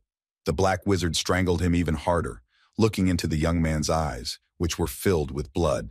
But the black wizard kept up with him. If nothing else, he wanted to at least know why he had wasted his time with someone like this again. Lich looked into Sungmin's eyes to see the boy's memories. He ordered him to show him absolutely everything, even all the secrets he was hiding. His mind was a mess. He was out of it again and didn't understand much. The only thing that seemed certain was that he would not get out of here alive. Sun Ming did not remember what happened next because he simply passed out and fell asleep, and when he woke up again, he was lying on the floor, unchained, and there was no Sasso Lich in sight. Although the young man had not wanted to live before because of the stress he had experienced, he was incredibly happy when he realized that he was still alive, and he felt better. But then, after a few greedy gulps of air, he realized something else. The sounds in his head were incredibly loud. The boy was not recalling images of those he had seen recently here in the dungeon. He remembered the scream of the Lich, which was unbearable, remembered what that monster had done to those Sun Ming had grown accustomed to. He couldn't take it anymore. It was unbearable, and most importantly, There was nothing he could do about it. The images in his head kept popping up. All those people who had been with him in the dungeon were now dead. He was the only one who survived. But those cicada sounds, they were back. Sun Ming hadn't heard them since he had defeated the ogre chimera, but their songs were back in his head. It was incredibly hard to get used to it the second time, but it was even harder to let himself die on the spot. So it was only after some time that the young man was able to move and stand up. This was not because of his own life experience, but because of his willpower as a third-class mercenary in his past life, where he fought for life no matter what, and also because of the promise he made to his friends. He told them all that he would not die, and in his subconscious he knew that it was meant to be. He could not deceive them. Sun Ming told himself and very quietly that he would never die. In fact, he was used to such situations. When he was pitied, shame and self-destruction, self-torture was all he could feel when he went back in time. As soon as he touched his spear, he heard a voice that surprised him. Someone was saying that they didn't know who was on the other end, but they were trying to get through. At first, Sun Ming thought it was sound transmission, but then he remembered that it was more likely telepathic magic. It was the first time this had happened to him. The young man stood up and looked around. He asked the stranger who he was and why he was talking to him. Then Sun Ming heard the answer. The man introduced himself as Lloyd and said that he was the master of the Golden Tower of Magicians, and that he was now far underground in the place where the boy was. Li Sun Ming recalled information from his past life. He remembered this Lloyd. This man was an archmage and disappeared at some point in Sun Ming's past life. Now that he was thinking about it, he remembered that it was around this time that Lloyd disappeared. Sun Ming asked the master what he needed, and Lloyd replied that he needed Sun Ming's help as soon as possible. The archmage was seriously injured. He could not even move. Lloyd begged Sun Ming to come to his aid, but first the young man asked about the lich. He was worried that the black magician had gone somewhere. The lich named Preskin had run away. When Sun Ming heard this, he wanted to make sure that Lloyd's place was safe and that he would not be in any danger. Lloyd assured him that it was safe because all the enemies had fled, but Sun Ming still did not believe him, as he could easily tell a lie. The archmage didn't pronounce it. He just said that he swore by his mana and that everything he said was the truth. And if Sun Ming helped him, Lloyd promised a large reward. Since such an oath was the only thing he believed, Sun Ming decided to help this unfortunate man. He went in search of him deep into the dungeon and fortunately was not too late. Lloyd said that he began to communicate with Sun Ming when he experienced life in the dungeon. He was really lucky to meet this young man. Looking around, the boy saw the traces of a great battle, and Lloyd was sitting next to the wall where the black magician had most likely thrown him. When Sun Ming took a step forward, horror once again appeared on his face. Unfortunately, what he saw was true. The bodies of those who had been defeated in the fight with the dungeon master were lying before his feet. The boy asked Lloyd, a little scared, what had happened here before, but the archmage only said that it was not important now. First he asked for help, and then he would tell him about what had happened in the cave. The guy stretched his neck, looking around at the same time. After that, he asked Lloyd how he could help him and took a step toward the man. Lloyd said that he had to lead him out of the dungeon, and he had one more request. The man pointed his finger at something a few meters away and fell silent. Then he turned his gaze to Sun Ming and asked him to destroy what he had pointed at. A black heart levitated in front of him. Neither of them knew what it meant, but Lloyd said it was something Preskin had created and had to be destroyed. And everything he had created was very dangerous, and the heart had to be destroyed. Sun Ming had no doubt about the danger of the lich, so he simply agreed to do what the archmage said. Aiming his spear directly at the heart, the young man tried to destroy it at the first stroke. He hit the heart, but it was not enough to destroy it. The young man was surprised when strange tentacles appeared and tried to grab him. He certainly did not expect this, so he did not immediately react to the danger. But after standing there for 5 more seconds and plunging his spear deeper, his heart shattered. The aura of his sword turned purple, and the young man lowered his weapon and breathed a sigh of relief. However, it was so strange he could not believe that he had destroyed his heart so easily and began to feel something strange. And no wonder, because he had not defeated it. It was as if the heart had moved into him and was now controlling him from the inside. All this had been planned before, even a few hours before Li Sun Ming received the black heart. Lich Preskin was completely exhausted when he left this place. All his strength had been dispersed because of this boy, and the mage still didn't know who he was. However, before he left the boy, Preskin used a certain type of magic on him, which has the ability to destroy a person's consciousness and take away his memory. However, somehow the magic was repelled from Sun Ming. Other magic could work perfectly well on him, but for some reason this one did not affect him, and even the Demon King refused to accept it. which was also an indicator. Now Lich was unable to continue the fight because he had used too much mana and was severely injured. When he was leaving the dungeon, he saw the bodies of those he had fought before. They were almost dead, and then he had an idea. He walked closer, looking at the hearts that were above the bodies of the dead. This is what the Black Wizard decided to use to restore himself. He decided to use their energy to restore his own mana. Xion was unable to move, only slowly shifting his eyes to follow the Lich's steps. He pleaded with the Lich to wait and not do it, but he didn't care about their empty words. The Lich had taken all the energy that remained in their bodies. After doing this, Preskin began to feel a little better. At least some of his strength had returned to him. The Lich smiled ominously as he continued to suck the energy from the other people who were left behind. With each successive victim, he only got better.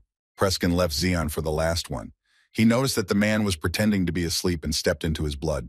Xion clenched his teeth, not about to say a word. He was still hoping that the man would just back off and he would be able to escape the Black Magician's territory. Xion was able to break free of the magical chains, and Preskin had to admit that this man was really strong. Xion didn't want to hear all this, so he immediately asked if the man was going to do the same thing to him as to the others. But Preskin only laughed, saying that he wanted to use him in a more valuable way.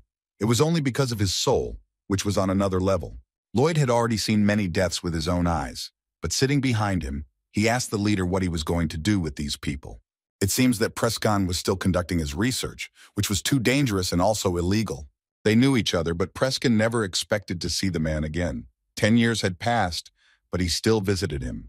Lloyd was an incredibly horrible person in Preskin's opinion. He still haunted him.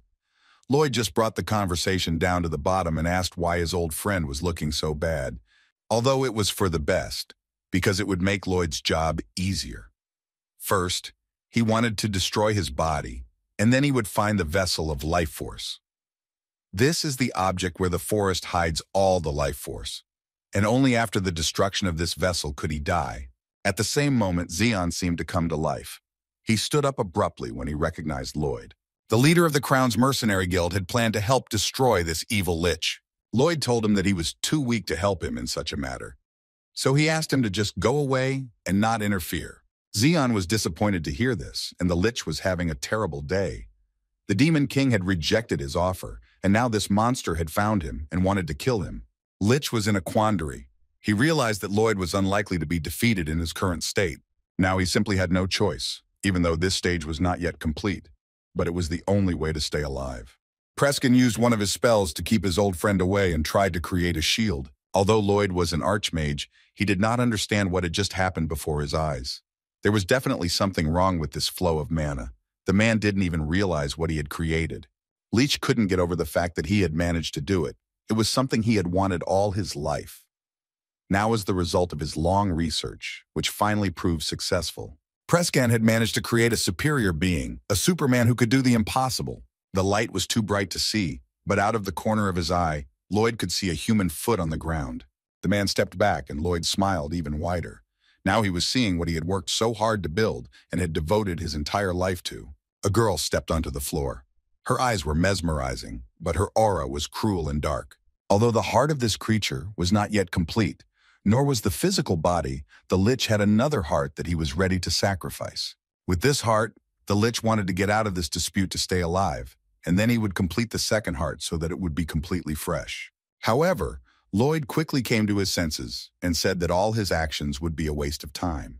He wanted to get rid of what Preskin had created before it could get to him. Using magic and all his powers, Lloyd began to fight his fierce and old enemy. Preskin, who was standing behind the girl, told her in a trembling voice to deal with these people who wanted to harm her. At the same time, Lloyd had just started attacking them with the first spell he had put a lot of energy into. The girl stood steadfastly in place as if she didn't care what was happening around her. But in reality, there was simply no reason for her to care about what happened here. Lloyd's magic shattered into little grains of sand as soon as she looked in his direction. It was beautiful. Preskin couldn't tear his eyes away from what he had created. He wanted to say something else to her, but the girl stopped him, calling the Lich Father. At first he stammered, not used to being called that, but then he simply asked what she wanted. The girl spoke calmly, keeping her eyes on Lloyd, and said she was hungry. At that moment, Xion realized that it was time to act. If he did not intervene now, the end of life would come sooner than he wanted. But when he noticed the girl's eyes on him, he stopped. because she said she was hungry again. Then the creature grabbed Zeon by his clothes, beginning to pull him toward it. Its claws were incredibly sharp and dug into his skin almost immediately, leaving a bloody mark on his jacket. It didn't take long and simply tore his heart out of his chest. This is how the captain of the strongest guild in Behanger, who was a master at the peak of martial arts, died. His heart was eaten, and he didn't even have the opportunity to fight for his life and resist. And what happened after that could be considered pure madness. Lloyd watched all of this, and now he realized that he was in touch with it. After several unsuccessful attempts to destroy the lich creature, he began to feel that he was in deep trouble and had come here in vain. The lich started laughing out loud when he saw Lloyd's frightened face, taking small steps away from them. She was a monster that the Black Wizard had created in the dungeon. Trying to forget his fear, Lloyd decided that he had to deal with what had just happened. After that, the fight continued. The Archmage used all his magic on the girl, but it did no good. After that, Prescan and the creature fled. This is what happened in the cave before Sun Ming came there. Lloyd was incredibly grateful to him for saving him, because if it wasn't for this young man, he would have died there. Sun Ming saved his life by coming to his aid. He also destroyed the heart that Prescan had created and broke the chain of evil. Lloyd believed that everything was over. He wanted to believe it and be left in peace and never have to face the Count again. Even though he didn't see it because he fainted right after he asked for help and waited for Sungmin, he was still very happy to be in this world and not in the dungeon. However, the guy just said that he did what he had to do. He just helped someone who needed it. Lloyd thanked him again and promised to reward him. The man promised that he would fulfill his one wish, as long as it was within his power, of course. It was a blank form from the Archimagus where you can write anything your heart desires. But since the boy did not know what he needed, he decided to leave this possibility for another time, when he really needed it. Sun Ming kept silent about the fact that his heart was in it, because there was a risk that Lloyd would kill him as soon as he found out. Prescan was the master of the dungeon in the Black Tower, but because he had broken orders and rules, he was put to death. And the person who was supposed to execute this order was Lloyd, the master of the Golden Tower.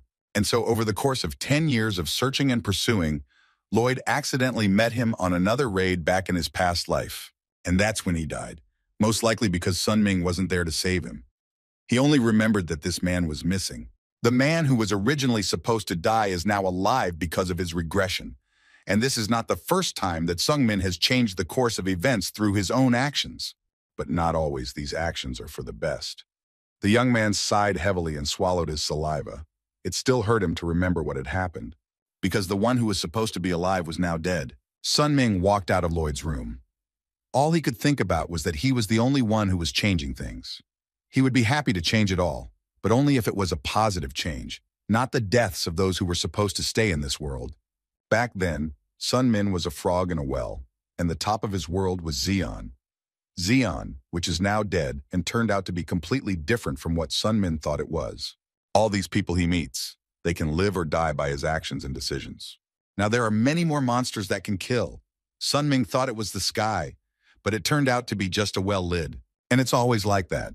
There will always be a harder and bigger goal that could not be achieved before. Sun Min always thought about Wee Ji Hyun. He was very curious to know what level the girl had already reached after so many years. Still, he had to admit that he was still just a maggot. He had already known that when he was on Mount Musha. But so what? Whatever it was, and whatever thoughts were haunting him, he didn't want to let despair enter his heart. As he walked, eyes downcast, thinking about the past, someone called out to him. He did not recognize the voice, but the person was very surprised to meet him here. Only when the boy looked around did he see Kim Jong-hyun. He had heard that most of the team had been killed in the raid, so he asked how he was feeling. And he was even more interested in the armor that Sungmin was now wearing. This armor is a valuable artifact. Jung-hyun came closer, keeping his eyes on the armor, and at the same time asked if he could take a look. Of course, Sungmin didn't protest and just let him. Jung-hyun also explained that this armor is a type of coercive contractual instrument. It binds you to the transcendent demon king or demon god. And it is an evil armor that skips the formal conclusion of the contract and forces its wearer to confirm a slave contract. To put it more simply, there is a third-ranked master, and he has the potential to become a master at the peak of martial arts. So if this person wears the demonic armor, then his potential will be awakened, and he will have the opportunity to become a master at the highest peak of martial arts.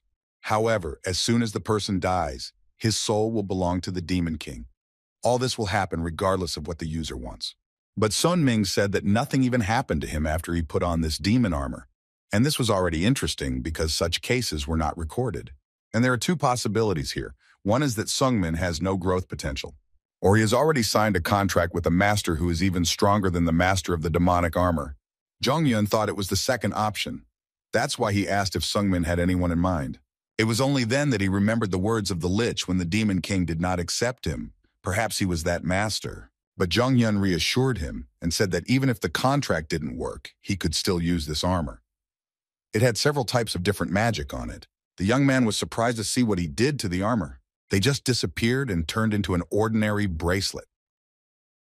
The Black Wizard said that the armor could be worn like an ordinary bracelet, and if he directed mana or internal energy to it during a fight, the accessory would turn back into armor. Preskin was going to offer it to the king of the fear demons, but Sungmin didn't even know who he was. Jong Hyun explained that the Demon King is a transcended being of a very high level. He can instill fear in anyone of a lower level. And the fact that he was able to save himself even after meeting him only means that he has the same power as the king and cannot accept him as a sacrifice. And he probably understands what it all means. The young man fell silent when Jung Hyun started talking about this, for he did not know what the Black Wizard was getting at, but he could only suspect that he had a soul higher than the king of the demons of fear himself. He was hoping for a response from Jung Hyun, but he had nothing to say. Sungmin remained silent for a while, trying to realize all this. Something very strange had entered his body. Jung Hyun immediately realized that it was the black heart that Preskan had created. But he wasn't sure if it was true because he didn't feel any alien energy in it himself. But Preskan was conducting research on the ultimate form of life, and the fact that the heart itself it could mean something. But that something could give Sungmin even more than the dark armor. Jung Hyun apologized because he couldn't say anything more. The same thing could happen as last time. But Jung Hyun said that God would be able to tell him more and tell him what he could do. Then Sungmin remembered what Musha had said when she was talking about a test. She had told him to go to Dreammore and meet Dennis, the god of time. But Sun Ming still didn't know if Dennis would be able to answer all his questions. It was very informative, but it wasn't hard. Jung Hyun said that the young man could call him at any time. Then the magician added that it was because he really liked the boy. In fact, Sungmin was already feeling a little embarrassed by the fact that absolutely everyone around him was treating him like this, so he didn't know how to react. Eventually, the guy walked out of the place on his way home. Even though Jung Hyun hadn't said much, Sungmin had learned a lot from the conversation, but now he had even more questions. He thought that it would be best to go to Dreammore now, where he would continue his search and improvement. Suddenly, as soon as he stepped further, he tripped over someone and they both fell to the ground. Scarlet came out of nowhere, immediately reminding him of what she had said about Jung Hyun and how he was a psycho who was not to be messed with. Sungmin doubted that she was a magician at all, because she had beaten him up every time they had met somewhere. But Scarlet was sure that he would have turned to ashes by now, if she had used magic. She emphasized once again that getting involved with this guy would not lead to anything good, even though Sungmin had said that there were some important issues. She was only more offended by his words, because she was an archmage herself, and this boy seemed to ignore her. Judging by the way she was addressing him, she was clearly not old, especially since most archmages looked younger than they actually were. So Sun Ming decided to ask her age. Scarlet was again offended by this question and at first did not want to answer at all, although Sun Ming was still sure that she was much older than she looked. But that wasn't why she had come here. Scarlet had heard that Sun Min was the only survivor of the raid, so she wanted to know how he was doing. He didn't want to talk too much about it because it was too painful to remember everything that happened. After all, his friend had died there, so he just said that he was fine. Scarlet could see in his eyes that he was feeling quite differently. She decided that it wouldn't help if she asked him about it now, so she just asked him what he was going to do next. Sungmin looked thoughtful and said, just as calmly, that he wanted to go to Dreammore, where he had some business to attend to. When Scarlet heard the name of this city, she was incredibly excited and immediately offered to go there with her. She made up a story that she also had some business in Dreammore, and since they both had to go there, it would be great to have company in a strange place, but really she just wanted to travel with him. When Sungmin didn't say anything, she thought that he wasn't happy to see her anymore. But Sungmin hastily said that he wasn't and that he was really happy to have someone else travel with him. But that wasn't what he had in mind. He didn't really want Scarlet to travel with him. Knowing her personality, she would just beat him up again, and that would be it. Sungmin didn't like the idea of traveling with Scarlet, only she knew the magic that this girl used. Scarlet was a genius who would soon create the Rasir School and become the master of the Red Tower of Magic. And now was a great opportunity to make a good relationship with someone like her. But for some reason, Sun Ming doubted it. It was because he was confused by the kindness of the people around him.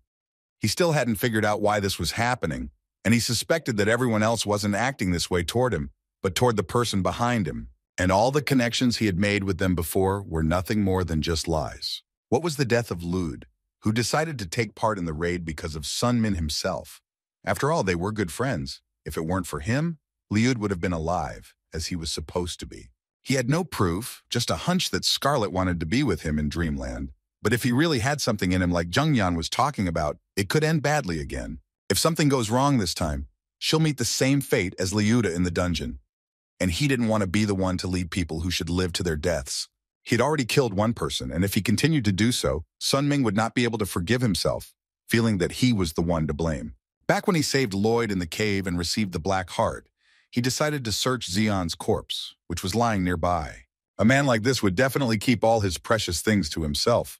But what Sun Ming found on him shocked him. Xion had a small and a large transformation pill, as well as Shaolin martial art techniques. While all of them were indeed incredibly valuable, the most important thing to Sun Ming was the transformation pill. Regardless of his thoughts and the strength he had already gained, he realized that he needed to become even stronger to achieve his ultimate goal. So, to begin with, he decided to circulate his own energy. As Sun Min sat in his room, he focused on this task alone. He sat on his bed, closed his eyes, and thought only about his own energy and how to improve it. But soon he gave up. He got up because he hadn't succeeded despite his best efforts. The young man didn't understand what was happening, because Sun Myung-min felt nothing at all. There was not even the slightest change. Normally, when one eats a small transformation pill, the internal energy of the pill should quickly enter the body. But now he didn't feel even the slightest change, so he could only conclude that it was a fake pill. But almost immediately after he said that, he began to feel something. At first, he was a little creeped out by what he saw and a little scared. But in the end, what he expected from this pill happened. His inner energy increased exponentially. After all, it turned out that it was not a fake pill, and its internal energy was transferred to Sungmin's body. However, this was not the end. To be complete, he needed to strain all the energy to appropriate it for himself, but he didn't need to do anything else. Somehow all the energy had already been absorbed by the body on its own. Usually it was difficult to absorb even a part of the energy. It took a lot of effort and time, but Sungmin managed to absorb it all completely. After the process was complete, he felt something strange, thinking about what could have caused the easy absorption of energy. The answer was the Black Heart he had received when he saved Lloyd. It must have been the cause. As the boy looked around, his eyes were drawn to a small box standing nearby. The young man walked closer, picking up a large transformation pill. Without hesitation, he decided to eat it as well. The energy passed through his body instantly. He managed to absorb everything in both the large and small pills, and now he was almost at the peak of the higher martial arts. But if it was true that he could absorb the energy so easily only through the Black Heart, then this thing was beginning to frighten him. He still hadn't figured out what it was. There was no exact answer, but it helped him solve the problem of insufficient internal energy, which was a problem he had always had, but now he had to do something about it. The young man picked up the books that he had also found at Xion's place and decided to read a few pages. He looked inside and began to read what was written in the book, and that's how he spent the rest of the day. The next day, he met Scarlet. Sungmin wanted to tell her that he wanted to go to Bredan instead of Dreamer.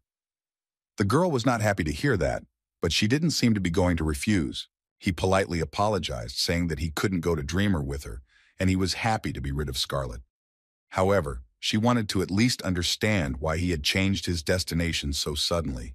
The young man immediately told her that he had received the secret martial arts techniques of the Shaolin Temple and wanted to bring it all back, and that this temple was located in Breda.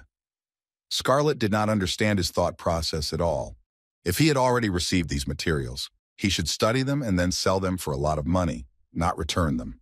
The young man said that he was already studying them, but it would not be profitable to sell them because many people in the market were selling them. It would be too difficult to sell them for the true price, and a little money for such efforts is not so important.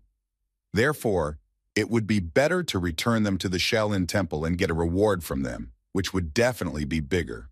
That was the reason why the boy could not travel with her, because Scarlet, as she said, had business in Dreamer, and that was the next city he would go to.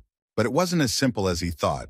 Scarlett thought about it for a while and said that she had business in Bredan as well, so she could go with him there as well.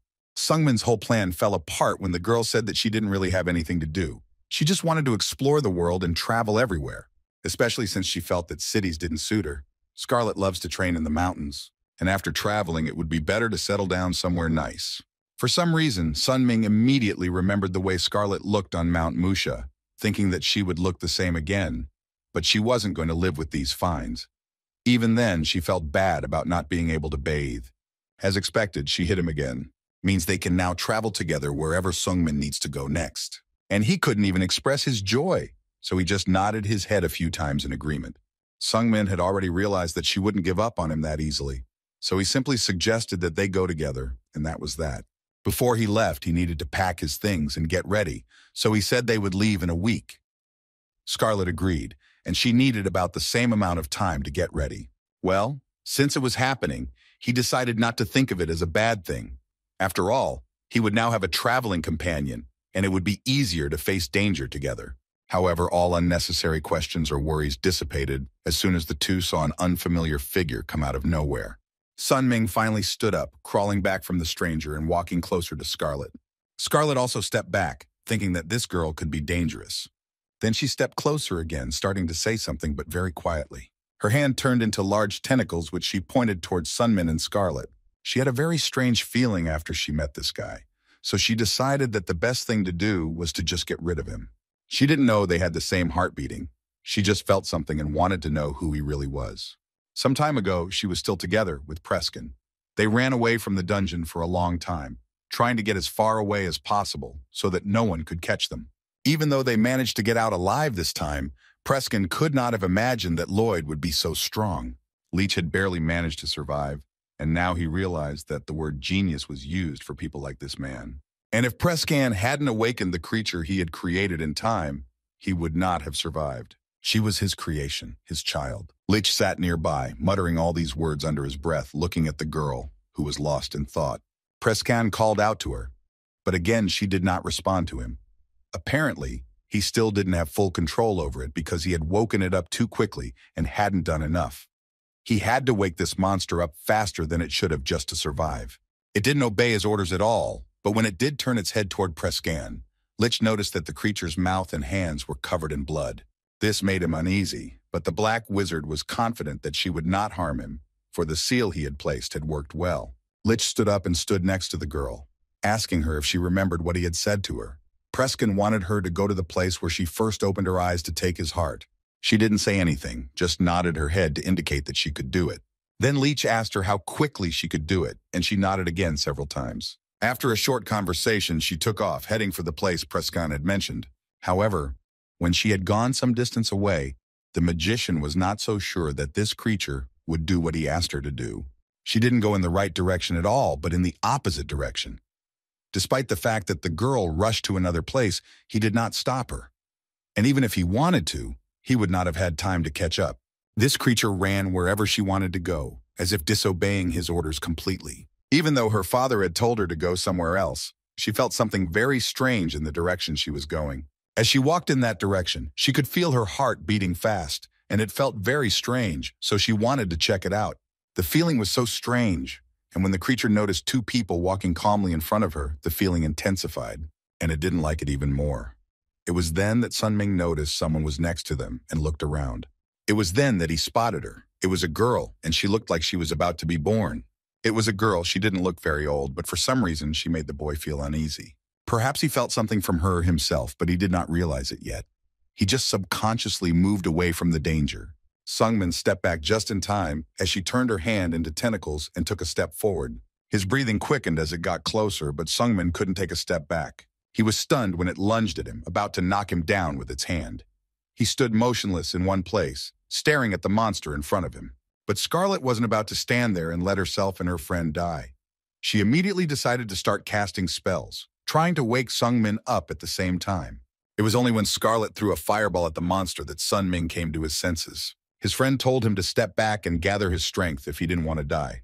Sunming apologized to her, explaining that his heart had suddenly started beating fast. Scarlett decided to try her magic again on the stranger, but this time she noticed that it was not working. When the smoke cleared, all she could see was that she had lightly set the monster's tentacles on fire. There was something wrong with this child. Aside from the way she looked, Sun Ming felt that they both had a connection. It was only after a while that he realized it could be Preskin's chimera. It was probably the one Lloyd had told him about earlier. The boy guessed that this girl had come here to get her heart back, and that's why he was scared. She had killed Zeon at one point, and it would not be difficult for her to finish him off as well. Archmage Lloyd, who was considered very strong, almost died at her hands. Although Lloyd still had Preskin as a rival. Although he was scared and realized that it was far from certain that he would survive, the young man set himself a goal. He must survive and deal with this chimera. Sun Ming stood in front of him, his heartbeat only accelerating as he approached the girl. Turning his bracelet into armor, he firmly told himself that he would definitely deal with her and not let her lose. The chimera was already ready to attack again. Its regeneration was very fast, so now there was nothing to prevent it from attacking again. The girl did just that. She hit Sun Min with all her might while he was barely able to stand on his feet, defending himself. She was even stronger than Sun Min had expected. Moreover, as she got closer to him, the young man only felt worse. However, he summoned all his strength to repel the chimera's attack and survived. Although Sun Min managed to ram its tentacles with his spear, it did not stop being aggressive and attacked him once again. He barely managed to dodge the monster's attacks, but Sun Ming continued to fight, hoping that he could win. The boy noticed that the attacks of this chimera were very unusual. He had never encountered such techniques before. On top of that, its fists were much stronger than the ogre chimera's. And if he hadn't boosted his internal energy with the 2 pills, this battle would have been very problematic right now. Luckily, he had asked Selgaris to make his armor lighter, and now he could move much faster. Scarlet, who was standing behind him, ordered the fool to move away.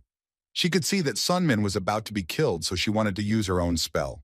She flew into the air and sent another fire attack at the chimera, reinforcing it with her own energy. However, the creature was not frightened for a moment and did not retreat. On the contrary, it decided to take the entire attack on itself. This proved to be harder than the creature expected, but it still deflected its blows. It was very painful, and there were burns on her body, and Scarlet felt a strong resistance to magic from it. Although this girl had a strong resistance to most types of magic, Scarlet's magical abilities were unique. The usual resistance would not work for her because Scarlet herself had created this magic, so she advised her to act immediately if she did not want to turn to ash. However, Scarlet did not calculate Valana's abilities here either. Even though her magic was special, the chimera continued to fight back, and the fire was easily touched. Both Sun Ming and Scarlet recognized the technique. It was the Mystic Fist Step technique that Zeon had mastered. Sun Ming rushed over to help her when Prescan's creation approached her. Perhaps the best way to thank her for her help would be to save her life, so they both decided to get out of here as soon as possible. However, when they were about to leave the place, Sun Ming remembered something and thought about it. Lloyd said back at the hospital that he saw that monster eat Zeon's heart. If it was what he thought it was, then he and Scarlet were in deep trouble. Sun Ming could only speculate, but the possibility that this girl could absorb all the abilities of the people whose heart she had eaten made the most sense. Nevertheless, the young man continued to fight her, hoping to get out of the terrible situation. Now he is facing a monster whose strength exceeds his own thousands of times, and this creature is ready to eat him at any moment. The girl released her tentacles again, trying to catch Sun Min. It was harder and harder for him to dodge. She was nimble. The boy moved backward without even looking back to avoid falling into her clutches. When Sun Ming had gained enough distance, the monster attacked again. But this time the boy was better able to defend himself. He brought his spear up, holding back its tentacles. The young man remembered all of Vid Ji-hyun's instructions and his training, but he could not parry this girl's attacks. She was too strong for that. This time, the chimera managed to get even closer than before. She was very angry when the boy did not answer the question she asked him. She wanted to finally know everything about Sun Min, who he was, what exactly made her feel this energy. After the next blow, the boy was distracted and the monster was just waiting for it. The girl continued to attack him relentlessly and did not allow him to retreat. When he was able to push her away, Scarlet immediately engaged in battle with her fire spell and tried to set the chimera on fire. She was using her own magic, which made her energy even stronger, and Scarlet tried to keep her from getting away. A small part of the girl's body caught fire, and Scarlet told her to count her lucky stars that she had prepared for her. She may not have been able to defeat the chimera, but the witch made her angry. Scarlet just kept making the monster emotional in order to finally neutralize it. The Black Wizard's creation was only angrier when Scarlet spoke to it in this tone. She would have been happy to neutralize it as soon as possible, but something was still in the way. It rose from the ground. Hands grabbed the girl, preventing her from breaking free. Scarlet had no doubt in her own abilities, so she just sarcastically said a few words to the chimera. While the girl's attention was focused only on Scarlet, Sunming decided to act and strike by surprise. He managed to get close to the chimera, but her hearing was good, and at the last moment she heard someone approaching. This was the only thing that saved her from being hit in the heart by the spear, as she was able to escape the trap. The girl simply cut off her legs and got further away from Sunmin's weapon, who was watching in shock. The chimera's arm also flew off to the side, and she fell to the ground, lying in her own blood. Eventually, she managed to get up and turn around, after which her limbs regained their strength. While the severed limb was covered in red fluid, the girl's arms and legs were perfectly fine. At that moment, Scarlet and Sungmin's confidence was already in question, because they had already thought they had defeated this monster. This girl, she seemed invincible. She arbitrarily lost her limbs and then regained them in the moment. What kind of monster is this? Even the parts of her body that Scarlet had managed to burn were restored in a short time. However, this situation was only bothering Scarlet. She didn't feel even the slightest bit anxious, unlike Sungmin. Well, there must always be a way out, and she decided to find it. Even if this monster has the ability to regenerate super fast, it must have some limitations. For example, it could be a mana limit, and Scarlet was sure that they would defeat this creature if they fought with it. All that was needed now was to inflict as much damage as possible on the chimera so that it simply did not have time to regenerate. Sooner or later, its mana would evaporate, and that would be their victory. However, when the girl looked at the creature in front of her, she immediately took back her words. It seemed that the chimera's mana was dimensionless, and this indicated that they were in big trouble. The chimera was back to its old ways and created tentacles from its own hand, then tried to attack.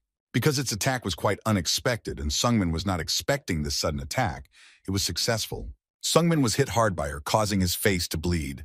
He was thrown backwards with all his might, and his weapon was lying somewhere nearby. When he coughed and was able to breathe in the air with the metallic taste of blood, he immediately stood up, realizing that the fight could not be stopped. I had to change. This is the only way to take the life of this chimera, and he changed. Sunming also changed the world around him. Scarlet didn't let the monster get close to her friend, nervously exclaiming that he had no right to die here. And he became what he is now on Mount Mushi. Only being there with all the penalties that did not allow him to live a full life made him that way. But it was still not enough. He dreamed of heights he would never reach, about the level that Wee Ji-hyun had reached. Right now, he was still just an insect to her. A larva has to crawl.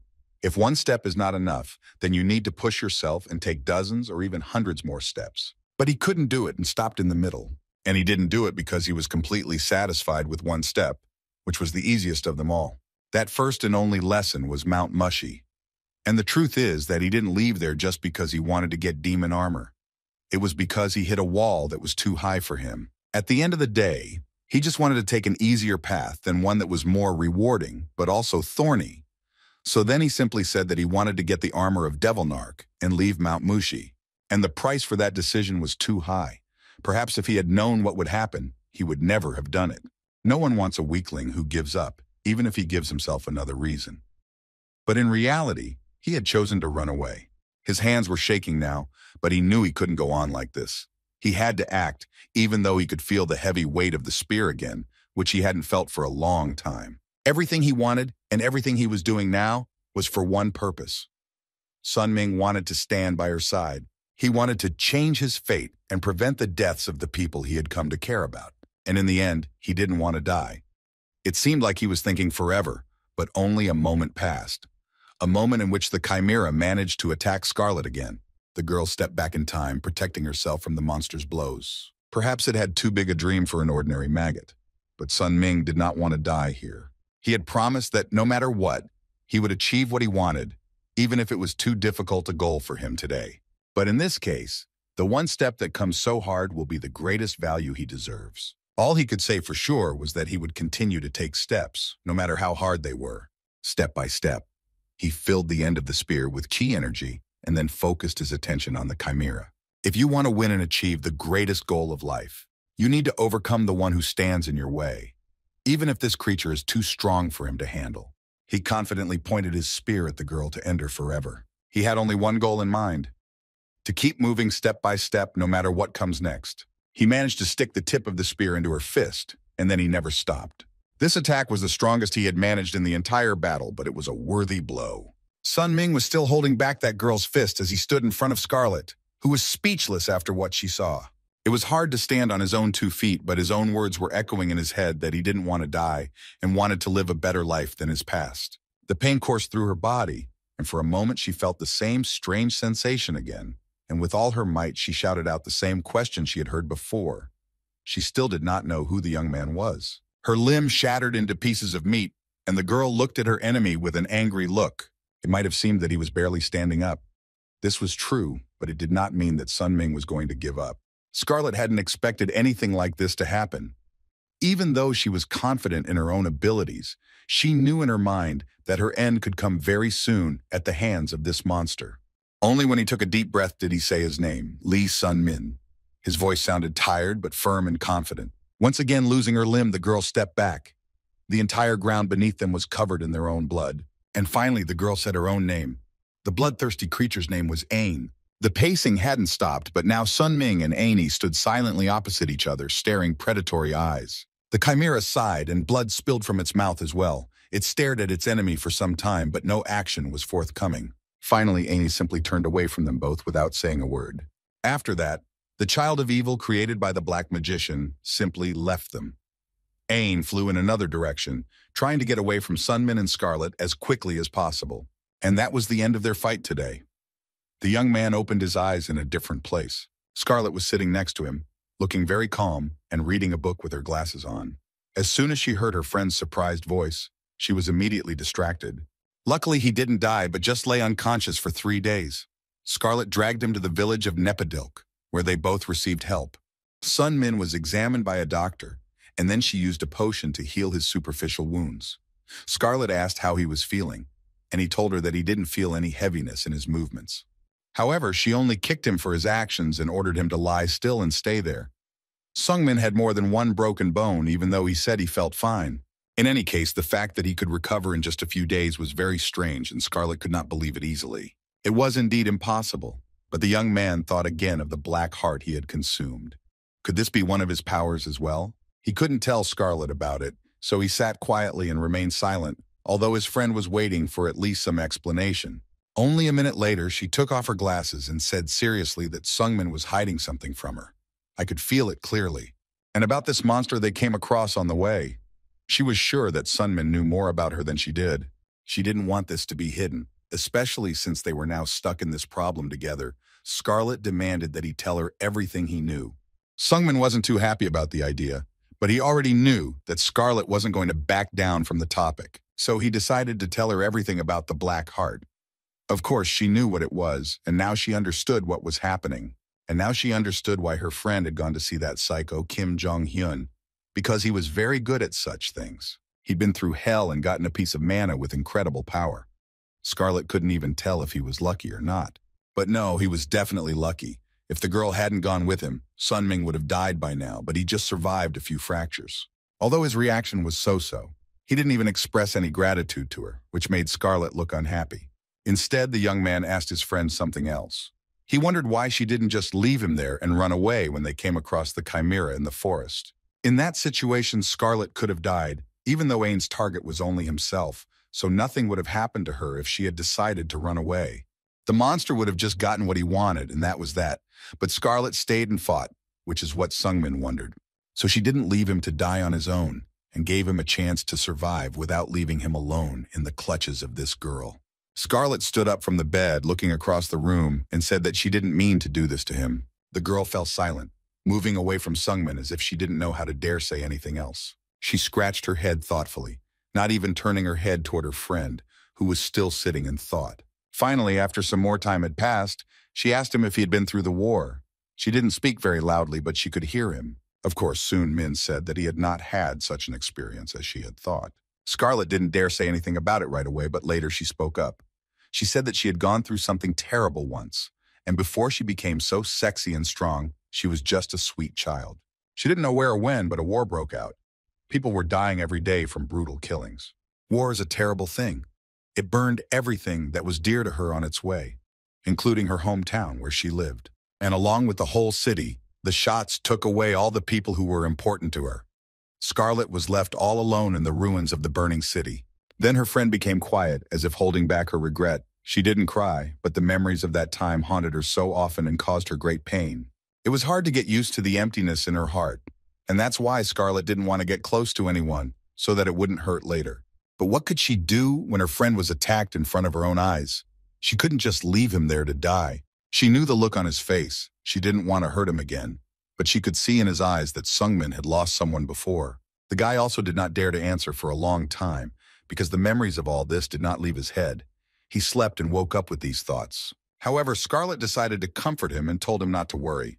She was still alive, so everything would be fine. She had survived the war, remaining almost unscathed. Fate is definitely on her dock. Her voice sounded as if she had never seen death, even though she herself had been on the brink of it.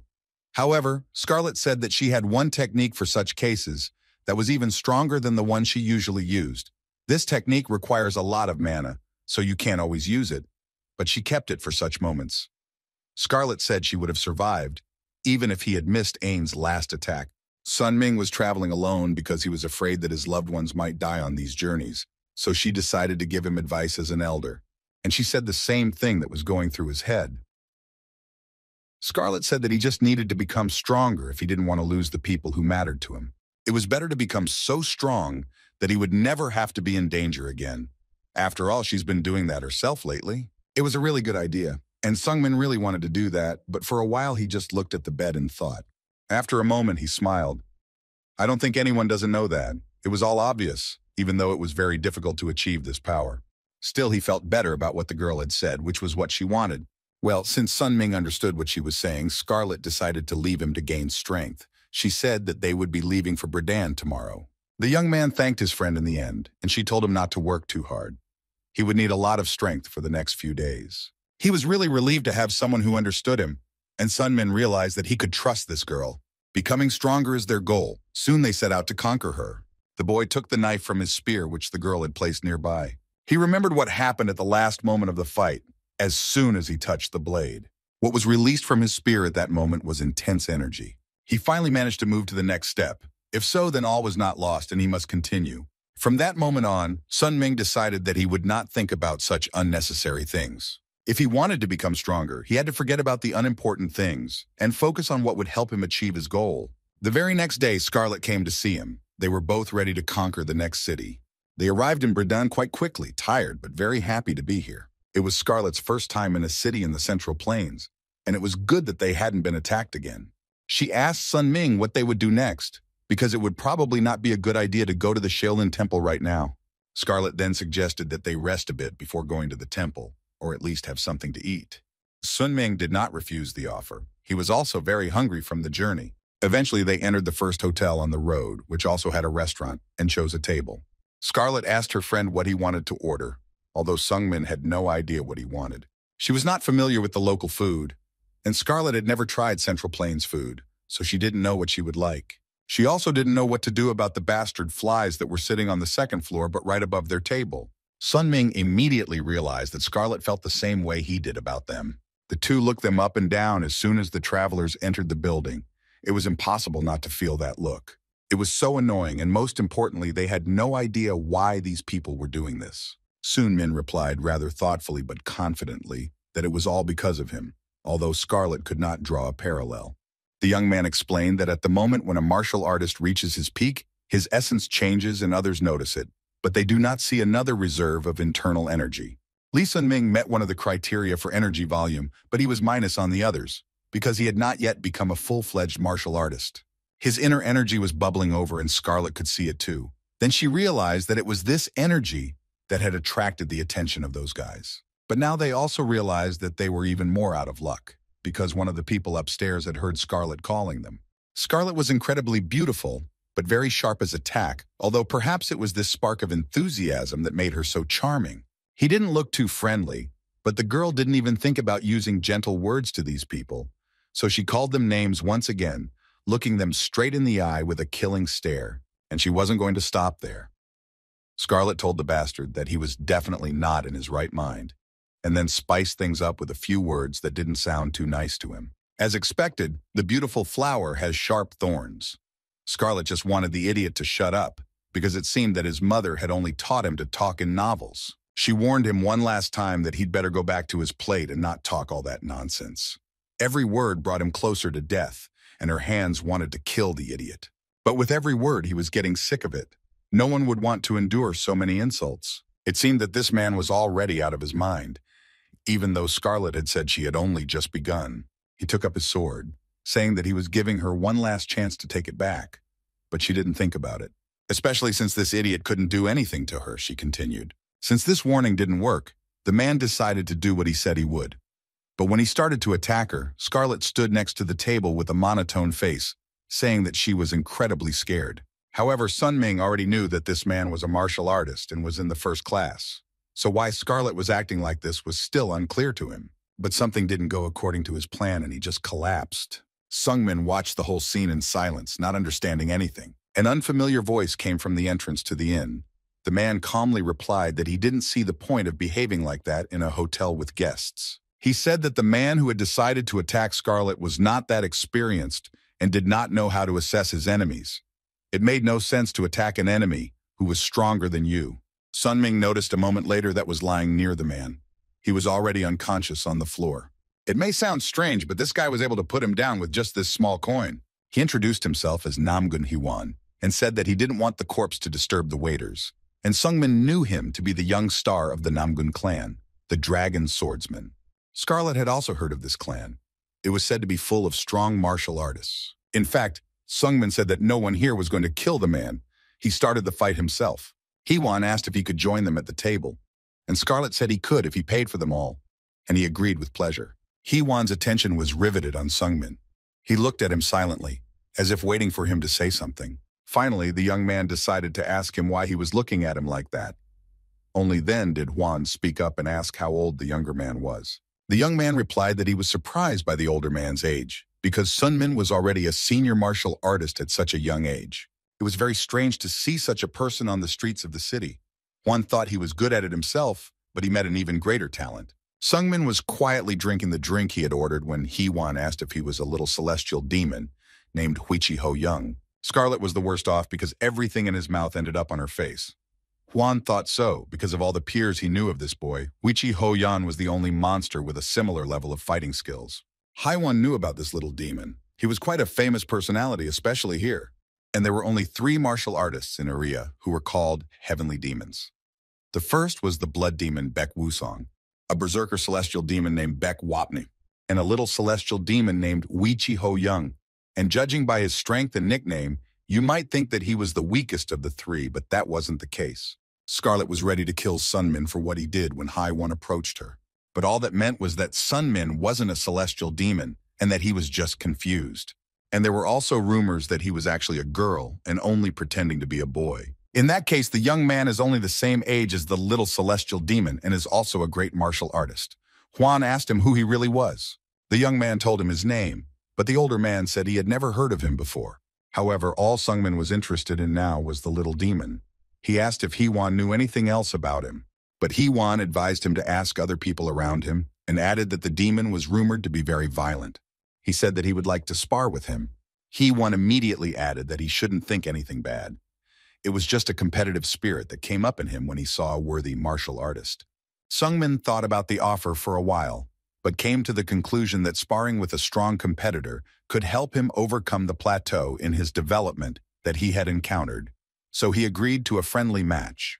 However, a regular sparring match is too boring. It would be better to bet on something. Sungmin hadn't prepared for this, but Hwan suggested that they bet on something not too serious. He made it sound as strange as possible by suggesting that the loser could become the winner's brother.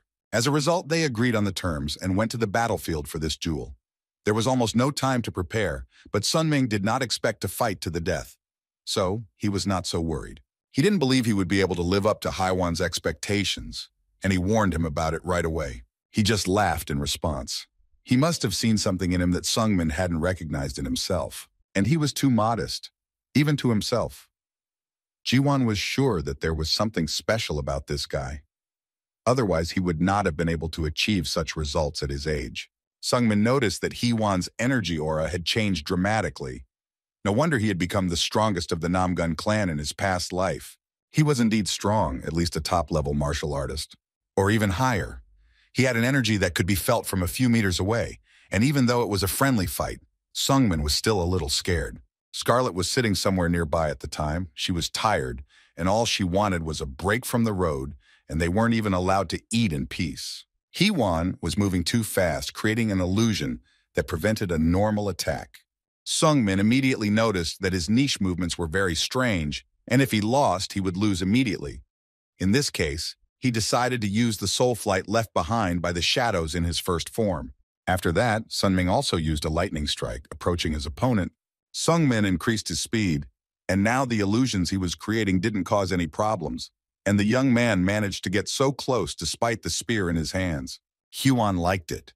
It was rare for him to meet an opponent who was actually worthy of his weapon. He realized that the energy absorption technique was also being used, drawing in all the power that existed. At this point, Sun Min began to feel uneasy and realized that he had lost his rhythm and could not go back. He decided to retreat further and tried to fight back against Hwan, who was now acting even more confidently.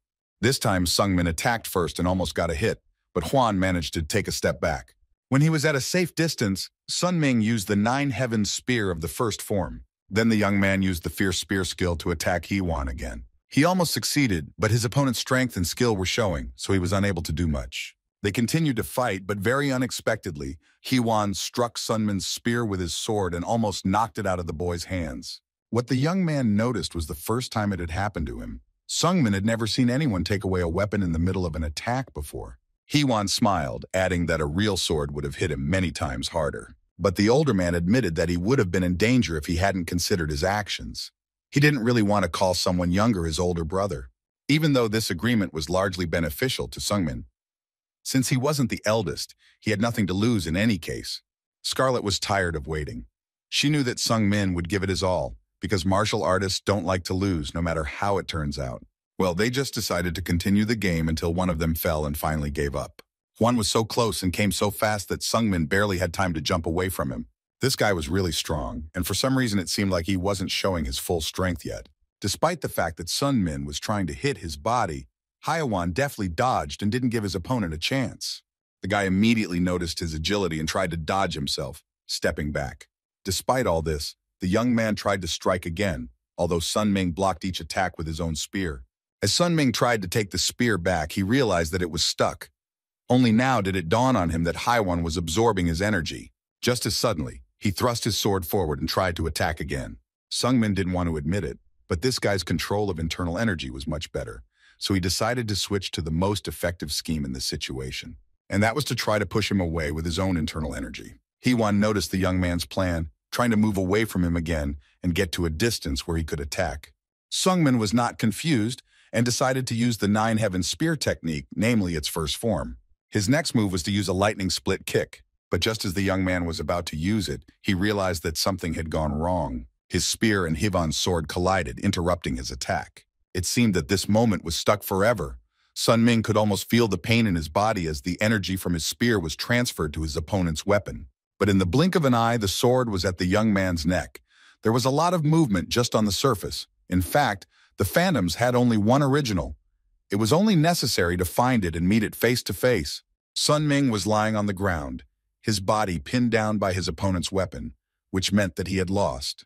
He couldn't admit that he had lost too much by losing, but he still always hoped to win. He put the sword to his opponent's throat so that the blade almost cut his skin. He still has a very long way to go. He has an incredible amount to go through to achieve his goals. However, Hee-won himself said that Sunmin is very skilled and he sees great potential in him. Although the young man himself said that he lost in a dry spell and saw nothing but a terrible embarrassment. Ji-won added that the difference in their skills was not that great, and the difference in the amount of internal energy was also small. He thought that this guy's spear ability was truly incredible. Sungmin was good at the basic techniques, though he was struggling with the harder and newer ones. Hee-won guessed that the younger man had too little ability to use it in a real fight.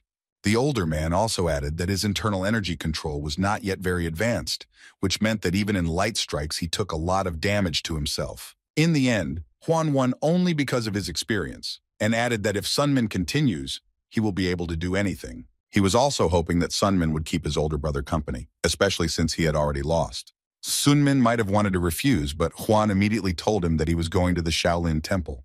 The young man said he was going the same way and had come to town to visit the temple. It was such a nice coincidence. Scarlet wasn't happy about the company, though. They talked too much and made too much noise, and she didn't think their duel was fun at all. She stood up, glancing back at them as the two continued to laugh out loud. Scarlet didn't know what the hell was going on with them, and she didn't like it. By the time the three of them made up their minds, they could feel a new energy rapidly approaching. The almighty god of chaos was very close. The most puzzling thing was that Namgun Hiwan was also going to the Shaolin Temple. Strangely enough, he said that he had to visit their monk, Master Bullion, once a year. The other three clans had to go there as well, although Scarlet still didn't understand why they had to do it every year. Hivan explained that it was because of an old promise and said he would explain everything on the way there. They were tired and it was hot outside, but they made it to the Shaolin Temple without any incident. The Namgong clan, the Chigal clan, the Moyong clan, and the Tang clan. These are 4 amazing clans and followers of the same goal. They are all the same age with similar skills. When the door opened, Scarlet almost went blind from the incredibly bright light. More than once, the clan leaders had tried to come to an agreement to unite, but they always ended up arguing about when it would be better to give up leadership. So this issue was closed, because it is difficult to determine this when everyone is almost equal in strength. That's why the clan leaders left it to the next generation to decide, and the judge should be a monk of Bullion. It is he who will decide which of them will take the place of leader and be the main one among the others. He walked over to the people he saw in front of him, leaving Sungmin and Scarlet behind. He apologized for being late because he had to take care of some urgent business. Sungmin took a good look at them all. He had known each of them in his past life, but they immediately claimed that he was late. And the reason was the guy standing behind him. Now they were even more curious to know what the reason was. However, that guy didn't seem to be a good fit for this young man, considering the abilities he possessed at his age. Indeed, one of the 4 leaders felt something from Sungmin as soon as he looked at him. He finally understood. This young man was not even 20 years old, and he was already almost a supreme martial artist. It really was so strange, because Hivan's younger brother was incredibly talented. And since his brother is like this already at 18, his level of power and status will only grow with age. The leaders were truly shocked to feel such a powerful energy coming from the young man. Sungmin now began to understand why Hiwan wanted him to be his brother so badly. Sooner or later, the young man would definitely achieve greatness. And being his brother didn't have any downsides, especially since that was the reason he had accepted the bet. Sunming breathed a sigh of relief. After all, it was true that he wouldn't be in any danger. As the two continued to talk, one of the 4 leaders couldn't sit still. They had already waited long enough for Hiwan, and they couldn't stand another few minutes. Hiwan said that they were going with Master Bullion so the young man could rest and wait for them around here. When he left, the other clan leaders looked Sungmin up and down as if waiting for him to speak.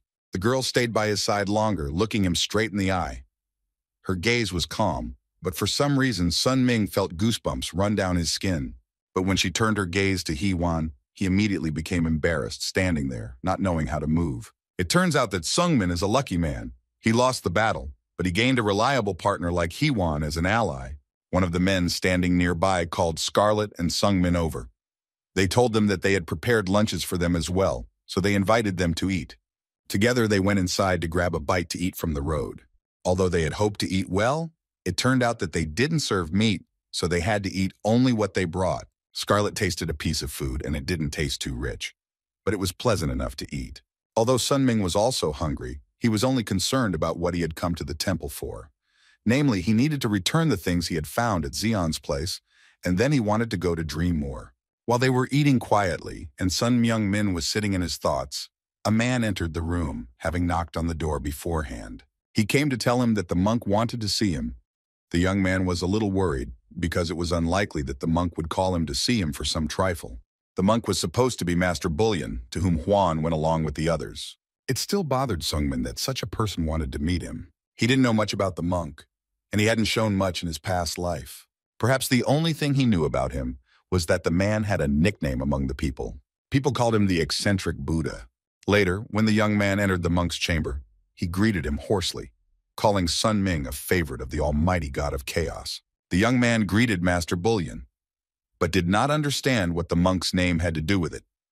Then the monk replied that the god of chaos is a name for a being that is beyond human understanding. From the very first words, Sun Myung-min was interested in what the man said, so he asked for more details, but the bullion of resentment denied it. It was impossible. If he did tell him and survived, he would lose his flesh and become a god in heaven. The same thing had happened to Jong-yun before. He stopped his story when he realized that it would lead to his own death. But it was very important for Sungmin to find out the answers to all the things he was interested in. So he simply asked where he could get them. At one point, everything around him began to disappear. The young man thought it was just an illusion, not the real world. When he looked back at the monk, he could not understand what had just happened. An incomprehensible fog appeared, and everything around him turned into an unknown terrain. Bullion was sitting in the same place, not far from the boy. Only the monk's quiet words came out of the darkness. He simply said that Sunmin should move north if he wanted to find what he was looking for. And in 5 years, in a place where everything is always covered with endless snow and frozen ground, he would meet someone important. Sun Ming sat quietly across from him, listening to Buyong. He couldn't help but believe what the old man was saying, but he only had more questions. The young man did not receive an answer to the question about what had just happened. It was too meaningless at the time. The spirit was speaking in him. Buyong did not even remember the words he had just spoken. Now it became interesting to find out everything about him. At first, he thought he was possessed because he served the Buddha, and perhaps it was true. That's why he could be called the eccentric Buddha among people. Of course, the monk did not know why the spirit decided to speak to Sun Min through him, but it could be an answer to the boy's question. Buyong had already heard that Sun Ming had come to the Shaolin Temple to retrieve a lost secret order. The old man then asked if the young man wanted to receive anything as a reward for bringing such a valuable thing back here. Well, he didn't expect an answer. He knew he had to reward him anyway, so he held out a large circulation pill and told the young man to eat it. In fact, the young man did not expect to be given a pill for a single order. He was only thinking of a monetary reward. However, the monk said that Sun Ming was making such a fuss about the reward in vain. He was just as Huichi Ho Young had described him. Sungmin thought about what he had said, forgetting for a moment how to move. He looked at the older man, asking again who he had just mentioned. However, Bonyong knew perfectly well that Sun Ming had heard everything he had said. Hearing her name, Sungmin asked if she was here. Although it was very important for Sun Ming to know, the monk was not immediately eager to tell him. The old man smiled and decided that he would ask him for something if it was so important to Sun Min. At that moment, another boy stood behind the young man. He didn't come closer, but stood behind him and kept his eyes on Sungmin. Bolyan then said that he would tell the boy what he wanted to know, but only after he had a duel with this boy named Ji Hak. Not even a few minutes later, Sungmin was lying at his feet and had to admit defeat. He lost again. For some reason, his face was emotionless now. He just knew that this was it. Sun Ming had trained for years, but he still lost. Now he felt so miserable that he couldn't help but think to himself. In the fight with Namgun Hee-wan, he had at least done something, even though he had lost. This time, he hadn't managed anything.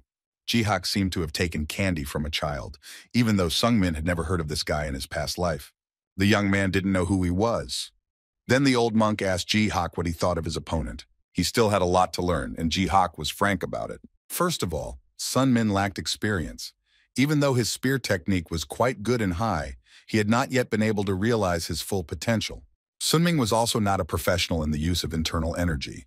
The large amounts of energy he already had were not yet under his control. He felt that the inner energy within him was already balanced, although this is very rare. The monk began to do something, and Sun Ming resisted at first, even though he asked him to stand still and not move. For some reason, the old man tied a staff to one of his legs and told him to try to walk like that. Of course, he did not explain why or how he was supposed to do this.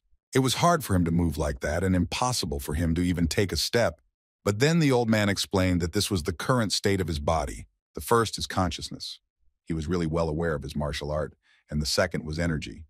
The amount of internal energy had increased dramatically, and the third was the body, and his body was not ready for all this. Despite his high level of understanding of energy, it stopped in the middle of his body. Sun Ming realized that his internal energy had increased because of the pills he had taken. And his understanding of all power had also increased when he learned the improved sword technique the moment he fought Ain. If both of his legs were the same length, he wouldn't have any problems walking. But right now his legs, as well as his body condition and strength, are completely different. Sun Ming was about to fall off his feet, asking what he should do, when the monk said that he should first cleanse his blood vessels. If he does this, The flow of energy will be smooth and the problems with control will disappear. That is, he should improve his body. It sounds quite difficult and complicated, but the old man assured him that it was the easiest way. Then Bolnyan said that Ji-hak should help this kid with martial arts.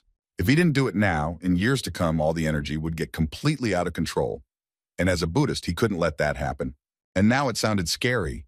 He didn't even want to imagine what could happen if this energy was not under his control. Besides, a child he liked and respected had asked him to guide Sungmin if he came. He was now referring to Huichi Ho-young. He should have stopped being surprised by now, but Sungmin made a surprised face every time he heard her name.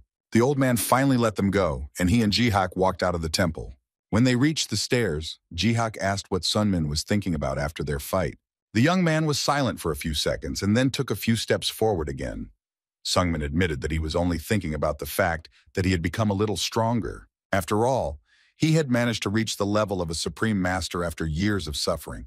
He had also recently been enlightened and could use this energy to a greater extent. But the fact that he had lost to Namgun Hwan and Ji-hak remained. He still had a long and difficult road ahead of him. However, he stopped the young man and told him that he was thinking too far ahead, especially since it is very rare to find someone of his age who reaches such a level. Maybe he was just unlucky with his opponents who were older and more experienced in this business. He himself was called the future Shaolin, although Ji-hak himself did not think he was strong enough for this.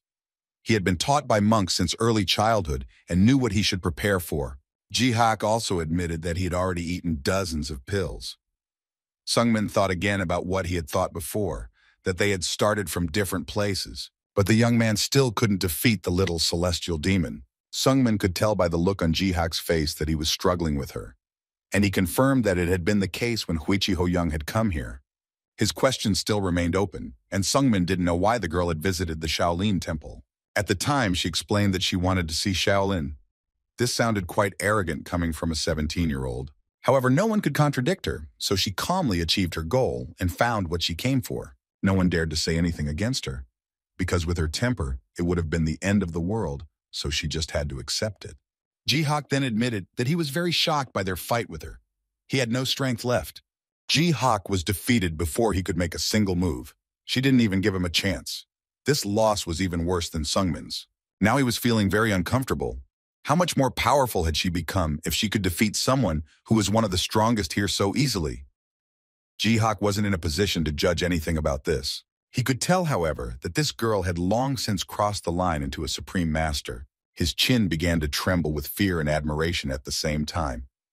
Of course, Sunming knew she would reach the heights, but not this quickly. Ji-hak asked the young man what they had in common, and Sungmin replied quietly and uncertainly that he was her friend. They moved on, and the young man was finally able to speak normally, so they continued with the topic. He confessed that Huichi Ho-young was his target, that he had promised to become so strong because of her, and that sooner or later, they would have to meet on the battlefield, even if it was a friendly battle. It was actually strange to hear, and Ji-hak didn't move at all as he listened to Sungmin and tried to digest all the information. But then, as if relieved, he exhaled. If so, it was understandable why Sungmin was so nervous right now. Now he decided to start teaching this kid. Ji-hak had already said that what he lacked in the first place was experience, but he would make up for it. Although he had already warned him that he would face many obstacles and despair as he gained experience, he hoped that he was ready. Sunming had become accustomed to despair, and the word didn't scare him at all now. He had experienced something similar on Mount Musha, but he had never let it get too close, which was why he had been rewarded by the goddess. Of course, it was still very difficult to get up from his knees again and again, but he kept doing it every time he fell. At first, Sunming thought he was catching up with her, but he jumped to conclusions. She was still very far away from him. While Sungmin was crawling toward a better version of himself, Huichi Ho-young had long since pulled away. Nothing had changed this time. Sungmin was once again lying at his opponent's feet and unable to strike him once. But it was not the end for him. He wanted to go on, even though he knew how hard it would be. After a few bad moments in the fight, the young man was bruised and beaten to a pulp, but he was going to stay in Shaolin for a while longer. Finally, he approached Scarlet and Hivon, who were playing cards at the time. But when they saw their friend, they turned their attention to him. It was hard to even recognize him with all those bruises, but he soon felt a little better. Of course, when Jiwan heard that his younger self had sparred with Ji-hak, he was shocked to say the least. Master Buyang, that old fool hadn't even raised an eyebrow when Hwan asked for a match with Ji-hak, and then he just let the guy he'd never met do it. Jihak is really strong, but Sunmin hadn't heard of him before, but Hee-won himself said it wasn't that surprising. The four clans have a certain reputation in area, but they were still weaker than dozens of sects. The three rising stars were from Orthodox sects, Chuigul from the Praying One sect, Jongmyeong from the Wudong sect, and Jihak from Shaolin. The site focuses on the training of these people the most, because they are the secret weapons of these sects and will never leave. That's why Sunmin had first heard of them. Well, Hee-won was glad that his younger brother was staying in Shaolin for a while longer, although he wanted to bring him to his clan. However, the young man said that he would find him someday. Hee-won was looking forward to this moment, even though he had been coming here every year. And now it was time to say goodbye to Scarlet. She wasn't going to be here for long. Sungmin hadn't expected her to leave him so soon, but she wanted to travel, even though she didn't have a clear route. It was really interesting and beautiful here, but she was a mage and hadn't studied martial arts.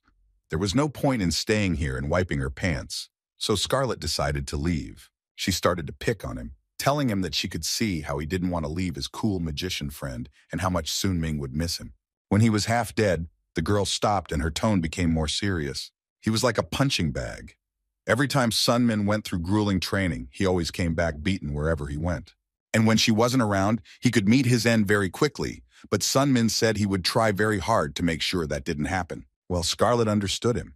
Finally, she pulled away from him a little, but she looked rather pensive. Scarlet silently put a red bracelet on his hand, and when her friend asked her, she said that the bracelet was connected to her soul. If she wanted to see him, it would send a signal wherever Sunmin was. She gave one to Baeksogyo and never thought she would give it to Sunmin one day. She said that Sunmin should train harder and promised to save her someday, just like Scarlet did in the fight with Aang. Sungmin looked at the bracelet again and then at his friend, and then said that someday it would happen. The next day, she and Hee-won were to leave Shaolin, so they said a final goodbye to their friend. They looked happy, even though they didn't want to leave him so soon. Scarlet added that she would be looking forward to seeing him again. Sunmin came out to see them off and waved back when it was time to say goodbye. But at the same moment, he remembered something. An image appeared in his mind, and then he caught up with Scarlet. He called out to her, which caused her to stop and look at her friend, who was standing a few meters away. He still wanted to know why Scarlet was so nice to him, as were so many people around him. He was never easy to please. Now Sungmin began to make a fuss about her strength of character, as if there were no other problems. When she didn't say anything, Sunmin realized that the question might have been unnecessary, but he was still curious to know the answer. Scarlet didn't know what to say either. She was treating him like this because they were friends, and that made sense to her. Moreover, they had already discussed it, but if he was still so worried, she agreed to say it again. If you think about it now, all these stories may be similar to the truth. From the very beginning, as soon as they met, Scarlet was drawn to him for some reason. And it's very strange. She generally tried not to have close relationships with people, but he was like a magnet, and it's quite strange for her. But Scarlet actually started to feel attracted to him. But there was something she hadn't told him before. She hadn't spent much time with him, but she could tell that Sungmin was a really cool guy to be around. Sometimes, of course, he is very boring and doesn't care about anything, but you want to support him when you see him working so hard. Sungmin is perfect for hitting, and he's also a very loyal friend.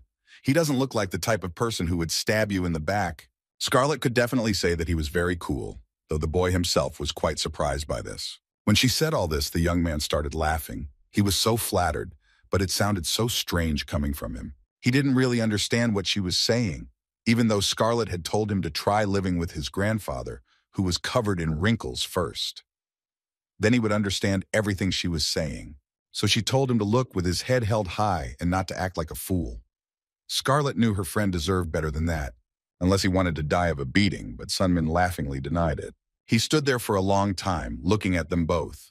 The silhouette slowly dissolved as they moved further away, and he could only see some sudden movements as Scarlet turned and waved goodbye again. She was gone, but Sunmin knew that Scarlet was always there, coming whenever they wanted her. Looking at his bracelet again, the young man touched it lightly with his hand.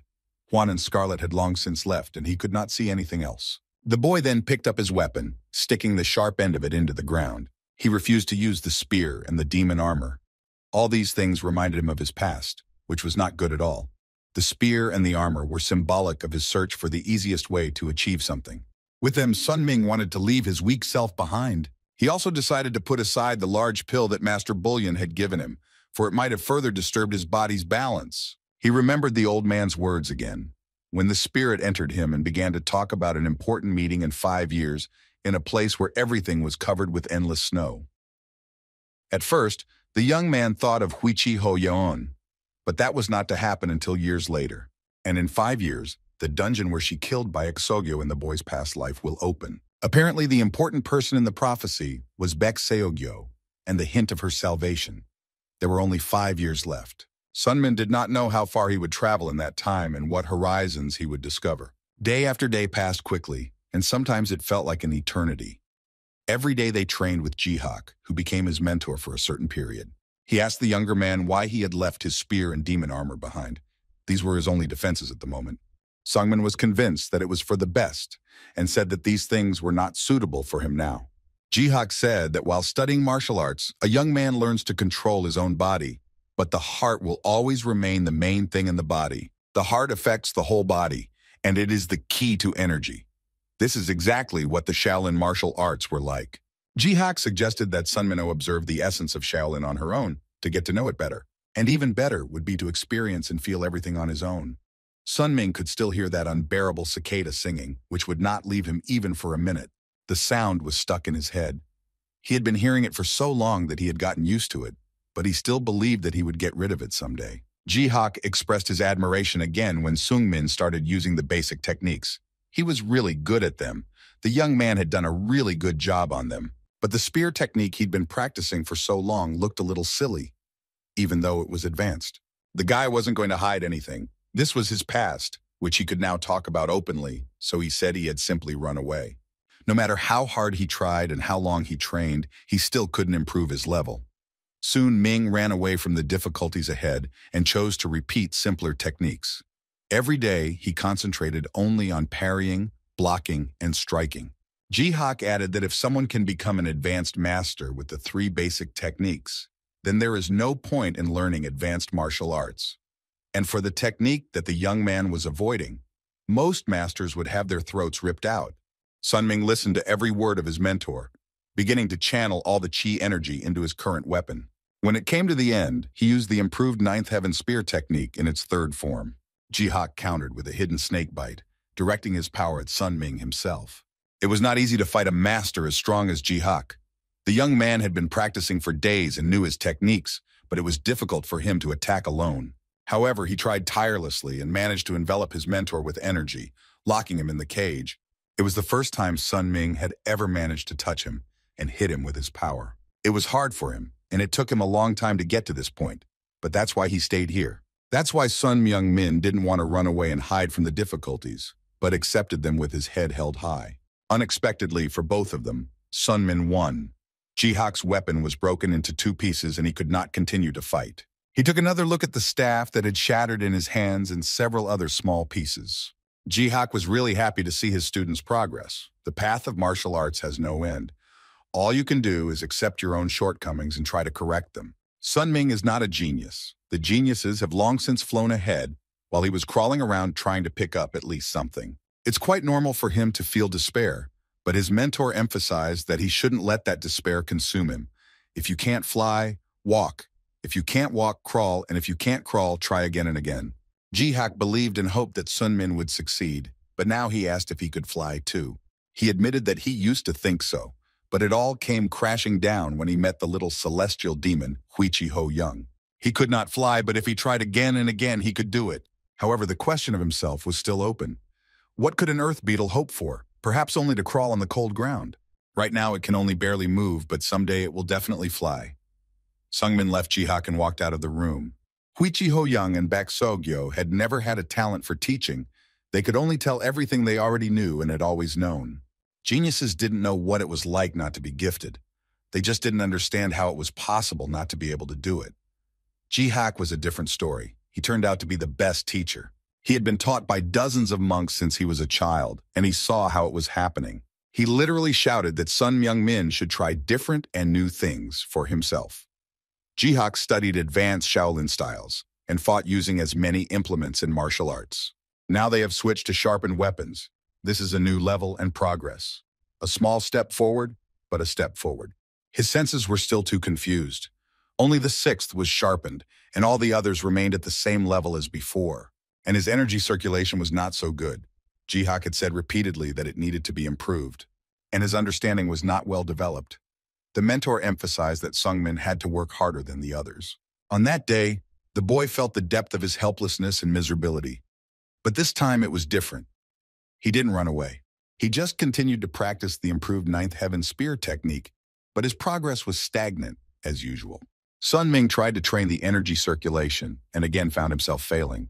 The rest of the time, he spent sharpening his five senses and finally felt a change. He found a balance between them. He lacked insight, so he raised the bar and trained harder when he felt it. As the seasons changed, Sun Ming continued to train. However, from that moment on, he was unable to defeat Ji Hak. The experience of all the monks who had trained him was concentrated in this man. He was the true embodiment of Shaolin, and Sun Ming said that he would follow Shaolin. His desire to conquer himself was boundless. The young man said that he would experience it all on his own flesh to achieve the goal, and every time he continued, even though he lost every day. The days passed so quickly that he lost count. The struggle haunted him every day, along with his defeats. One evening, the young man realized that he was just a small grain of sand in a giant world. A larva burrowing deep into the earth would think that the dimension ends at its home, but it did not. He sat on the edge of a low cliff and looked up at the dark blue sky. Sun Ming did not want to be like this, no matter what happened. He wanted to fly. Sun Ming wanted to fly over the world and see it all. As he sat alone in the darkness of the night, someone came up behind him, saying a few words in a calm and rather ironic tone. It was Master Bouillon. He noticed Sun Min and decided to come over to talk to him. The old man had watched him develop, and he could tell that he had changed, even though Sun Ming himself did not notice much difference. In the well, he would have been able to live with his martial arts, but Bouillon did not understand now what he was trying to achieve. Sung Min said dreamily that he wanted to see the world. The old man just laughed in response. Anyone could do that, but Sung Min said he wanted to fly and see it all from a bird's eye view. It was not a bad ambition, but he was still too young for such accomplishments, as the old monk had said. He just wanted to dream, but he didn't want to leave it as a dream forever. In this case, the old man asked Sun Min what he had already learned in 6 months. The young man exhaled calmly, closing his eyes and taking another deep breath. Then just as calmly, he said that he had learned to crawl. Bouillon praised him, a good start in his opinion. But now it was time to learn to walk. With that, the monk stood up and walked slowly back without saying another word. He was probably right. Sun Ming had already achieved something new, so he shouldn't stop. It was better to move on, even though there was no telling what lay ahead. The young man closed his eyes, breathing in the fresh air and concentrating on his inner energy again. Then he opened his eyes and looked at the view in front of him. Everything was so familiar, but for some reason it felt like something new. More than a year and a half had passed since he arrived here. He is now 20 years old and still on the path of improvement. Once, a young man asked Ji Hak if it was difficult for him to help someone like him. Sung Min was too weak and couldn't forget it. Although he had become stronger, he could not get rid of his inferiority complex. He doubted that there was any point in sparring with him and thought that Ji Hak was just wasting his time with him. But he didn't know why the young man held this opinion. For him, there were also advantages. In these fights, Ji Hak can practice his martial arts. This is the process he needs to go through to ensure that these techniques remain in his subconscious. As he said before, there will never be an end to martial arts. Ji Hak wanted to go higher, and he knew that Sun Min was dreaming of the same thing, even though he hadn't heard the younger man say it. It was only after these words that Sung Min realized why he had asked the question. The young man still hadn't been able to get rid of his terrible past, which was binding him. He still doubted people's sincere feelings. All of these people did not even give him a reason to doubt their sincerity after all these situations. He was just afraid to be with them again. But after he got into the past, their support became a pillar of strength for the guy. It would have been unpleasant to find out that it was all because of some surrounding energy, but he never found the answer to that. He didn't want to think even that it might be true. Sungmin had already thought many times about what he wanted to achieve and what exactly was his dream. He had come to the conclusion that he was not currently striving to perfect all of his abilities to the ideal. He wasn't even that eager to be recognized by Huichi Ho-young. The young man went to visit the old monk again, who was sitting in his small apartment as usual. Now it was important for Sunmin to stop running away. That's why he came to see Bullion, to ask him everything he knew about his blessing. He wanted to change himself and become a completely different version of the previous Sunmin. Finally, the young man mustered up the courage to speak up. At that time, he remembered his first meeting with Master Bullion. He knew that the old man would not be able to talk about all this directly. The boy had asked him about the creature that had helped him, but Bullion had remained silent. However, he thought that he might get an answer if he asked about the effects of the blessing rather than about the creature. It had been a year and a half since Sun Ming had come here to the Shaolin Temple and decided to stay in this area. Bullion was in no hurry to answer only his questions. He asked why the young man had decided to talk about it only now. They could have had this conversation a long time ago. But Sungmin was afraid of himself. If so, is he no longer afraid of it now, since he is ready to hear any answer? In the past he had been afraid, but now he was curious to know the truth, without which he could not go on. The monk laughed at his expression as the younger man spoke to him. It was then that Bullion revealed the truth to him. As Sun Ming had already guessed, the effect he had was to make other people feel sorry for him. He had thought about it so much and sometimes even convinced himself that it was true, but it was somehow painful to see that it was true. Sun Ming did not show that he was excited or upset, but merely said dryly that he understood and was about to leave the monk. But the monk spoke again. Bullion said that this blessing only changed his perception of himself. He meant that this effect is useful at the first meeting because its effect is manifested only there, and no blessing would help if the person himself had difficulty getting along with others. So the fact that Sun Min received something from them depends only on his character and actions. After all the shock he heard and experienced, he didn't know what to think, but it all meant only one thing. All the relationships he was able to build with people were not fake. The fact that they helped him was because of their own impulses of desire, not because of magical power. He was embarrassed to hear all this. He had hoped that it was true, of course, but it came as a surprise to receive confirmation. Bullion also said that he could deprive him of part of the blessing and that the first impression would depend on him. And so Sungmin would be able to build a pure relationship without feeling any guilt. The boy stood up and looked at the monk for a long time, wondering what decision to make. Soon after, he met up with Haiwan. The latter immediately noticed his clothes, which resembled those worn by monks. So Namgun jokingly asked if he was going to go there as well. But Sungmin's hair was still in place, and he jokingly replied that he wasn't going to join them. It had been a while since they had seen each other, so Haiwan made plans to have a drink, and Sunmin agreed. When he poured him some alcohol, for some reason, Namgun didn't just hand it to Sunmin, he threw it into his hands. He reacted instantly, so he immediately used chi energy to catch the glass. It was probably a little too much for a prank, although Haiwan just wanted to test his reaction time. He could already tell that the young man had grown much stronger since the last time they had seen each other, although Sungmin himself hadn't noticed it as clearly. Haiwan congratulated his younger brother on reaching the higher level that he had managed to achieve in this short time. After Haiwan took a small sip of his drink, he said something about Lady Moyan and how she had married Jigal Taihyung. Although this was the first time Sungmin had heard the names and had no idea what he was talking about. Then the elder said that these were the two leaders Sun Ming had seen on his first visit to Shaolin. Moyan said she didn't like Huan's arrogance and capricious behavior, and Sunmin didn't miss the opportunity to tease him. And to forget her, Haiwan trained like hell. It was a pathetic level he was trying to reach while forgetting about his failed love. He wasn't happy with himself at all, so he hoped that at least Sungmin was doing better. He finished his drink again while Haiwan asked him if he liked training here. Sungmin gave a short answer and said that he was fine with it. Namgun silently took his glass, looking into the younger man's eyes and saying once again that he had changed a lot. He had changed a lot, and the anxious feeling he had felt when they first met, which indicated that his mind was being trained, was gone. Huan had definitely felt that way when he first met him, and every time he saw him, that anxiety would reappear in his heart. But now he didn't feel a single drop of anxiety. At the time, Haiwan even thought he was starting to like boys. Sungmin smiled as he took another sip of alcohol and set the glass aside. They spent some more time together, but then Haiwan had to go back, so he stayed in Shaolin for another year. Only when he turned 22 did he leave the place. Before leaving for dreaming, the young man visited a monk who gave him a letter. It was a message that Bologna asked him to deliver to the leader of the sect in dreaming. He was given another task, which Sun Ming was happy about. Everything was coming together because the temple of the god of time, Dennis, to which Mushi had sent him, was also located in that city. It seemed that it was the power of that prophecy, and that what was happening to him now was happening because of it. Soon Min decided to call Neville to ask him about one thing. He immediately appeared when the young man called him and bowed before him in greeting. Soon Min explained that he would like to buy some information from him, and Neville asked what kind of information it was. The young man replied that he needed to know more about the phantom sword of Dak Bijun and the lightning-fast Baek Sogyo, and he also needed to know everything that was currently known about the little celestial demon Huichiho Yun. Neville immediately gave him all the information he could read. At the moment, Bak Sogyo nobly helps the defenseless and saves them almost every day.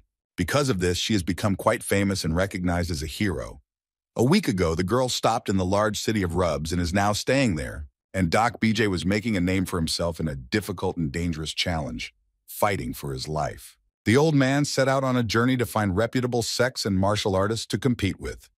He was now on his way to the Manhwa sect and Dreamer. Sungmin held the orb where he could see Doc Bijun now, and even got excited when he heard the name of the city where he was headed. Maybe they could meet there.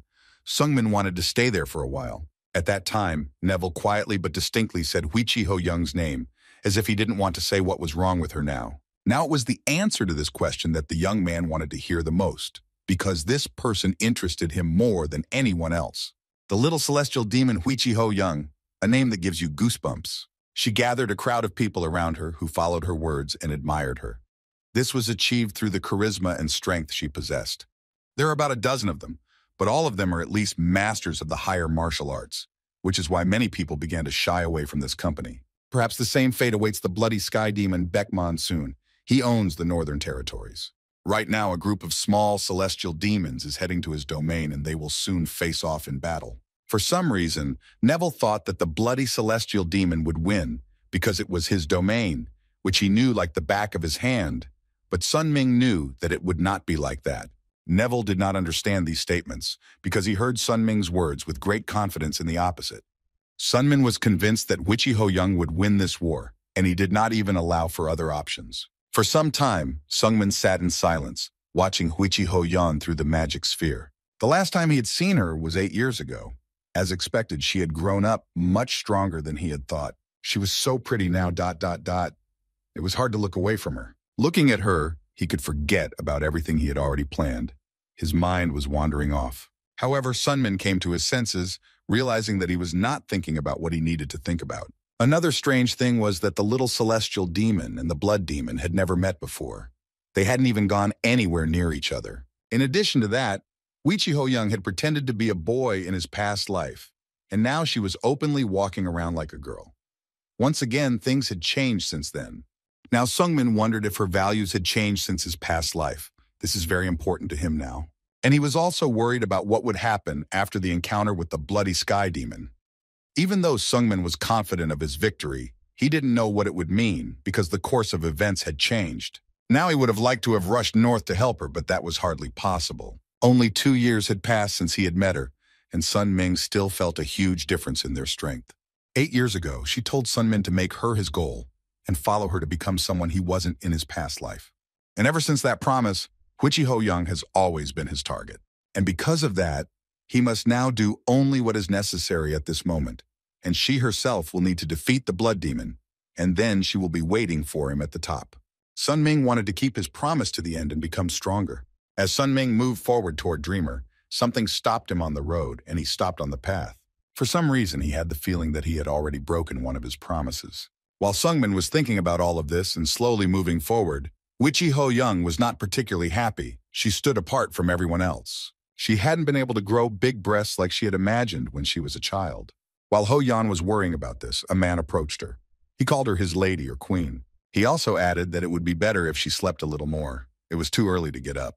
But Ho Yan coldly replied that this was the second time she had told him not to call her that. She had never taken these people under her care to hear them say that now. The girl said they could follow her, but not to expect any help or mercy from her. Of course, this was not what he wanted to hear, but he just bowed his head and accepted it. Huichi Ho Young looked around at all of the people standing behind her, not saying a word. And those eyes, which seemed to be waiting for something she didn't like at all. Ever since she had become the young leader of the demon cult, they had followed her everywhere. She even thought about killing them all to make it easier. In the end, she just sighed and missed Sunmin very much. But there was no time for sadness or memories. Someone came up to her and asked if she was the little sky demon. When she opened her eyes, she saw Baek Musong standing in front of her. He felt that Ho Yan was full of energy and asked her again if she wanted to compete with him. Huichi Ho Yan replied that as a celestial demon, she was very curious to know how strong another celestial demon would be. It sounded like she wanted to test him. Then she looked up thoughtfully, saying that he might just think he was unlucky. Only Baek was within her range, for she could not find the location of the third demon. He just laughed and called her overconfident. It was unlikely that Huichi Hoyan would say the same thing after she faced him on the battlefield. But there was one more question. It was strange, but she asked him which hand he was using to hold the spoon. After that, a red and powerful aura appeared around her, and the girl said that she would leave that hand intact and would not tear it off. Sun Ming had just approached Manhwa, where the entrance to the sect was located. Of course, no one could just sleep there, so he was immediately stopped and asked to state the purpose of his visit. Sun Myung-min did not spend too much time on the way to Dreamer. He got there quite quickly but said that he was here on an errand from Major Bullion. The young man took out a tube with paper inside and showed it to the guards. When the two men heard the name of the master, their behavior changed immediately. They apologized to the boy and said they would take him to the sect leader. Meanwhile, Sun Ming was thinking that he would need to visit the god of time when he was done with this business. Not far away, a man was sitting and called out to the boy. The boy recognized his voice and remembered that it must be the same young man from Mount Mushi. The boy was happy to see Doc Bijun here, as they hadn't seen each other for a long time, and he had helped him out when they were in the trials together. Sungmin was a little surprised that the old man remembered him. Even though he was visually impaired at the time, he couldn't forget everything that happened on the mountain. It was the most difficult period in his life, so it was unlikely that Doc Bijun would forget it until he died. But the boy still asked him how he recognized him so quickly, even though he had never seen him before. The old man smiled slightly and replied that it was not necessary to see. He recognized him by the energy radiating from him. Sun Ming was just an ordinary child then, but he had really grown and changed since then. The young man came closer. This meeting with Bijun made him happy, because this old man was the only person he knew here. It was nice to see a familiar face. But the old man told him not to waste his time with him if he had some business to attend to and to go finish it. There was an awkward pause between them, and they sat quietly, as if they didn't know what to say. The two guards behind Sungmin were getting angry as they moved closer to him. Eventually, they left him and went off to do their own thing, leaving Bijun alone with his weapon. He breathed out a sigh of relief when Sungmin stepped away and thought. For some reason, the old man's hands were still shaking. It was strange because he hadn't noticed it until he met his old friend. Instantly, everything around him became different. A fog appeared, and Bijun saw Sunmin running in the opposite direction. He could not understand what was happening, but a spirit appeared behind him and grabbed his back with both hands. At that time, the young man was already far away and had just been taken to the head of the Mount Hua sect, where he received him for a visit. He introduced himself as Sung Ha. He was called the Drifting Wind, the Sword of the Immortal. Then the young man also introduced himself and added that he was here on behalf of Master Bullion, but the cultist only laughed at these words. Sung Ha said that the current head of the Marima Alliance had resigned, so he asked Master Bullion to become the new head. Sung Ha was waiting for a reply from him, so he really hoped to read positive words in confirmation, but he only wrote 2 words, "I will not." The man just sighed. In the end, it was all expected. That old man was very harmful, and the chance that he would agree was very slim. What was more important now, however, was that Sung Ha had heard from the students that Sun Ming was familiar with the Phantom Sword. The young man made no secret of it, and said that they had crossed paths in the past. Sung Min also said that the old man was waiting at the entrance and was probably still there. Sung Ha thought about it for a while, and told him that Phantom Sword wanted to fight him, but he didn't want to do it at all. Cautiously, the young man asked if he could find out the reason why Bijun was so eager to compete with him. As a martial artist, he really liked to fight those who were worthy of being his opponent. Sung Ha accepted challenges from those who were strong enough and experienced enough. But when he first heard the challenge from this old man and met him face to face, he knew he would back down this time. Because the Phantom Sword is a strong but very dangerous opponent. After hearing all these stories from Sung Ha, the young man decided to ask the old man directly about such stories, so he left the cult. When Sungmin approached Bijun again, he looked surprised and a little timid, but he still dared to ask him if he used dark magic in his wrestling. He didn't give a direct answer to his question, but instead asked if Sage Sung Ha had told him that, and only now did the old man realize why he didn't want to compete with him.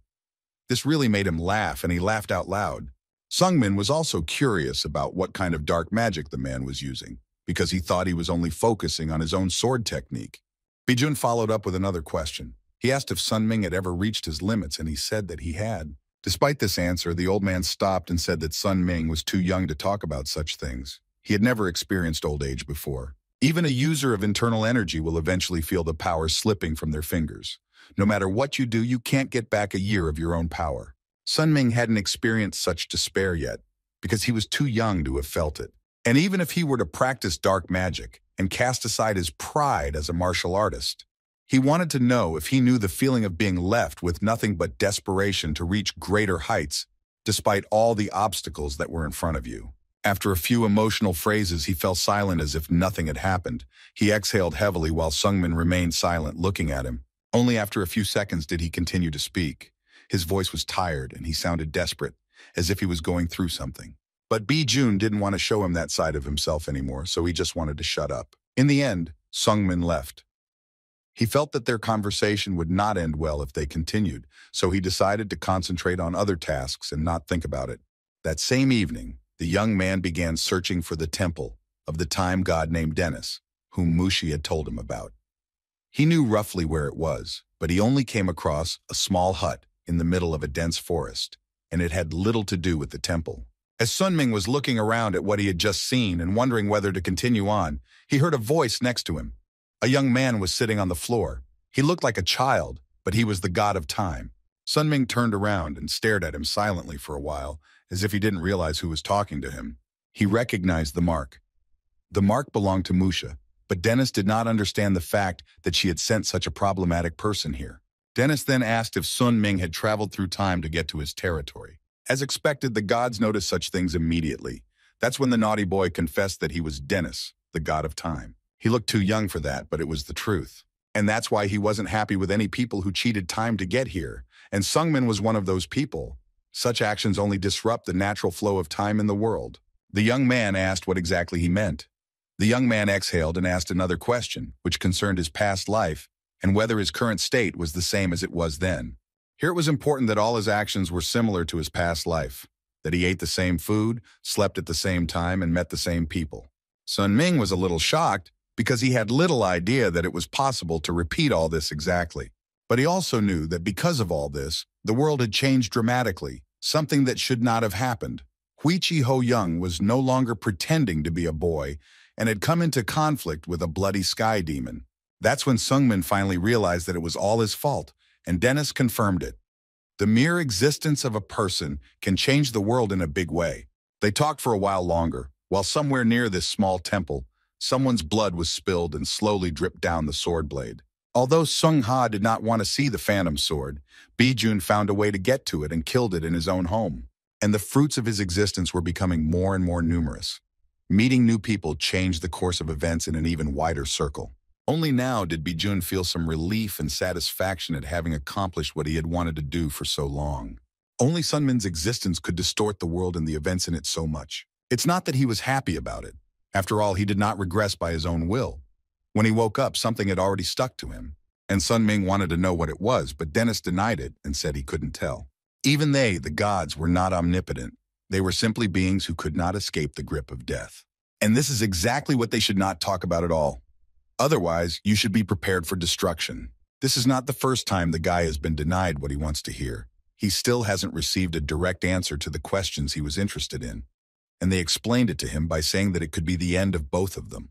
They were silent for a moment when suddenly Dennis felt something and looked in the other direction. The apostle was already there, though he had only hinted at it. Something began to happen around them, and Dennis asked Sunmin if he could sense anything now. And he did.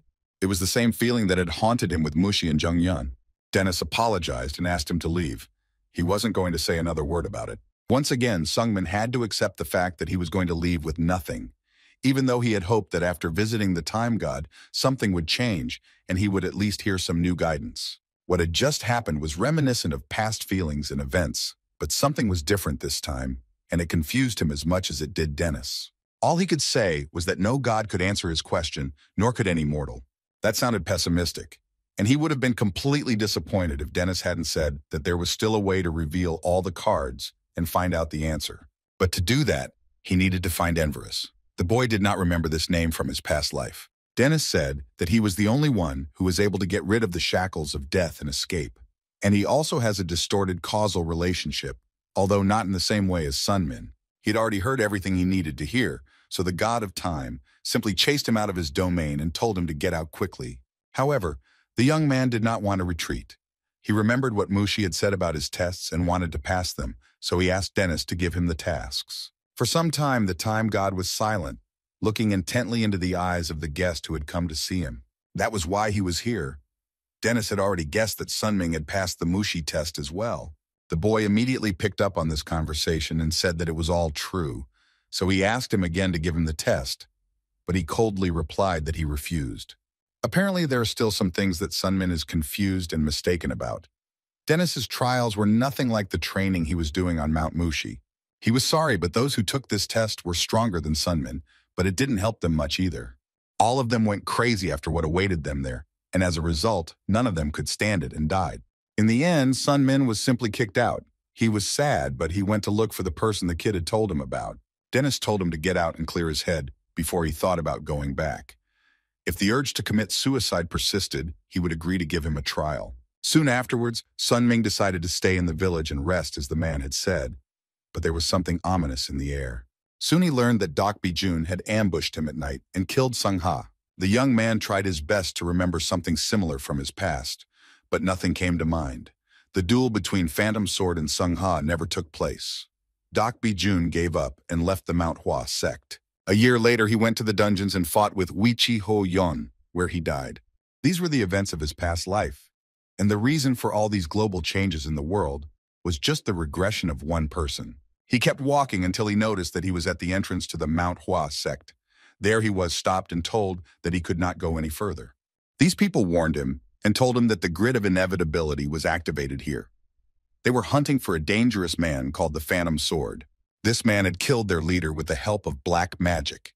He appeared at night after he had once again heard the refusal to duel and finished him off. Then Sunming asked one last time if they could give him a way to pass. While one of the cultists was talking to Sun Myung Min, the other one started shouting loudly about the guy who was with the Phantom Sword yesterday. Yesterday, before the leader was killed, he had exchanged a few words with him. Hearing this, the cultists realized that they were facing another enemy and took up arms. Sun Myung Min also knew that there would be casualties. Either he would kill them or they would kill him, and he still wanted to live, so he took out his weapon. So because of his regression, the Taoist Sung Ha died, and the Phantom Sword was now being pursued by an entire sect. The question now was whether he should take responsibility for what had happened. In truth, he didn't know, so he just started fighting. Sungmin didn't know exactly what he was feeling, but either way, he needed to meet with Dak Bijun. One by one, Sungmin tried to at least stun them, but they were still outnumbered. Someone else approached them from the other side, which stopped the fight for a while. This person said that it was very unexpected to meet Sunmin here and that it was a strange coincidence. And if it wasn't a coincidence, it was fate. Jung Hyun calmly walked closer as the fight that had just started died down. The men asked him if he knew the boy, and he nodded in approval. They said that they had been searching for the enemy, but then this boy had imposed himself on them and demanded to be allowed to pass. They were all sure that he had come to help the Phantom Sword, so they decided to finish him off as well. Then Jung Hyun, in his usual calm manner, asked Sunmin about Dak Bijun and whether he wanted to help him. He just said he didn't know. He looked thoughtful and didn't say anything as he stood next to them all. A few more seconds passed, and then Jung Hyun said that he would go with Sunmin. The others were almost speechless when the mage sided with this guy. They were hoping that Jung Hyun would help them deal with him. Jung Hyun said firmly that he would not go there without him, so he would go with Sunmin to the affected lands. He also assured him that everything would be fine, and that if he wanted to help Phantom Sword, he would just kill him. As they turned away, Sun Ming quietly thanked him for helping him out, but it was nothing. Together they moved forward. Sung Min was curious to know why Jung Hyun was here, and what had happened to Dak Bijun. But the magician was in no hurry to tell him. He said that the young man would understand everything himself when he saw it with his own eyes. When they had walked a few more meters, Jung Hyun stopped next to the dead body of a man whose face was forever frozen in terror. Jung Hyun explained that energy absorption can suck all the energy into the goals one sets for oneself. When he was told that magic was used here, he immediately thought it was the art of illusion. What they were witnessing now was done by Dak Bijun. He had crossed the line, and now it was not as if the Hua sect and the Phantom Sword would resolve things between them on their own. Most likely the hunt for him would spread throughout area, and even if he somehow managed to leave this place alive, such luck would not last long. As Jung Hyun sat next to the man's body, a dark blue raven hurriedly flew to his shoulder. The bird calmly landed on the black magician's shoulder. It was Jung Hyun's familiars who had returned from a scouting trip. And he had good news.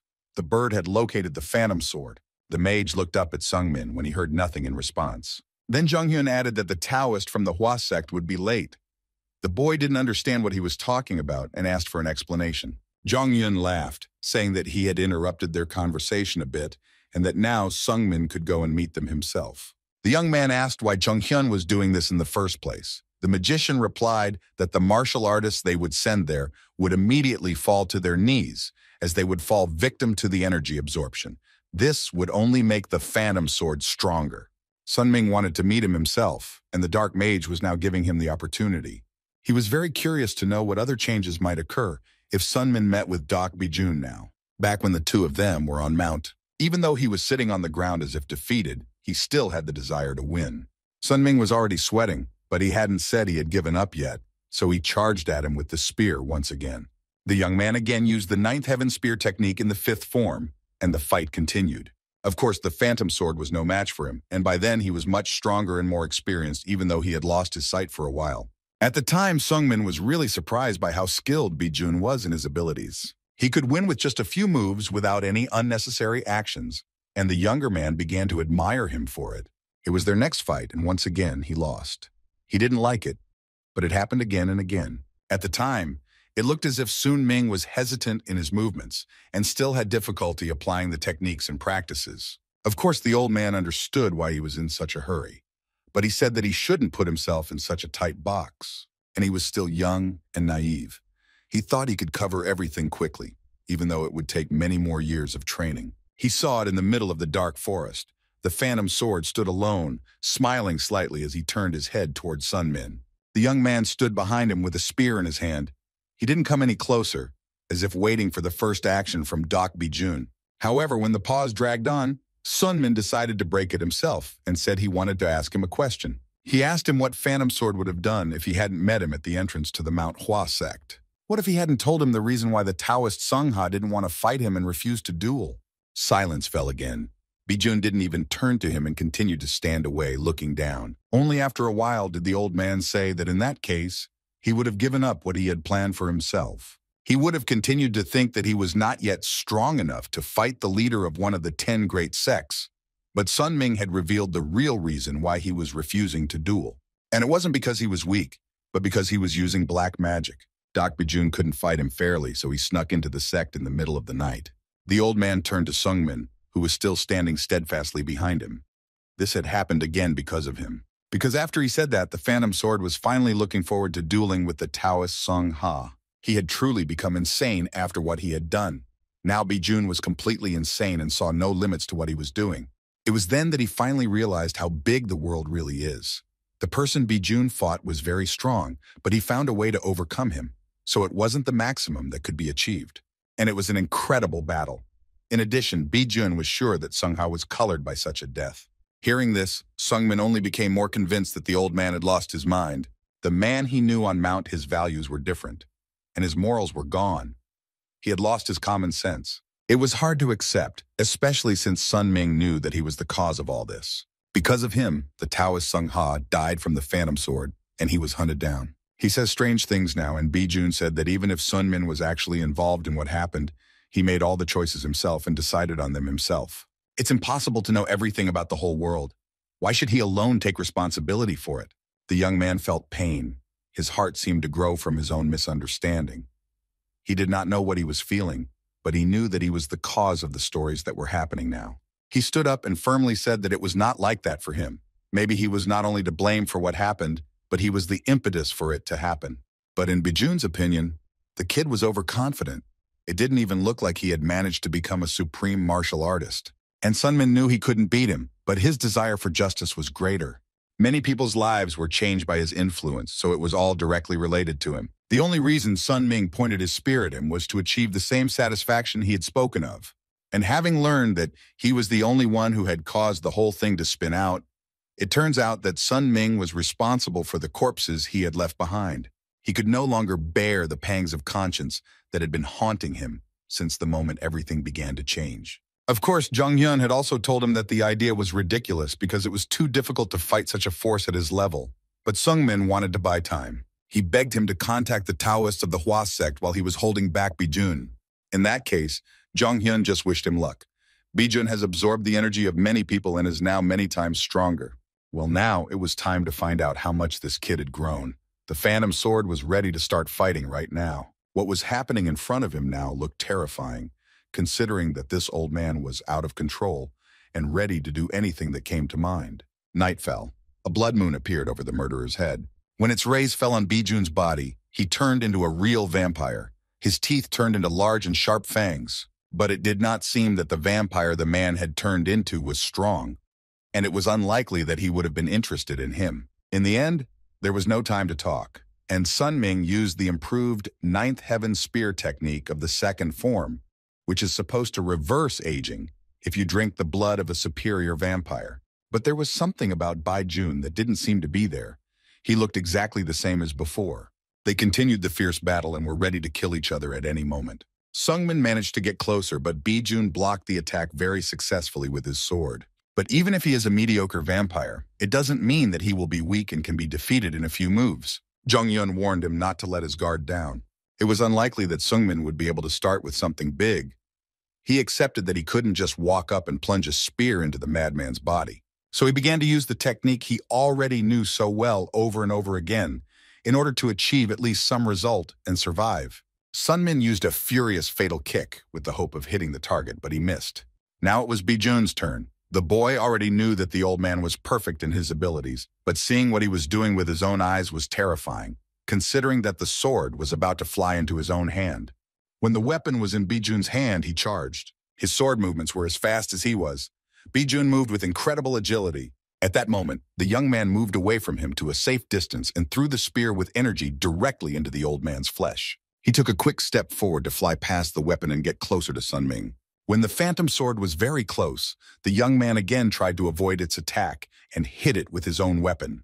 At that moment, everything was happening so fast that he himself was not sure where it was going and whether he would be in a winning position. Soon Ming was just fighting to survive and stall for time while waiting for help. He was overcome with anger and began to fight more aggressively, but it was not enough to defeat the experienced fighter. Only the reflection of the enemy was reflected in his sharp weapon, with which he tried to destroy him. He had almost succeeded in doing what he wanted so badly, but Bijun returned to his previous attack. At the same moment, the young man used his body transference skill and appeared behind the old man. This is a magical skill that Baek Sogyo taught him back on Musha Mountain. Sungmin was able to master this skill well. Even though he had made this move and moved to a more favorable position, it was still not easy for him. He had already raised his sword over Sunmin's head, and was only a few seconds and one move away from death. It was good that the guy managed to move away from him in time, and the blow did not directly hit his body. While Bijun continued to frantically try to kill the man who had once been a good friend, Sunmin wasted no time in repeating over and over the techniques he had spent so much effort practicing. After full preparation, he decided that it was time for the hidden snake strike. Bijun looked confused when he saw this burst of energy from him. Everything was happening too fast to know which side to expect the strike from, and he couldn't attack now. Bijun closed his eyes, and at the same time, he moved away from Sungmin so that he couldn't hit him. However, right after Bijun took a step forward, he was attacked by Sungmin. He never thought that the spear would jump out of the ground. The technique this guy used was truly bizarre. If Bijun had been just a second too late in dodging, the spear would have been able to ram through his head. He laughed slightly, as if to mock Sungmin for failing, and tried to stand up. But what happened might have been a good start if the old man hadn't been a vampire. The wounds on his body began to heal quickly. Bijun would never have thought that a child from the mountain would grow so much in just a few years. To be completely honest, he was even envious of him at the moment. The old man's words sounded incredibly crazy, and the tone with which he said them only frightened Sun Ming. Because of his vampiric abilities, he was instantly able to be near the boy, and repeated once again that he was very jealous of his talent. Only reflexes worked, and Sun Ming threw the old man away with all his might, hitting him in the stomach with his spear.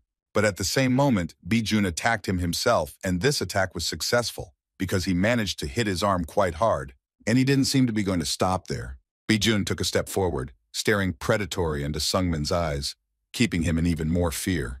The young man still couldn't understand when he had become like this and what had caused him to behave like this. The old man wondered why he didn't even attack him for a moment and stood still. Later, he said that he had become like this when he came down from Musha Mountain. He felt incredible despair when he realized his limits in strength. He was so disgusted by his old age, he wanted to do more and go further. But his body was covered with numerous wrinkles and was not as strong as it once was. And this began to irritate him greatly. For 50 years, Bijun had been swinging swords and hoping to become stronger, but it was very foolish to wish for someone who could not cross his own boundaries. He would never have been able to transcend age and age-related changes on his own, so he chose another way to defeat old age. That's the only way the Phantom Sword became a vampire. Well, he wasn't going to talk for long, and he even hoped that the reinforcements the young man was waiting for would arrive very soon. He would become incredibly strong when he drank all their blood. And with that, it would be possible to get his youth back. But even after hearing these words, Sun Ming did not want to give up and retreat. Even though he had truly respected the Phantom Sword before, when he was on the mountain, he was a different person now. Sun Ming used an enhanced sword technique that surprised the old man. This was simply impossible to do at the highest level. Their fight was becoming more and more intense and exciting, and he didn't want to stop. The thing is that when a martial artist reaches the highest level, he is able to put all his power into his weapon. This is called sword energy. This is how you can multiply the power of destruction and cut through steel like butter. In the future, it may be possible to learn how to give another form of sword energy, called enhanced sword energy. In this way, the weapon could be made even stronger and could kill with a single successful strike. Of course, there was a way to defend himself, and Bijun only liked it more. He used an amplified defense energy. Like armor, it would cover his entire body, and it would also allow him to resist even the amplified energy of the sword. Only Li Sun Ming had not yet fully mastered this ability due to his understanding of enhanced energy and could not use them in a similar way. Now the boy realized that he had lost his way and there was no clear path to victory. At the same time, his despair was as strong as his desire to win, so he gathered all his strength and concentrated it in one place and tried to attack again. However, the old man was more agile and did it first. The shockwave threw Sungmin back a few meters. He really didn't want to give up, but he couldn't help but recognize the fact that Bijun, who was much stronger than he was, would definitely not be able to handle him alone. When the Phantom Sword was about to attack again, Sun Ming had already recovered and was trying to defend himself. But as he thrust his spear forward, about to receive the attack, he noticed that Bijun had simply disappeared. Now he had no idea where he was, as the Phantom Sword quietly walked behind him. After that, the old man didn't wait any longer and hit Sun Ming hard and close. His blow was so hard that Sun Ming was unable to stand on his feet, and this time he fell on his back. Despite all this, he still tried to defend himself. The young man did not lose hope that help would soon arrive and they would get out of here. With the last of his strength, he touched Bijun's leg with his sword, trying to transfer all his energy there and stop him. At this point, the sword demon stepped back, even though he knew full well that a new opportunity had opened up before him. The Phantom Sword Demon's face once again had that crazy, goosebump-inducing smile on it. Li Sun Ming only now realized that the demon had been merciful to him, that it had just not killed him and let him go. It was really annoying, and Sun Ming couldn't accept what was happening for a long time. There were so many battles, but Sun Ming could not win and always came second. For 4 years, he practiced and fought with new people to improve his skills, but it was all in vain. Nothing seemed to come of it. He had spent those 4 years in Shaolin, and now it seemed like a waste of time. His fighting skills stabilized after daily martial arts training with Jihak. Slowly but surely, he was moving up the ranks. This level of strength was really rare at his young age. Therefore, Li Sunmin was not objectively weak, but he met 2 strong opponents. He had encountered too many strong personalities on his way, compared to whom his strength was at the bottom, and he would never be able to catch up with these geniuses, even if he trained until he lost his pulse. He also developed a large inferiority complex due to memories from his past life. He was just unlucky. It would have been a simple life if he had lived in a small town and paid attention to only small things. However, this frantic Shaolin training was able to cure him of his inferiority complexes, at least to some extent. Perhaps if he had met a Bijun like this a few years ago, he would have died almost as soon as he attacked. But now Sun Ming was truly stronger than he had ever been. But he still considered himself too weak to conquer the geniuses he had always looked up to and wanted to catch up with. But such thoughts are no longer the fault of an inferiority complex or underestimation of oneself. Unfortunately, this is an objective assessment of reality. He is weaker than the Phantom Sword, although the problem was not only weakness, but the fact that he took on an incredibly heavy burden and took responsibility for the lives that were destroyed because of his actions and decisions.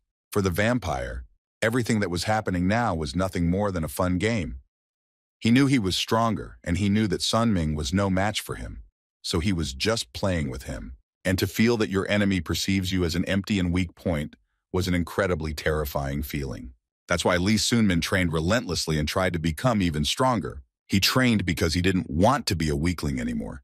He didn't want to feel ashamed in front of anyone because he wasn't strong enough. He just wanted to free himself from his inferiority complex and become someone who would be feared by his enemies. With these thoughts, he rushed forward. Knowing that he was weaker than Bijun, he still didn't give up because he was ashamed to admit it. In his eyes, he was not sure of victory, but Sun Ming was sure that he had to try. Without it, he would never forgive himself. He took one more step forward and approached the vampire who had been waiting for this moment. The next moment, Sun Ming fell to the ground, and for a moment he thought he would never be able to get back up again. However, he got up anyway and made another blood sacrifice to Bijun. He wanted to change and never be the same person again. All his energy was now in the weapon. He wanted to use all his strength to finally kill this old man and end all horrors. As he waited for his victim, Bijun gripped the dagger with his hand and watched Sun Min's movements closely. He was ready to fight back, and he had no doubt of defeat, but something else happened. Sun Ming plunged his spear into the vampire's body and rammed it through. At that moment, he himself did not understand much of what was happening before his eyes. The young man had wanted to do this so badly, but he hadn't even expected it to happen right now.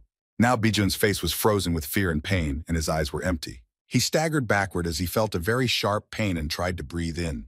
Sungmin didn't leave his side until Bijun grabbed the bloody spear in his body. Now there was only one question. How had he done it? To defeat someone who was many times stronger than he was. The young man let go of the spear and backed away from the unexpected turn of events, but kept his eyes on the phantom sword. How this happened and how he managed to do it, he did not know. Sun Ming didn't even feel happy about it because he was too shocked. No one knew how he did it, including himself. It remained a great and unsolved mystery. There was no way out of it. It appeared only when Sungmin's consciousness was shut down and he started acting instinctively, without thinking about how it might end. He didn't think about fear. He just knew that he had to survive and kill. The spear that flew out at that moment was much faster than Bijun and was able to pass even through the enhanced defense energy. However, the young man still couldn't recover and understand what had just happened. He stared in horror at the half-living Bijun, who was bleeding to death. Sun Ming had already thought that he had been swallowed up by enlightenment when he awakened the enhanced energy, but he did not have any particular feeling at the time. Meanwhile, Bijun was standing in the same place. He was breathing heavily and coughing while his body was clenched in pain. But Bijun still had the strength to laugh. He was laughing because he was amused that a weakling like Sun Ming had defeated a master as powerful as himself. His laughter grew louder and louder, echoing throughout the forest as Sun Ming watched in horror. Bijun equated what had happened to him to tripping over a stone on the ground. This is simply impossible to do at Sun Ming's level. This is how he was affected by enlightenment and became stronger in a short period of time. Now the old man once again recognized that the young man had incredible talent. He pulled the spear out of his body, spilling more blood on the grass, and repeated that he was very jealous. This spear simply rammed through Bijun's body, even though he was wearing armor. The boy's weapon was stronger and faster than Bijun's. He already thought he wouldn't live long. Sun Ming's intense energy had completely destroyed his meridians, and there was not enough blood to regenerate. For the last time, the old man thrust his sword forward. He already knew that these were the last minutes of his life. So he said that he wanted to see more from Sun Myung-min. He wanted to know all the energy of this young master. Bijun turned and calmly walked a few meters in the opposite direction from the boy before looking back. He told him that he wanted Sun Ming to show him a level that he could not have reached in his entire life. He wanted him to show him everything he was capable of. The young man could see that the old man was only holding on by using his innate life energy and standing on his feet because of it. He wouldn't last long, even if Sun Ming decided to run away. But his eyes were filled with admiration, majesty, and respect for his opponent. And it was his gaze that prevented Sun Ming from running away and started the fight anew. One who uses magic, even if it is black, does not become a bad person. Bijun was just looking for ways and opportunities to cross his own boundaries. He was different from himself. I should have guessed it when I first saw those eyes shining with infinite honesty. Bijun lied about admiring and envying his youth and talent. And pretending that he was going to overcome his inferiority complex, he ran away. Sun Ming wanted to put all his strength into the spear to finally kill the phantom sword. He wanted to repeat the furious blow that had happened due to a mere accident. He wanted to give the worthy master an equally worthy end. Almost with his last breath, Bijun spoke to Sungmin again. He could barely hear what he was saying because his voice was too quiet due to his weakness, and Sungmin managed to deceive him at the last moment. The ghostly sword fell before his feet with the spear stuck in its body. In the end, though, Sun Ming was capable of such a thing. The blow that managed to kill him must have been faster and more interesting than the one that took the life of the Taoist Sung Ha. Bijun did not want to die and was in death agony. He did not understand why he had to die in this way and so early. He wanted something completely different and knew that it should be different, but one stroke brought him to this end. His arms were already down. He was unable to get up and had no strength to speak.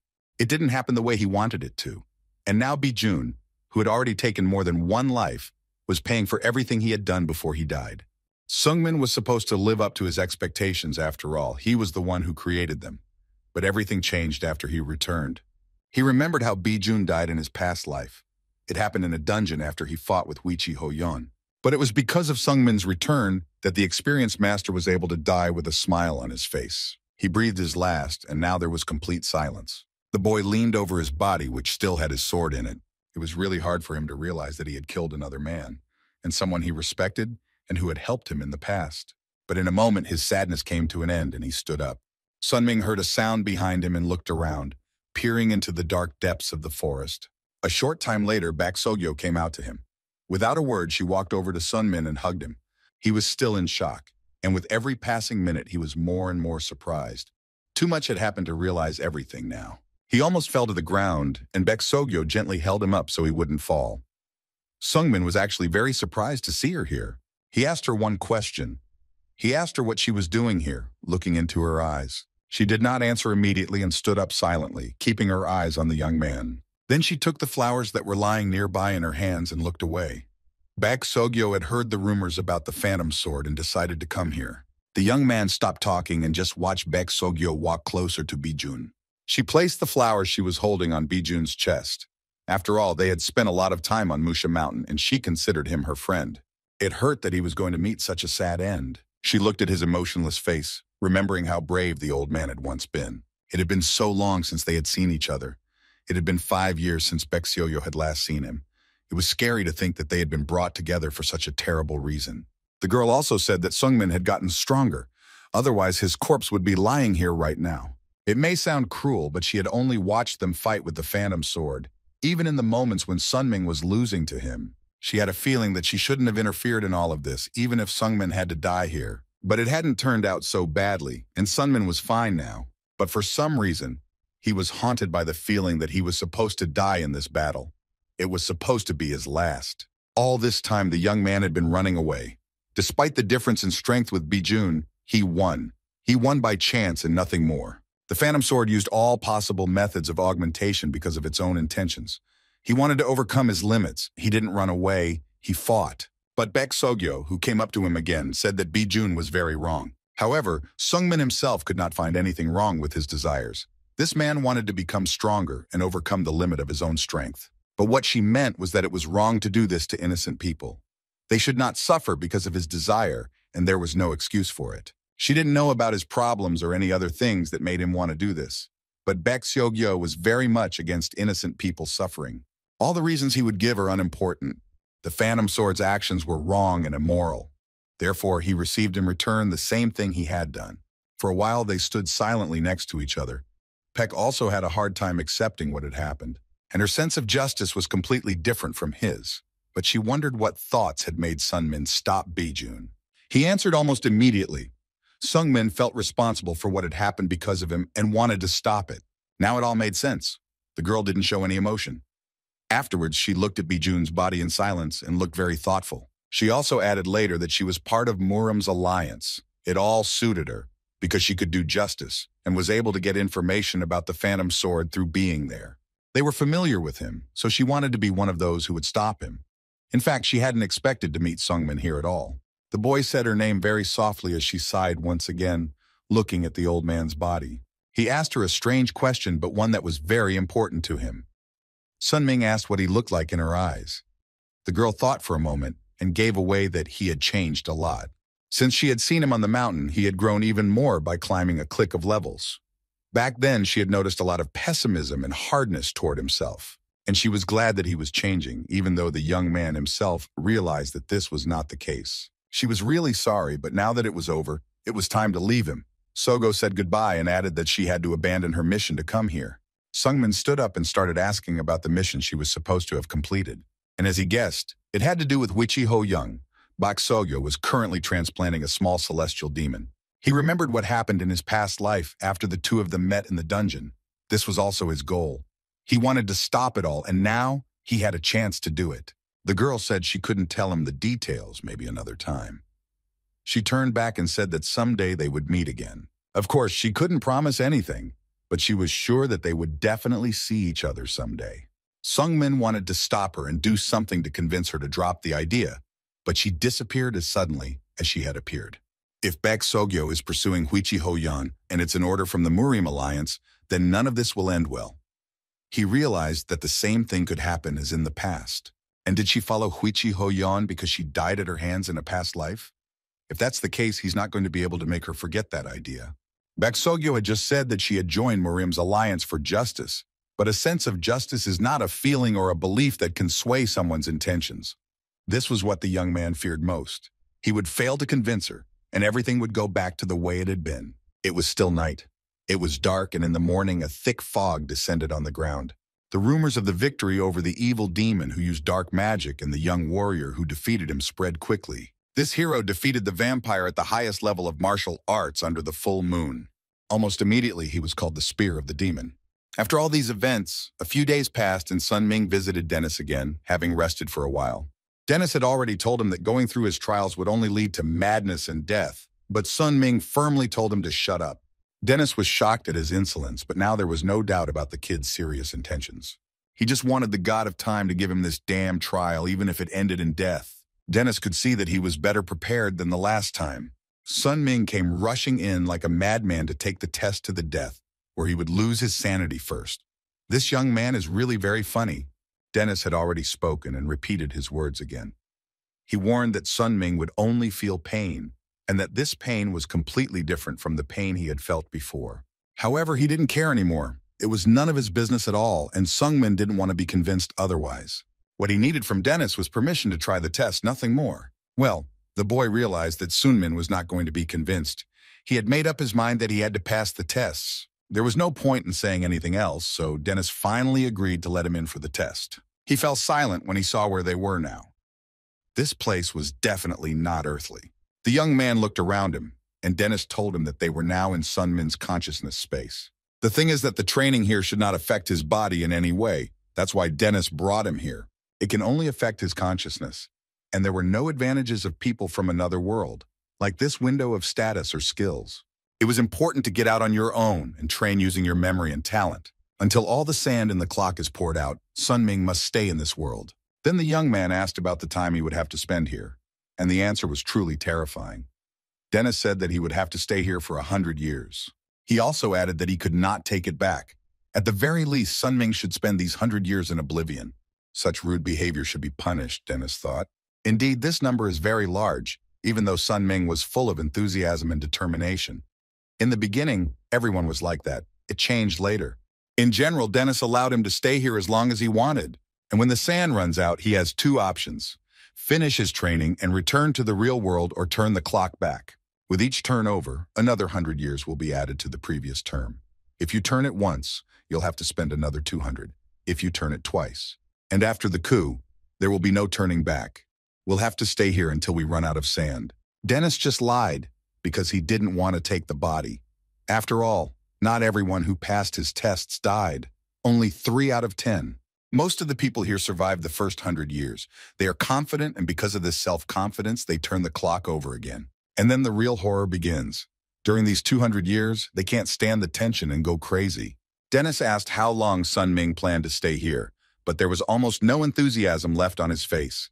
He was beginning to regret coming back here at all. That was the last thing the time god said.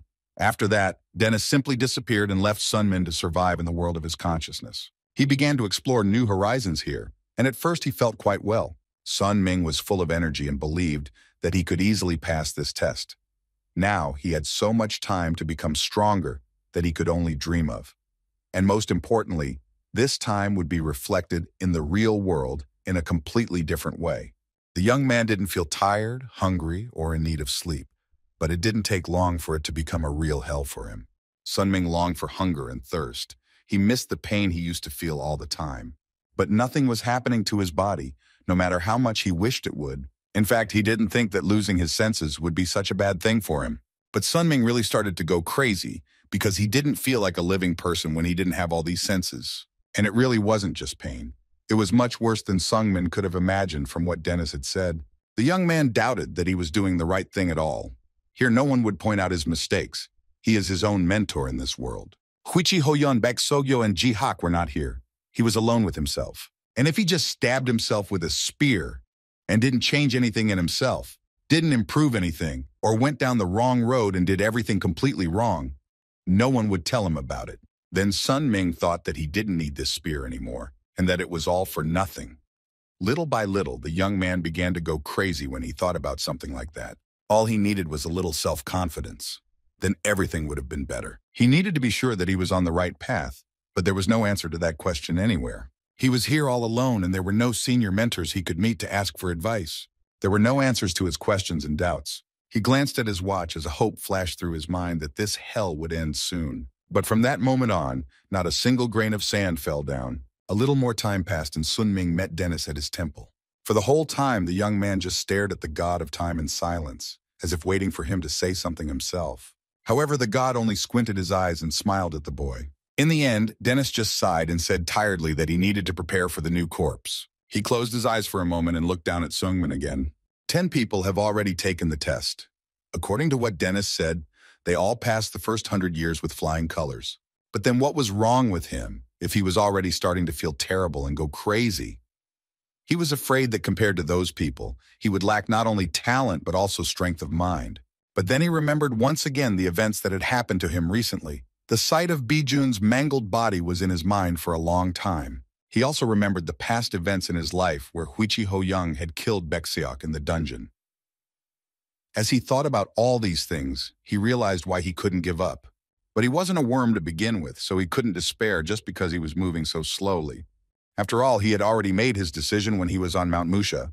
Yes, he is a worm, but he will continue to crawl until he catches up with all the geniuses.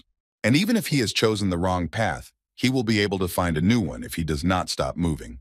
And the training that Sun Ming had received in Shaolin was not in vain. He could quickly come to his senses and resume the exercises. But can someone who has lived no more than 40 years, taking into account his past and present life, even imagine how long that is? Even a firm belief will become shaky and diminish with the passage of time. In the advanced nine-heaven spear technique, no progress was visible after so much training. He had once again drifted away from parrying, blocking, and attacking. And this could not go on. But Sun Ming realized this too late. People don't change after all. That's why they could only put on a mask and try to play someone else. But his hands didn't get calluses, and Sungmin never got tired no matter how many times he repeated the training. He had lost count of how many times he had done the lunges. Neutralization with a spear is one of the best defenses in the world. The spear is for attack, distance, shadow, spearhead, and stamina.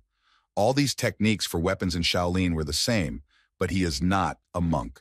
Sun Ming laid down on the ground, closing his eyes and wondering why he was the one who got this fate, why he was the one who was like this.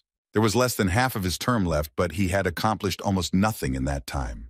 There was only a little time left before he could leave, so Sun Ming wanted to make the most of it. Right now, his skills weren't enough to make a difference outside. He thought he should kill himself. Such weak garbage needs to be killed. The young man really regretted killing him. He didn't think he was worthy of it. Sun Ming knew that he was deprived of talent. Even after 100 years, there was no change in his abilities, even though he had been swinging his spear continuously all this time. It was very difficult to change all this, and he wanted to kill himself for showing weakness, even though he had come here to get rid of it. Still, he hadn't made any progress. The thought of stopping it all just wouldn't leave him. Sungmin thought about it every day, but then something else would come into his mind. He must not give up. All this happened again and again. No matter how much practice he did, his abilities remained in the same place. Even if he trained for years, he would not achieve anything. Sun Ming was classless and had no class privileges or skills. This place was perfect for him. Sun Ming couldn't even remember the number of times he had gotten discouraged and given up here in a short period of time. And perhaps he would achieve nothing again when he turned over this clock. But most of all, he didn't want to run away, even though he thought that everything would be the same as before. It was so heavy. Even though it was a small hourglass, it was incredibly heavy. Now he realized how much his indecision in his own actions weighed. Instantly, he broke out in a sweat, and the clock began to feel even heavier. His whole body began to ache. When the pain in his muscles began to subside, he grabbed his arm and looked at the damned hourglass again. It was only when he came to that he noticed how much sand had fallen since the last check. Most likely, he had spent a long time in the insane asylum before he came to his senses. Sun Ming had experienced this 1,000 times before, but once again he felt self-loathing and disgusted with his weakness. But he still managed to regain consciousness, and everything would be fine if he continued to keep himself sane. You just have to try and hold on. You shouldn't worry about time. There is even too much of it here. So far, only half of it is left, and 100 years have passed. This century was much harder and more intense than the previous one. This time he was able to make a few steps forward, albeit small ones. Sun Ming felt inspired and energized in his body again, so he decided that he would now train the art of mystical purple dawn, followed by the flight of the soul without shadow. This way, he could keep himself sober. He set himself goals, and for the first time in years he was pleased with himself, so he continued in the same spirit. As expected, again, there were no achievements worth mentioning, and that was really quite unbelievable, he thought now. Without thinking, he turned the clock over again and continued to exist here for years to come. Sun Ming was going to do his best here. The first century had been terrible, but things had only gotten better from there, or maybe he was just going crazy. But the young man was sure that he had made at least some progress, so he thought about more ambitious goals. First and foremost, Sun Ming wanted to repeat the move from the battle with the Phantom Sword. So another 300 years have passed here. If you count the total, he had already been here for years, and as he expected, he was unable to repeat that spear move. Sun Ming is not someone who succeeds after a few attempts, so he started the next 400 years. Somehow the 1,000 that he spent here passed, and finally something changed. The young man stared in awe at what he saw in front of him. He could not believe his eyes. He had crashed into a higher level wall. To think of it, after 1,000 years, he had managed to find something different than he had seen before. Sun Ming reached this wall, so he continued his training in oblivion for another 500 years. It took him many years to reach it, and how long would it take to overcome it and enter further? This remained unknown to him, so the young man just kept practicing and finally made it. He repeated the same move that had killed Doc Bijun. It took him 1,500 years to do it. Of course, it was all just a copy. Sun Ming could not use this technique with the same strength and speed, as was expected of him. He's just a pathetic idiot. He hummed a tune to himself, thinking all the while about when he would finally become a martial artist. Maybe he needs even more time to do all this to become the person he dreams of. Dennis was shocked to see Sun Min in front of him, who kept staying here longer and longer. He thought he was an inadequate idiot who did nothing but mock himself. This was true, but Sun Min was not going to leave without achieving something. And yet there was something that Dennis was hiding about his ordeal. In the space of his own mind, the effect of training was much less. And even geniuses who mastered everything much faster than ordinary people had a very hard time. And all the previous subjects were much stronger and more talented than Sun Ming himself. But no one stayed here for more than a year. For Dennis, Sun Ming was a real discovery, because with his abilities, he was still alive. This guy was able to live here for 1,100 years. It was really a record. How he could stay here for so long was a mystery. At the same time, however, Sungmin's nose began to bleed. He wiped it away with his hand, not realizing what had happened to him. Dennis explained to him that his brain was very overloaded because of the unexpected memories that had come up during his time here. And if not for the blessing, things could have been much worse. Over these hundreds of years, Sun Myungmin's consciousness has fallen apart many times, but he has done the impossible, putting it all back together again and again. But a person like him, who lacks talent, simply cannot survive here for that long. Dennis could only explain this by one factor. Perhaps it could be because of his ordinariness. All the other people who took Dennis's tests were incredibly talented. They were all unaccustomed to crawling slowly like maggots. But Lee Sunmin was one from the very beginning.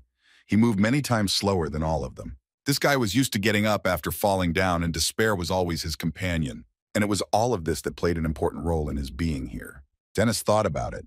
If it was just what he was thinking, then he could explain Sungmin's resilience. But it seemed to him that these were not the only reasons he was thinking of. The guy's body was very heavy, although he was a real lucky guy if he could still feel it. It is very easy to disconnect from your body during this time. One young man who was here couldn't even recognize his limbs after 1,000 years in consciousness, and Sun Ming had miraculously retained his own identity.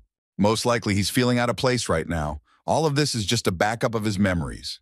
They should help him feel better. Dennis helped him a bit to make Sungmin feel at least a little better. And indeed, at that moment, dozens of memories from his life appeared in his mind. They were memories from when he had first come to Area or when he was more experienced. The young man recalled all this without a single emotion on his face. He simply did not know what he was really feeling. All this reminded him of a time when he was miserable, but still, it was a period of life that should not be forgotten. And by the way, he didn't like this body at all. It was weak, like an insect.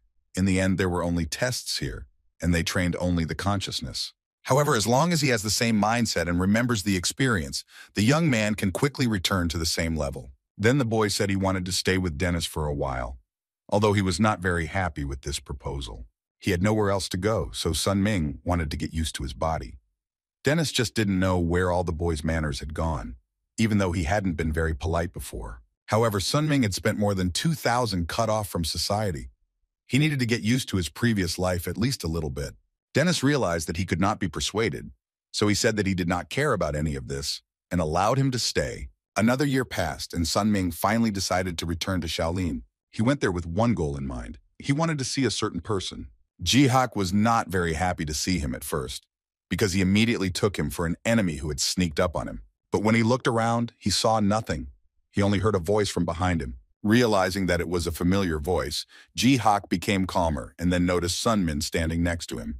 He was really surprised to see this guy here and immediately felt that something had changed in him. Sungmin became more confident and no words were needed to show it. His energy had changed a lot. Jihak asked what had happened to him during this period and came closer as if he was worried. Sungmin didn't know where to begin. There were so many things that had happened, it would take a long time to tell them all. He had also heard that the boy had defeated the Phantom Sword, although Sungmin himself had put it down to sheer luck. However, the victory of the assassin of the leader of Manhwa could hardly be a mere fluke. In the end, that was not the main question. Jihak asked how long it had been since Sunmin had reached his peak. The young man calmly replied that 6 months had passed. Hearing this, Jihak did not immediately believe that it was true. It was indeed a unique case, even though he had already realized that Sunmin was very unusual. And yet, when Jihak looked into his eyes, he felt as if much more time had passed than 6 months for him. The boy fell silent. He couldn't talk about Dennis's ordeal yet, and he didn't really want to. Then Jihak suggested the following. Since everything had changed, he suggested repeating the past. He suggested that they spar again so that they could feel the changes in him. Sungmin was not against this idea.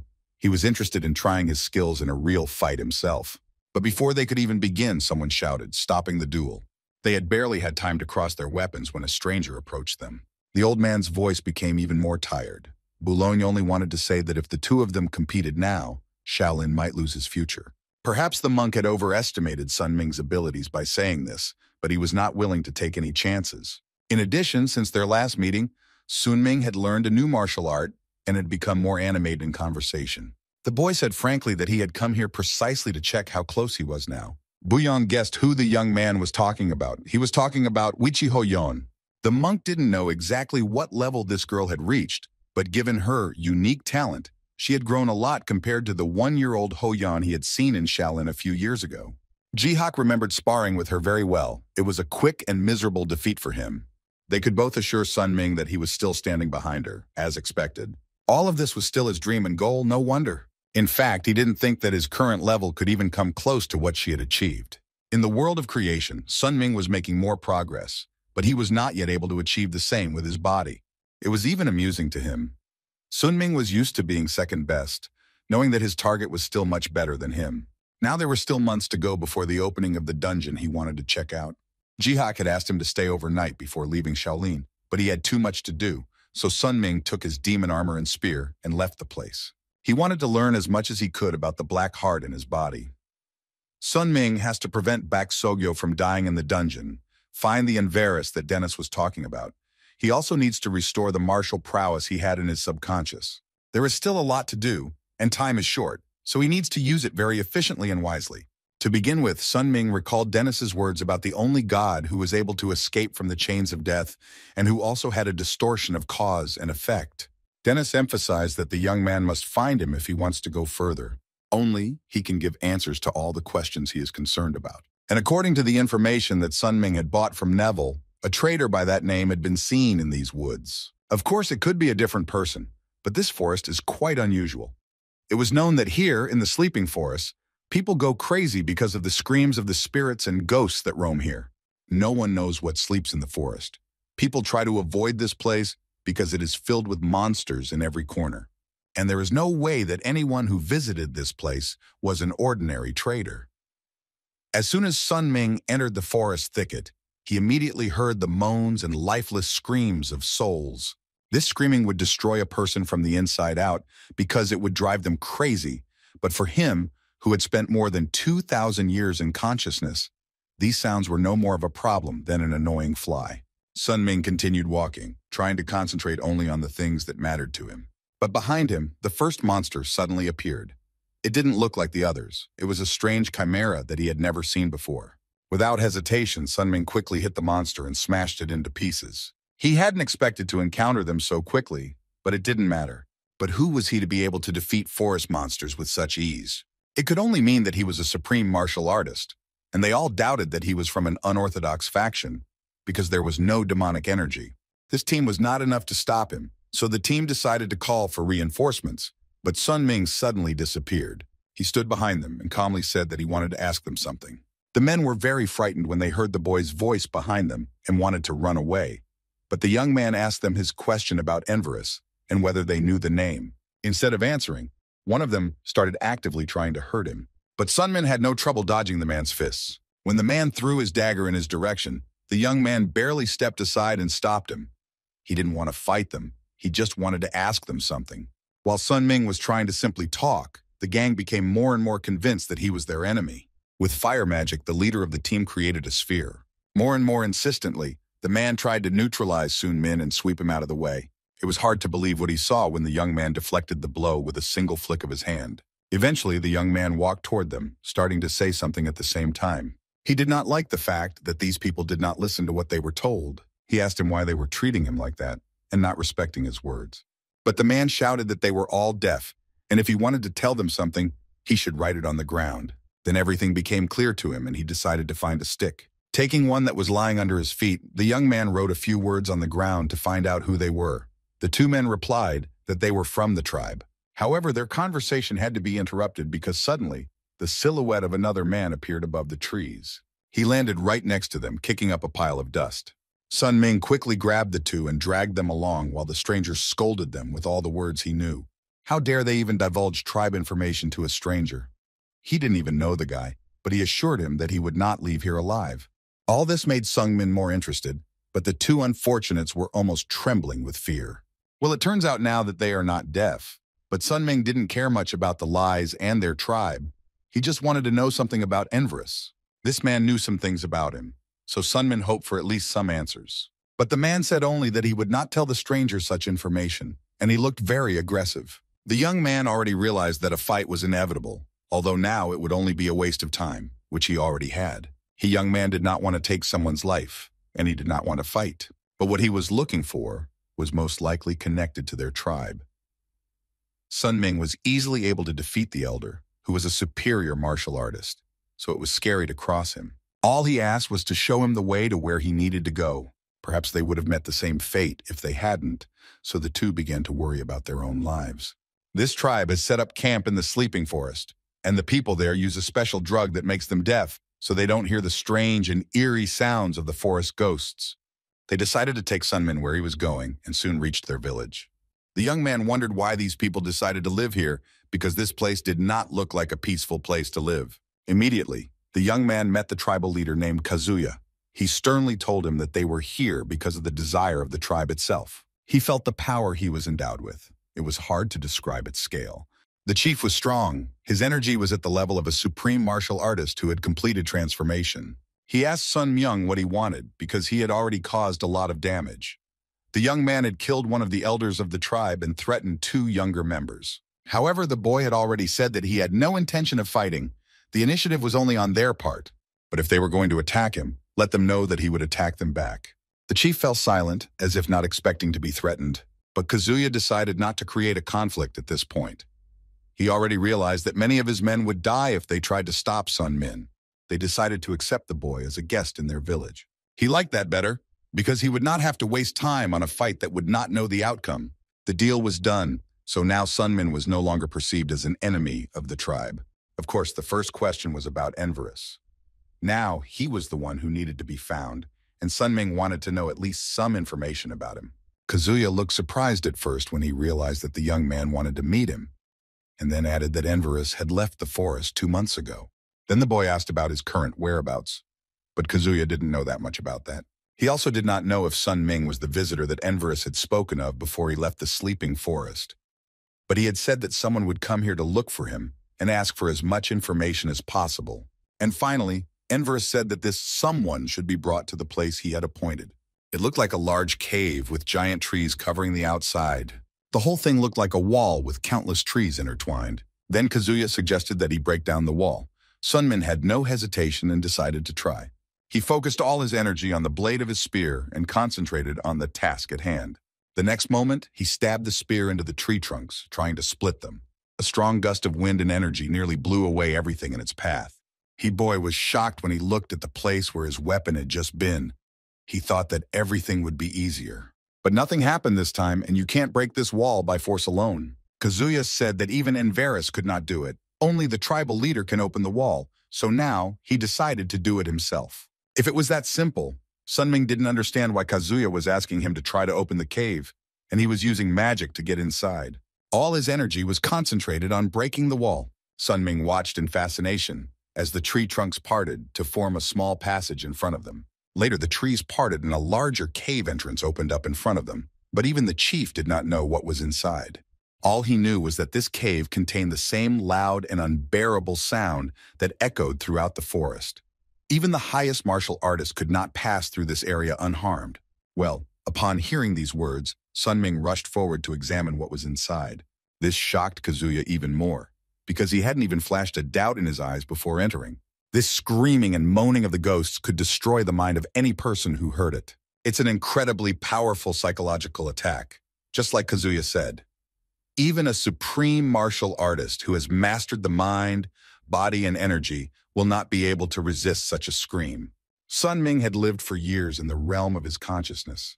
His consciousness had already been destroyed and restored numerous times. And in the process of all this, his consciousness was in a strong spiritual state, even though he had become insane. All this was confusing him.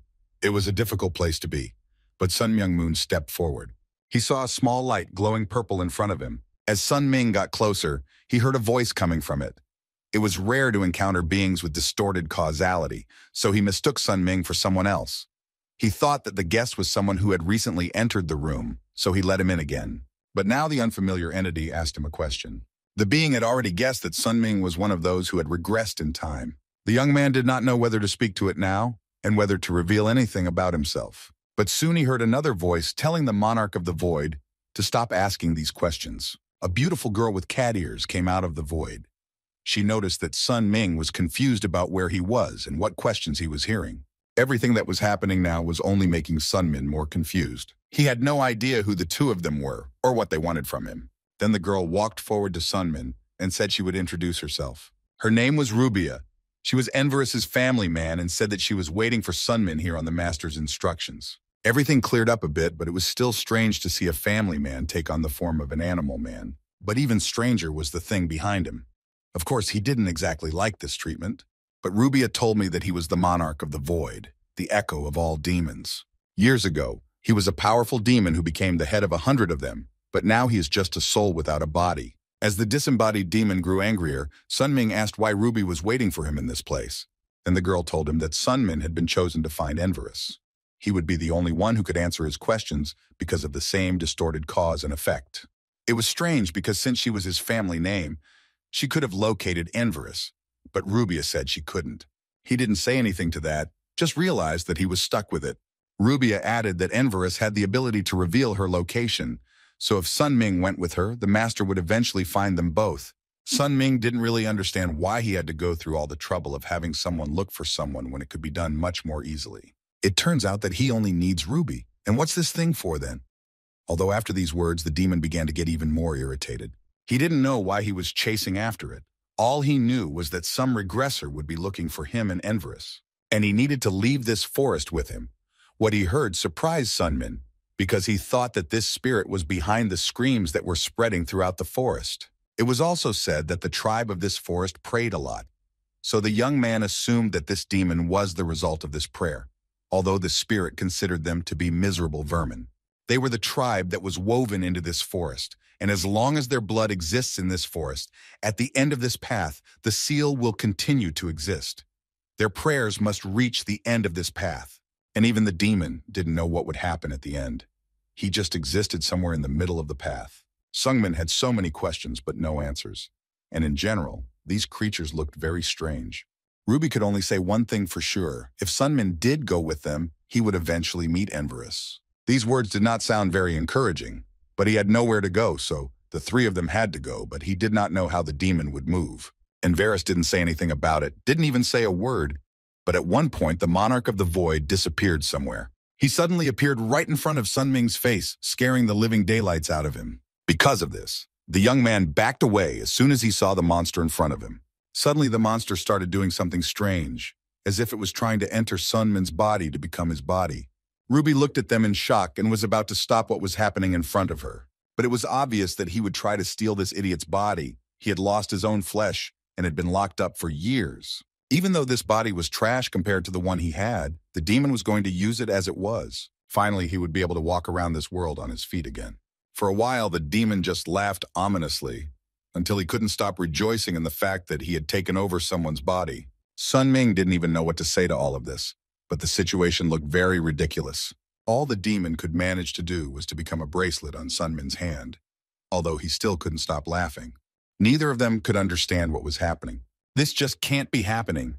He's such a powerful demon, but he can't subdue this little guy's body. It's unbelievable that he's just locked in this bracelet. The demon didn't think that Sun Min's consciousness would be so strong that he could do this to him, although he already knew that he had been training for a long time. Or there may be another option. For example, the blessing of the one behind him. And right now, there was no way to find out, and the only clue was Enverus. Sungmin's memory still often included the days he spent with Lud. No matter how much time passed, he couldn't let go of his friend. There were so many other memories associated with this thing, it was a shame to have to throw it away. The demon was disappointed to hear that they were going to throw it away. It wasn't like they were friends or anything to throw him away. Sungmin just didn't want anything to do with him. At the same moment, the demon started apologizing for what he wanted to do to him. Apparently, the only thing that stopped him was what the demon said about the treasure he could give him. He was a very powerful demon who had received many trophies from warriors over the centuries of his reign.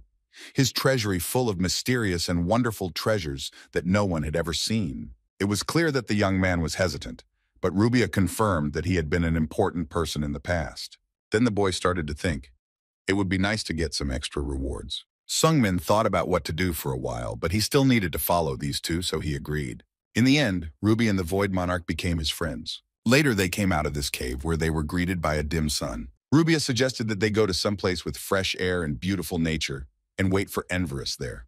That would be great, but Sun Ming had to visit one more place. Ruby was only concerned about whether it would be safe. She didn't want to go anywhere else. Sungmin thought about what she had said. The place he wanted to go was hardly a safe place where they could just rest. He wanted to visit the dungeon he had been thinking about for so long. Of course, Rubia had already changed her mind about going with him because she knew what might be hiding in the dungeon. There were several secret locations that appeared throughout area, and there could be several types of dangerous spells in the dungeons. That's why there are different laws in caves than in our world.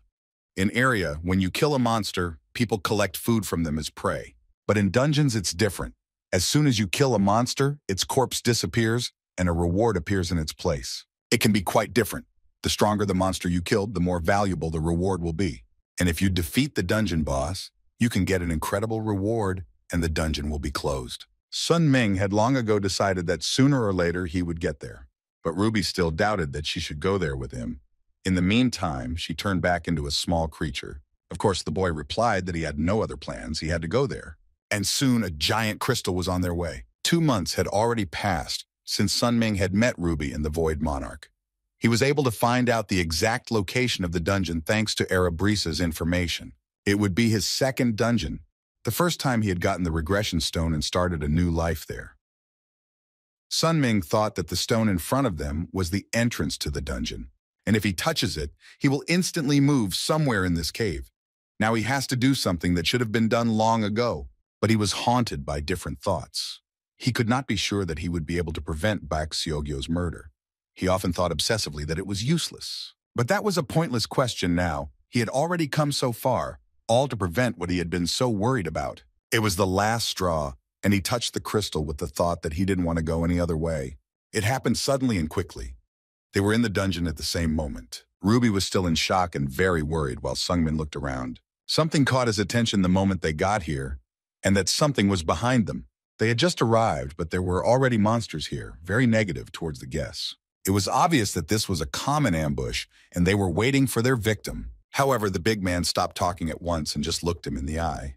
The man asked him who he was and what he was doing here, even though he was the first to attack and start fighting him. He had heard of this guy and knew that he was the demon Spear who had killed the Phantom Sword, although Sun Ming himself was not so fond of the nickname.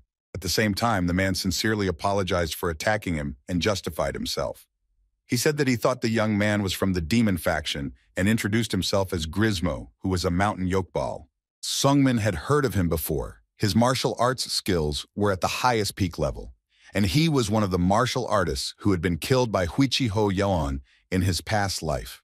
Grismo had already guessed that Sunmin had come here to stop the little celestial demon, and he thought he was a very noble and naive warrior. Huichi-Ho Yeon was very dangerous. Not only was she nicknamed a celestial demon at such a young age, but she was also the leader of a powerful group. The rewards of a dungeon are very valuable. If they are left as they are, a great demon will emerge that no one can defeat. That's why Grismo wanted to stop her for the sake of the whole country. Several other people also entered the dungeon. The sword demon Dako, the lonely grandmother, and the demonic Iron Fist. All of them are at the highest level and are followers of Huichi-Ho Yeon. There were also a few people from the Murim Alliance. There was Baek Sogyo, Friday from the Inferior Sect, the Peerless Frenzy, and a supreme celestial swordsman. They were all here. Sun Ming was indeed so close to stopping all of this, but he still hadn't figured out how to do it. Grismo knew one thing, however, and that was that Huichi-Ho Yeon had to be stopped, so he hoped the young man would help them. For some time, he digested the information about what was happening, but he said that he would definitely help and do everything he could to ensure that justice was done. This is exactly what a young hero who has killed the Phantom Sword should do. Grismo asked if this was Sun Min's first dungeon, and he nodded, hiding a fact from his past life. All dungeons are different, but this is where the monsters are incredibly strong. It's better to be very careful and cautious here. Suddenly, the man stopped. He had goosebumps because of what he saw in front of him. When Sungmin got closer, he froze in his tracks. To be honest, he hadn't expected this moment to come right now. From the depths of the dark cave came a voice that Sun Ming had long held in his head. The voice he had been following all along. Many years had passed and they had met. It wasn't the place they had agreed on as children, but now they met again. For a few more minutes, Sun Ming was silent. He didn't even know what he was feeling, like joy, but also a lot of tension because of what was about to happen. Now he saw her in front of him, and his heart sank to his heels. Grismo hadn't expected this meeting to happen so soon either, after they had only been walking for a few minutes. And at the same time, another silhouette appeared from the dark passages of the cave. It was Baek Sogyo. On the other hand, he was actually excited. He had been uncomfortable since the moment they entered the dungeon and got separated. But Sungmin saw her as a danger and stopped Grismo, who was about to run toward her. Indeed, if you look closely, it wasn't her at all. Her face was not human, or rather only half of it. The other half looked more like a zombie. This creature was not confused and quickly attacked Grismo, throwing him away from the others. He was lucky to escape with only minor injuries, flying into the stone walls of the cave. Ruby yelled that it was a doppelganger and that something had to be done immediately because they were going to die here. It was the monster that copied her attacks and strategies of its target and its appearance.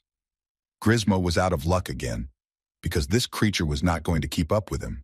The natural flight of the soul, the stealthy moves she had just used, the monster had the ability to copy combat skills with precision. At that moment, the doppelganger turned its gaze to the others, for the first victim was almost defeated. It seemed that this creature was ready to crush everyone here into dust. What was happening was an unexpected turn of events, but Sun Ming was not at a loss and was going to end it. He was furious that the monster was so brazenly using his girlfriend's appearance for its own purposes. Ruby noticed that Sun Ming was very restless and tried to calm him down, telling him to stop and take a breath. If you look closely, the emotions or movements and behavior of the double were still different from the original. But he quickly forgot about it when he noticed a whole gang of shadow clones above him. Right now, the creature's target was Sun Ming, and then it was going to move on to everyone else. As the clones were closing in on him, he remembered what Baek Sogyo had said the day Phantom Sword died. She had said that Sungmin had matured a lot and that she still saw great potential in him. It was very difficult for him to accept these words as true, and for a long time in the realm of his consciousness, he fought against them and pushed them away. But he lived for years. Sunmin was proud of himself for getting better, and now he wanted to hear it from her again. But he didn't want to hear a single word from a monster like this pathetic copy. It only took one punch to kill the doppelganger. He was so angry and concentrated that he managed to do it well. Grismo stood up and looked a little fearfully into the battle beside the dead body. Compared to the average Lady Peck, this doppelganger was weaker. But when you think about it, he was even able to copy her fighting skills. It was strange to realize that such a thing existed. Usually doppelgangers only copy appearances and can't adopt techniques, but this was knowledge from the outside world. In any case, Rubia didn't want Sun Ming to worry, because she had already tried to explore the dungeon. The girl could become a guide, so they would just have to trust her words and show them the way. Of course, there were always some quarrels and arguments between her and the Void Monarch. He always said that she could not do anything worthy, and she told him the same. That's how they lived together. He promised that he would deal with her as soon as he got his own body back, even though Rubia was sure that he would not be able to find it. They would have continued to argue, but Sun Ming told them to be quiet. They listened to him and quickly fell silent, not understanding what Sungmin was getting at. But just then, a very terrible thought occurred to him. They had just defeated Lady Beck's doppelganger and had done so successfully on their own. However, this was only the beginning of a long journey to be traveled through the corridors of the dungeon. The worst part was that a doppelganger might appear, copying their appearance exactly. They were worried that they would not even be sure who to kill. The first thing Sungmin thought of was Huichi Ho-young and the possibility of her double appearing. This was the last thing he wanted. Meanwhile, some people from the Muriam Alliance were already dead. The Supreme Celestial Swordsman was already lying in his own blood under the wall. The monster that met them quickly killed him and left him no chance to live. Another member of the Alliance, the Peerless Frenzy, was full of strength and anger to avenge his teammate. But he still did not dare to attack the little celestial demon alone because he knew what fate would await him after his attempts to attack. Then the girl turned to him with a face that showed no emotion, and her behavior was more like that of an inanimate being. It seemed that she had learned a new martial art, and he was ready to give up, saying that he could not defeat her. Even though he knew that victory was beyond his grasp, he was fighting for justice and could not give up, especially since one of the people closest to him had died before his eyes. He cursed her and wished that Huichi Ho-young would burn in hell, and now he only wanted revenge, even if it ended in his death. All the while, she stood motionless in front of him as if he posed no threat. He knew he was going to lose, but it all happened incredibly fast. Soon, only drops of blood flew around them and hit the demon's face. His body was already doomed to death, with only his limbs moving slightly. As the girl coldly watched his death agony, he slowly said goodbye to this world. Her eyes were full of indifference, as they usually were when she did this to people. A year had already passed. The time flew by very imperceptibly and quickly, though it was productive for both of them. Ho-young continued to stand still, keeping her eyes on the body. It wasn't long before she walked closer to Sungmin's flesh. In fact, she was glad that it wasn't the real him, but just a copy. Perhaps she should have dressed more festively for this, but it was too late. She adjusted her clothes as she stood over the lifeless flesh. He had worked hard and gotten stronger, it was true. The girl noticed this, even though she was only looking at a clone. But she would really be disappointed if someone like him allowed himself to die here, in a cave that always smelled damp. She walked past his body, giving him one last look so he wouldn't dare die, he promised. Meanwhile, Sun Ming continued to move along the cave corridors with Grismo. This dungeon could be called a real hell. It actually left people without common sense. Baek Sogyo was already looking tired after several hours of this ordeal. Who would have thought that a doppelganger would show up here, and one that was strong enough to be a copy? The good news was that it was a doppelganger of the Supreme Heavenly Swordsman, who was the weakest of the team. But there was one more thing that had fallen from the corpse of this doppelganger. It was an elixir, and it was quite pure. But she didn't even know where to go from here. She needed to join the Muriam Alliance as soon as possible. If she encountered a small celestial demon, or more than two of her subordinates, then Baek Sogyo would have no chance of winning. But as soon as she decided to move forward, she was stopped by other people. At first, she was even happy to see someone else there, but her joy was cut short when Baek Sogyo realized who they were. They were Huichi Ho-young's followers, The demon sword Dako and the demon iron fist were here. What she had been thinking about and worrying about had happened. She's alone against Hoyun's minions. Meanwhile, Sungmin took another look at the crystal that had fallen from the corpse of the Baek Sogyo replica. The crystal contained a large amount of crystallized mana that could be obtained by eating the thing. The demon inside Sungmin's armor still didn't understand why he hadn't eaten it. He explained that his mind, body, and energy were currently unstable. It was possible that after he ate it, he would be in even worse shape, but the spirit assured him that this would not happen. He felt that Sun Myung-min's heart was something unique. Even among those known as great demons, he had never met anyone with a heart as special as his. Except for himself, of course. They continued to move forward a little at a time until Grismo stopped. He spotted Chue-gul in front of him, and he didn't look good. His arm was torn off, and he was sitting against the wall, trying to stem the flow of blood. If he could talk to Grismo, he wasn't a doppelganger, which was good. Chue-gul was a member of the inferior sect. He was one of the top rising stars of the Orthodox sect. Sungmin had heard of him and knew that Chue-gul was one of the strongest of the sect, just like Ji-hak. And the reason he lost his arm was because he met with Dako's doppelganger. Dozens of units of sword energy were released in just one strike, and no one could prevent it. Actually, he was already waiting for his potion, because he was already dying here, and Sungmin just watched him suffer. It was only when he pointed this out that he handed the medicine to Chue-gul to ease his suffering. It was this that saved his life, though it did not restore his limb. Unfortunately, that was the only medicine they had, but if they had the elixir, they could have restored his arm. Now he finally asked about Sun Min, since this was the first time he had seen him. Grismo readily told him that the young man was the spear demon who had recently killed the phantom sword. If so, he had heard a lot about the boy. Lady Peck had mentioned him many times, and Chue-gul thought he was only helping out because he was worried about her. It was strange that the older and younger had such a relationship, as if they were family. For Sungmin, it was absolutely normal for the younger one to come to the aid of the older one. In fact, he wanted to ask him how he was related to Baek Sogyo. He replied a little nervously that they were very close friends, although Sunmin was also very close to her. All of this led to an awkward pause between them where they didn't know what to say. They were both angry with each other, although they did not understand what was causing the emotions. Now it looked like they were going to confuse each other because they liked the same person. Ji-gul apologized first, saying that he was being rude to the person who gave him the potion.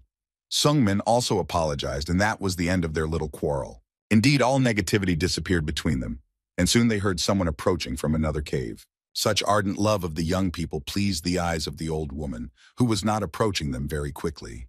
The lonely old woman was also one of Huichi Hoyun's followers and asked to join them. Of course, this alerted Grismo, who jumped away in a moment. The voice was so loud, like a pig about to be slaughtered. She saw that these people had been fighting with someone and were in such a depressed state, so she decided that she could take care of them herself. This lonely grandmother was also a top master at the peak of the martial arts. Just as a new fight was about to break out between them, Ruby returned, happily announcing that she had finished analyzing the dungeon. It was bad timing as the young man was about to fight a new opponent. However, Rubia immediately showed him the map she had created based on the dungeon's passages. She explained that the blue dot was Sun Ming, and the yellow dots represented other people. The red ones symbolized the monsters of the dungeon.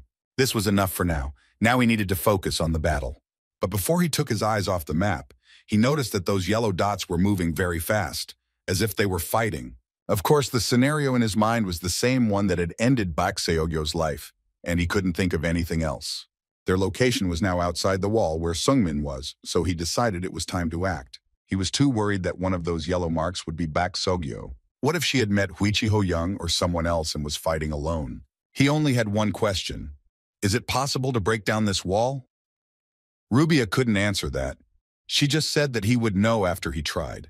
The wall was quite thick according to her detectors. Although Chue-gul was already without an arm, he took the weapon in his other hand and was going to fight.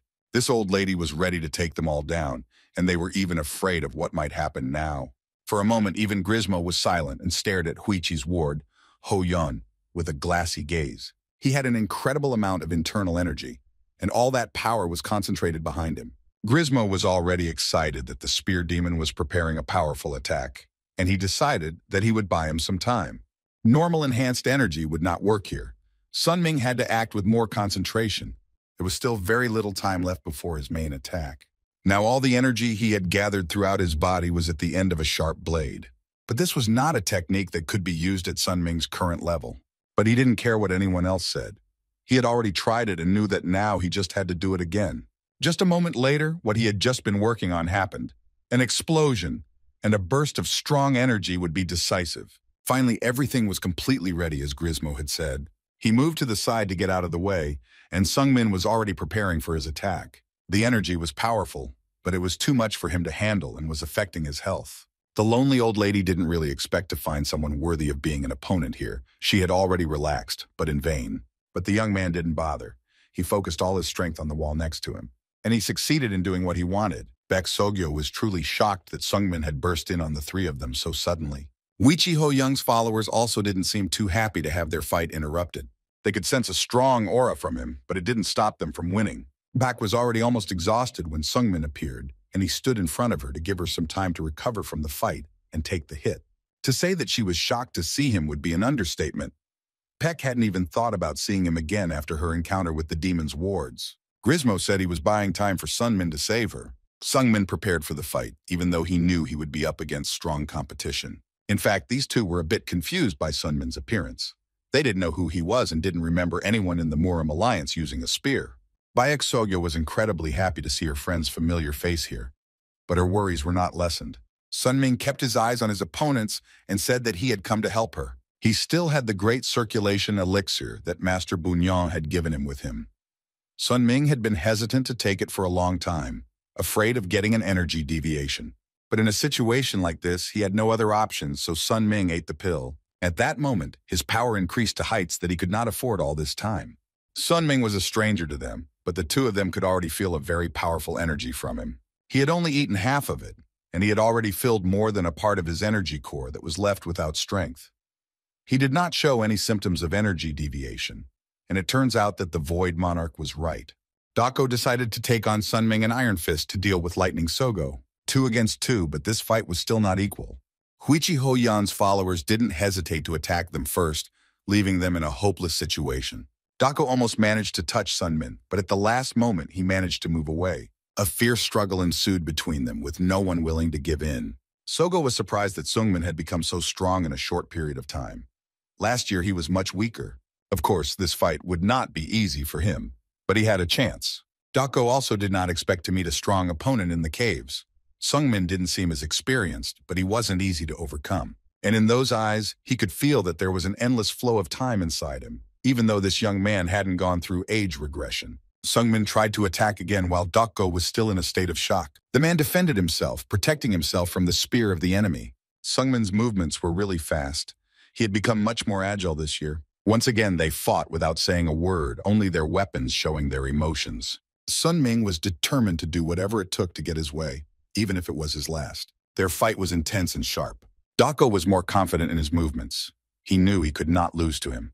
Using various techniques, he continued to attack Sunmin. The latter could hardly contain himself. It was really hard for him to resist such an opponent. As it turned out, the man enveloped him in magic and Sun Ming was trapped.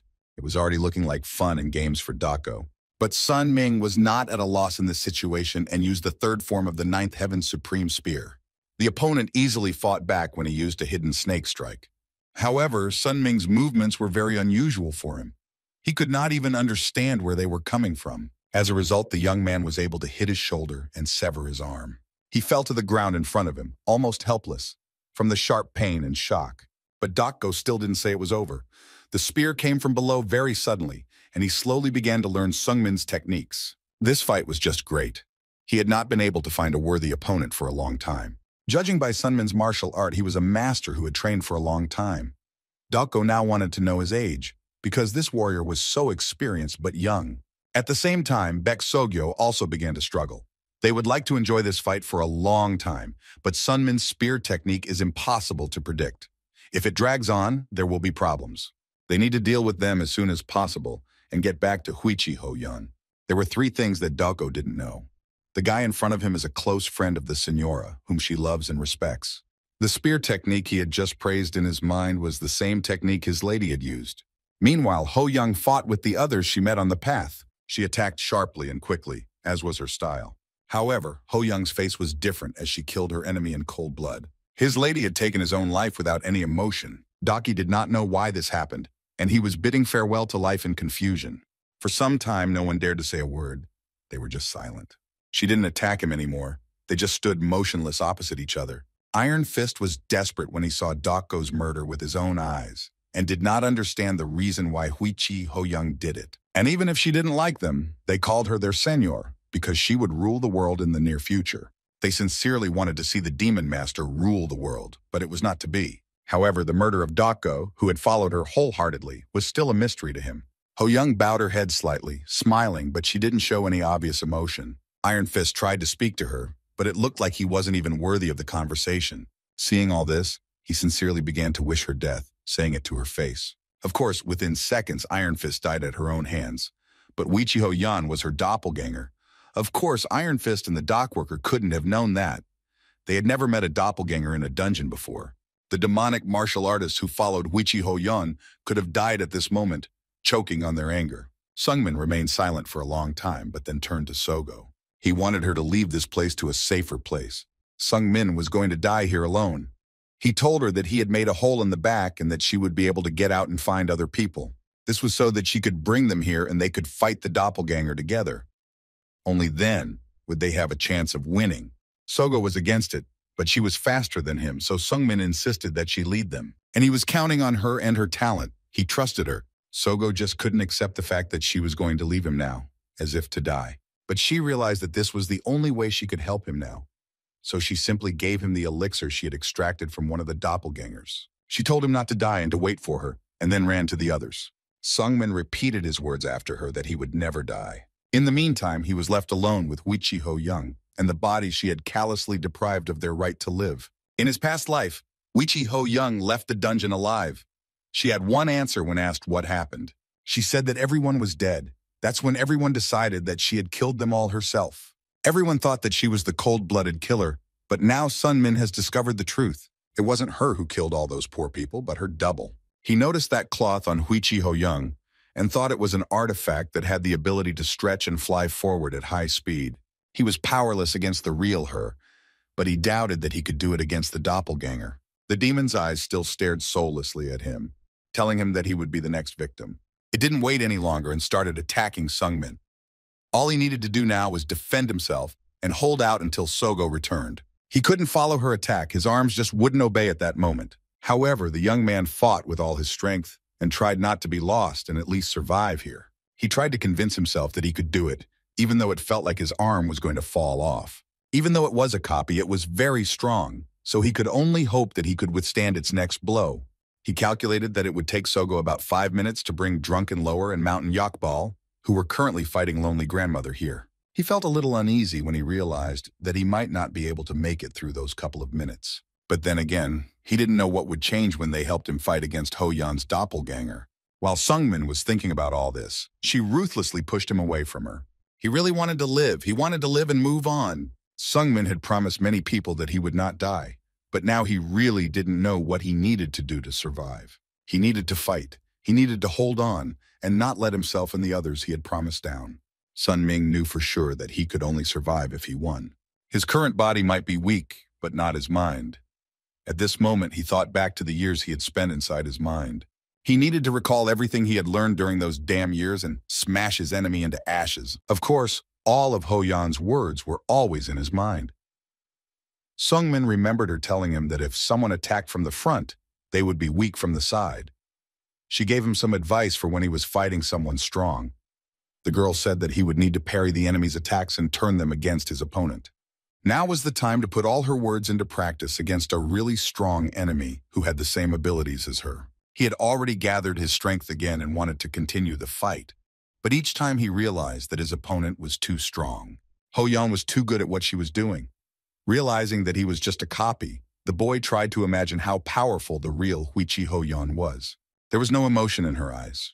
Perhaps this was the main difference from the real her, because she always struggled with confidence and had fire in her eyes. This time, Sungmin decided to attack her himself in order not to miss the opportunity. He did not know what to expect from his attack, but he knew that he would not rest until he tried. At the same moment, there was a surge of energy that momentarily eclipsed everything. Sun Ming did not yet understand what was happening. He was just trying to do something. He managed to get closer to her, but the shield that Ho Yan had was too strong. She didn't have time to strike, so Sungmin moved back as quickly as possible. Finally, the Void Monarch spoke to him, as if to try to help him, at least now. He had already noticed that this girl was not using any footwork, palm techniques, or martial arts. She just waves this canvas. To begin with, it's not a very powerful tool. She is so strong only because she is very experienced and has tons of internal energy. Duplicates are able to repeat the movements and strategies of the original. Sungmin remembered that Huichiho Yeon doesn't usually use martial arts, but rather uses canvas. Slowly, he began to figure out how best to defeat her. She really doesn't use martial arts on people who don't deserve it. At least he could now be congratulated on having been identified as an opponent worth using them against. It seems now that she had been playing with him all along. Sungmin thought of Sogo. She would be here any minute now. But even now, he was mentally begging her not to. What they were facing was a real monster. Beck quickly got to the right place where she found Dokgo and Chui Gul. She told them that they urgently needed to go to the aid of Sungmin, who was fighting the clone Hoyan alone. Grismo could barely speak now. It was hard for him to even move his fingers, and he wanted to tell her something, but there was no time to discuss trivialities. She simply asked him to tell her if they were coming with her. If not, Sogo intended to leave alone. She would not leave her friend to fend for herself. At the same moment, the drunken inferior blocked Sogo's pain point, causing her to faint. If they had gone where she said, they would have died for sure. First, they had really miscalculated the enemy's combat readiness. To subdue a small celestial demon, they would need 5 times the strength they currently had. Right now, it's better to retreat rather than engage in a pointless fight. Grismo wasn't sure that there was any way out of this other than defeating the dungeon boss. But Chui Gul reiterated that they had luck on their side. He had found a scroll from the lonely grandmother that they could use to get out. It was not an easy decision, so he thanked Grismo for agreeing. He looked at Sogo. She was still not in a good mood. Looking back, Chui Gul noticed the bright light in nature that Sunmin had made. Once again, he wondered if he was doing the right thing, but it was already decided. He simply apologized for having to make this decision, and they disappeared. Sungmin fought bravely. He would have been glad to hear that Sogo would not put himself in danger now, but his fate seemed sealed. It wasn't the first time he'd felt the pain of Ho Yan's blows as she fought him mercilessly. The Void Monarch was already supporting him, telling him to pull himself together. The clone of Ho Yan was indeed too strong and agile. It was hard to follow her movements. With the support of the demon, Sungmin was able to pull himself together and continued on for a while. The monarch was guiding him, loudly shouting out what to do next and suggesting something all the time. However, it cannot be said that this changed the situation too much. Sun Ming was frustrating him, and the monarch simply ordered him to follow the instructions. This irritated the boy, but he did not want to die either. His new house could have been destroyed. And if he hadn't blocked the blow, Sun Ming would have been lying in his own blood. If he died, he would have to rot here for the rest of his life. And then there was that girl who was supposed to be here by now. Sogo was still not here, even though a lot of time had passed. The monarch was surprised that Sun Ming was not angry with her for her betrayal, since she had simply run away. He was surprised that Sun Ming wasn't angry with her because she had simply run away. It's like he's dying for her, but he really didn't care about that at all. Sunmin knew that she couldn't have betrayed him. And if Beck was still missing, then something had happened there. After all, now was not the time to think about such trivialities. He didn't want Sogo to come back here in the first place. To begin with, Sungmin would have died on Mount Mushi without her help anyway. The monarch had nothing more to say. This young man is senselessly laying down his life for the sake of a man. Only later did he laugh out loud as if his sober mind had left him. He even began to like it all. The monarch wasn't going to let them both die here so easily anyway. The demon smiled and said that he would help him a little. After saying that, the monarch did as he said, giving Sunmin additional powers. The boy was a little scared by what was happening, but the demon just wanted to help him, so he told him to come what he was doing. Now it was a real god of chaos. Even Ho Young, who was standing next to him, was silent, looking at what was happening. It would have been easy for the demon to gather his powers if there had been an intermediary, but he said that Sunmin could use them for his own pleasure now. Still, he had no choice. He had to fight or give up right now. Means that now all of these are part of his demonic powers and Sunmin's heart has been able to accept them. The wounds healed and even the broken arm was restored. Right now, the young man felt incredible strength. The doppelganger had taken on the arrogance and curiosity of the original, and so the copy stood watching Lee Sunmin. Now it could be recognized that he was indeed a worthy competitor. This force within him was incredibly powerful. It seemed as if the meridians were going to break now. But the monarch was still in control and warned that the demon was approaching. The doppelganger attacked again, being close by in milliseconds. It was the first time she had attacked him in this way, and his strength was still not enough to win. Then the monarch suggested that he transfer control of the body to his hands. In this case, it would be easier, but the young man refused. He told the demon to give him his power, but the demon immediately objected that he could not handle it. Lee Sun-min had achieved this before. It was a power that he could not use because of his weak body, but he still didn't know how to use it. With the level he had reached in the realm of consciousness, he would be able to defeat the doppelganger standing before him. Sun-ming stood his ground and once again told the monarch to put his demonic power in his hands. He had already channeled all his energy into the spear and had one last step left. Finally, the demon listened to him and gave him his energy to strengthen his talent. Now he was many times more powerful, and without waiting or hesitation, he rushed forward. The doppelganger himself did not expect such a great power to appear before him. This time he actually managed to do something, and Sun-ming was in a favorable position. The walls of the cave shattered into hundreds of stones, and the double was lying there. It was a strong blow, but it wasn't enough to finish off Ho-yeon. At the same time, Sun-ming used the ninth Heaven Supreme Spear in the fourth form and attacked. He reinforced this technique with the reflection of the 9 dragons to make the attack even more powerful. This was a power he had never released before, although it had been inside him for a long time. It was not the end of the fight, but they had now reached a higher level. Ho-young's double tried to attack again, starting to use any other tricks and techniques. Sung-min was still impressed by Ho-yeon's talents, which the clone copied very well. She was again approaching him at such a high speed that he didn't even have time to realize anything. However, Sun-ming now realized that he was capable of wielding the most powerful technique that the Void Monarch had given him. He used the Spear of the Ninth Heaven again, enhancing it with the abilities of a demon. His eyes were filled with anger and a desire to win. Sun-ming knew that this could be a fatal move for him, but he was not deterred. This time he decided that he would use his power to the fullest and use the path of nothingness. Now it seemed that he and Huichi's doppelganger, Ho-yeon, were on equal footing, as Sung-min was striking her more and more often. But her face still didn't show even the slightest emotion. Compared to the clone, Sung-min was already tired and ready to give everything just to destroy her and end this hell. The doppelganger was lying in front of him as if he had already given up, and now was the perfect time for Sun-min to put an end to it. It was really hard for him to do it. His emotions were overwhelming and he wanted to scream. Finally, he did it. He was able to win a real fight. He was able to release his inner strength. Years have passed since then. Everything has changed so much, but not his principles and goals. But for him, tens of thousands of years have passed, accompanied by suffering. He came so far because he thought about his goal, Huichi Ho-yeon. Whenever things got tough, he would think of her. But he still could not determine for himself whether he had become even a little stronger. The monarch immediately asked how Sun-min felt after borrowing his strength to defeat the demon. The boy seemed so funny to him now. He could say now that he was colored, but having power and knowing how to use it were two different things. The demon was able to control his abilities, which were several levels above his own talent. However, there was still an important fact that the end was not in sight. Now he was about to take his power away from him, and the payoff would be very powerful.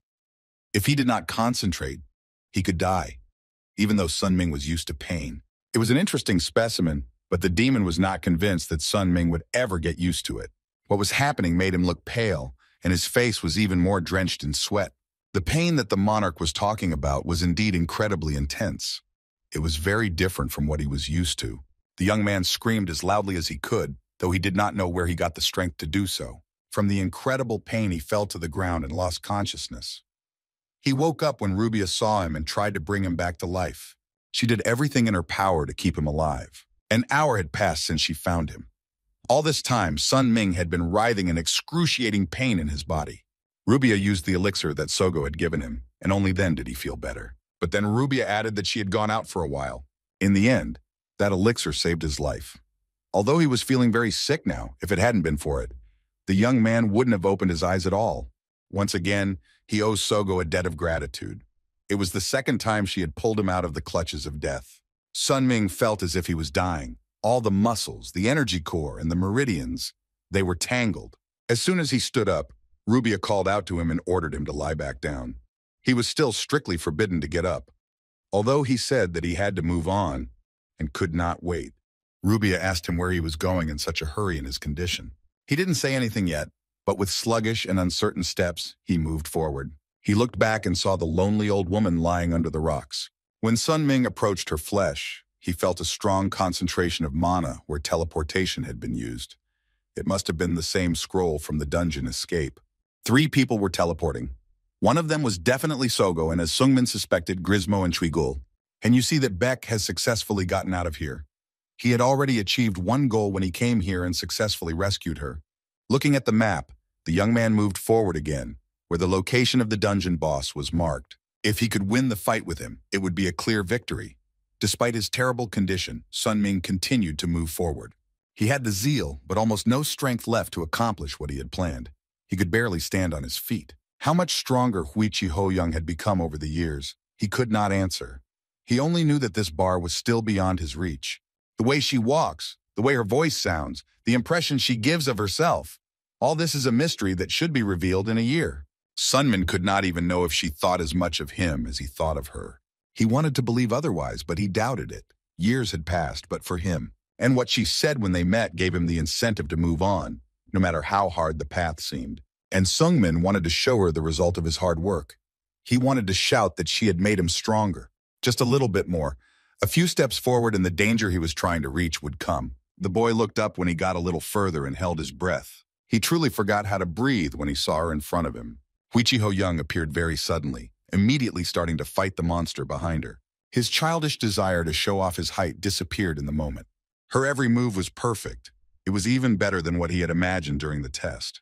The doppelganger could not imitate her technique at all, and that was what the young man wanted to get to. She was truly unbeatable, reaching incredible heights. Everything that came her way was not a problem. She could easily get out of here alive and unharmed. And that was probably what the dungeon boss was. He really was quite strong. Ho-young wasn't sure that her past self would have been able to defeat him. She also met a monster that looked like a boy. He used the 9th Heaven Supreme Spear technique. This copy was an interesting opponent for her, albeit a weak one. Huichi Ho-young could really expel that Lee Sunmin had become a stronger warrior. He didn't even want to hear her say that. He felt completely satisfied then, but he finally answered her. Until now, the young man did not know what to say after a long separation and hid behind the wall. And it was only because he was still not good enough to meet her. Then Ho-young asked him who he had met on his way and why he had come here, and he replied that he had seen her. He must have been suffering a lot at the time, but he made it here anyway. So he had already won, even though he couldn't say he did it alone. Ho-young was really happy to hear him say that. Even in his words, she could feel how much he had grown. He was finally able to make his dream come true, and she congratulated him on that. Ho-young still remembered his words that in 10 years, he would stick a spear into her heart, even though Sunmin himself did not want to remember it. They never looked at each other while sitting behind the wall. It's been 10 years. It really meant a lot to him, and he had achieved a lot. It was a valuable time, but he also suffered a lot during his many training sessions. Ho-young sighed. She was also looking forward to this meeting, which was still a year away. Then she paused and asked if he would come with her. She had said before that she hated being the object of someone's expectations. That was true before she came into this world. But even after she was summoned here, the gazes of high expectations followed her everywhere. But she wouldn't have been disappointed if they were his eyes. Sungmin remained silent, his mind too dazed to comprehend much right now. But Ho-young apologized. She had thought that he just didn't want to travel with her, but that wasn't the case at all. He just realized that if he went with her, he would only be a shadow of Huichi Ho-young. He didn't want that. He wanted to be on her level. It was not enough that he had become much stronger than she had expected. Maybe it was greed, but she couldn't convince him, and she didn't want to force him. A year had already passed, and only one more was left to their agreement. Another year, and he was going to get to where she was now. And in a few months, they would meet again. Even then, he would have to go with her, and there would be no excuses. The girl laughed. In fact, it was hard for her to let go of her friend, whom she had not seen for a long time. Well, she understood him, so she decided to hold back her greed for him for now. But Ho-young assured him that it wouldn't be easy for him, because she would become even stronger during that time than he had been this year. Sungmin knew this. After all, she was the one he had made his target. In every word, she seemed to feel a strong change in him, and that was good. They stood up. It was time to say goodbye again, but not for so long. In a few months, they would meet at the promised place. It was a big challenge for Sunmin, but this meeting seemed to give him strength and confidence. Ho-young was already looking forward to the moment when it would happen. In fact, she wanted to take him with her. Even now, she was dying to turn back the clock and look at his face, but she was reluctant, because she didn't want Sungmin to hate her. They would talk when they met in a year. She wanted to drink and eat together and talk about everything that had happened. But there was one thing she had forgotten to tell him before she left. The girl smiled as if remembering something. After a short conversation, they parted ways. Bak Sogyo was in despair as she looked at everything that had happened. She couldn't forgive Sunmin for fighting for her. She overreacted, even though she was known for her emotionlessness. She called them both cowards. None of this is being a warrior. Chuigul tried to calm her down, but it was no use. Bak just said she was leaving the alliance. She didn't want to be in a place like this anymore, so she decided to just leave. All of them were incredibly disgusting to her now. She couldn't accept what she saw and found the only way out for herself, which was to run away. She was really sorry, she thought to herself in front of Sunmin. Bak felt guilty and her priorities changed drastically and shifted. She wanted to become even stronger. Only now did Sogo realize that her strength was not enough to protect all the people she loved alone. The elf continued to do her favorite blacksmithing and made wonderful weapons. Scarlet, as she said, traveled in search of a beautiful landscape where she would feel at ease. Jihak and the other monks at Shaolin continued to train tirelessly to become the best future for the temple. Lich, who had created a new life in the form of a beautiful girl, inside of which was a real monster that ate people's flesh. He now got his comeuppance because he became a toy in her hands. All this year, everything was different. He had changed and the world had changed, even though Sun Ming had been growing and improving himself tirelessly. Perhaps this was just the beginning. After meeting the little celestial demon, his outlook changed again, even though she herself was still his unattainable goal.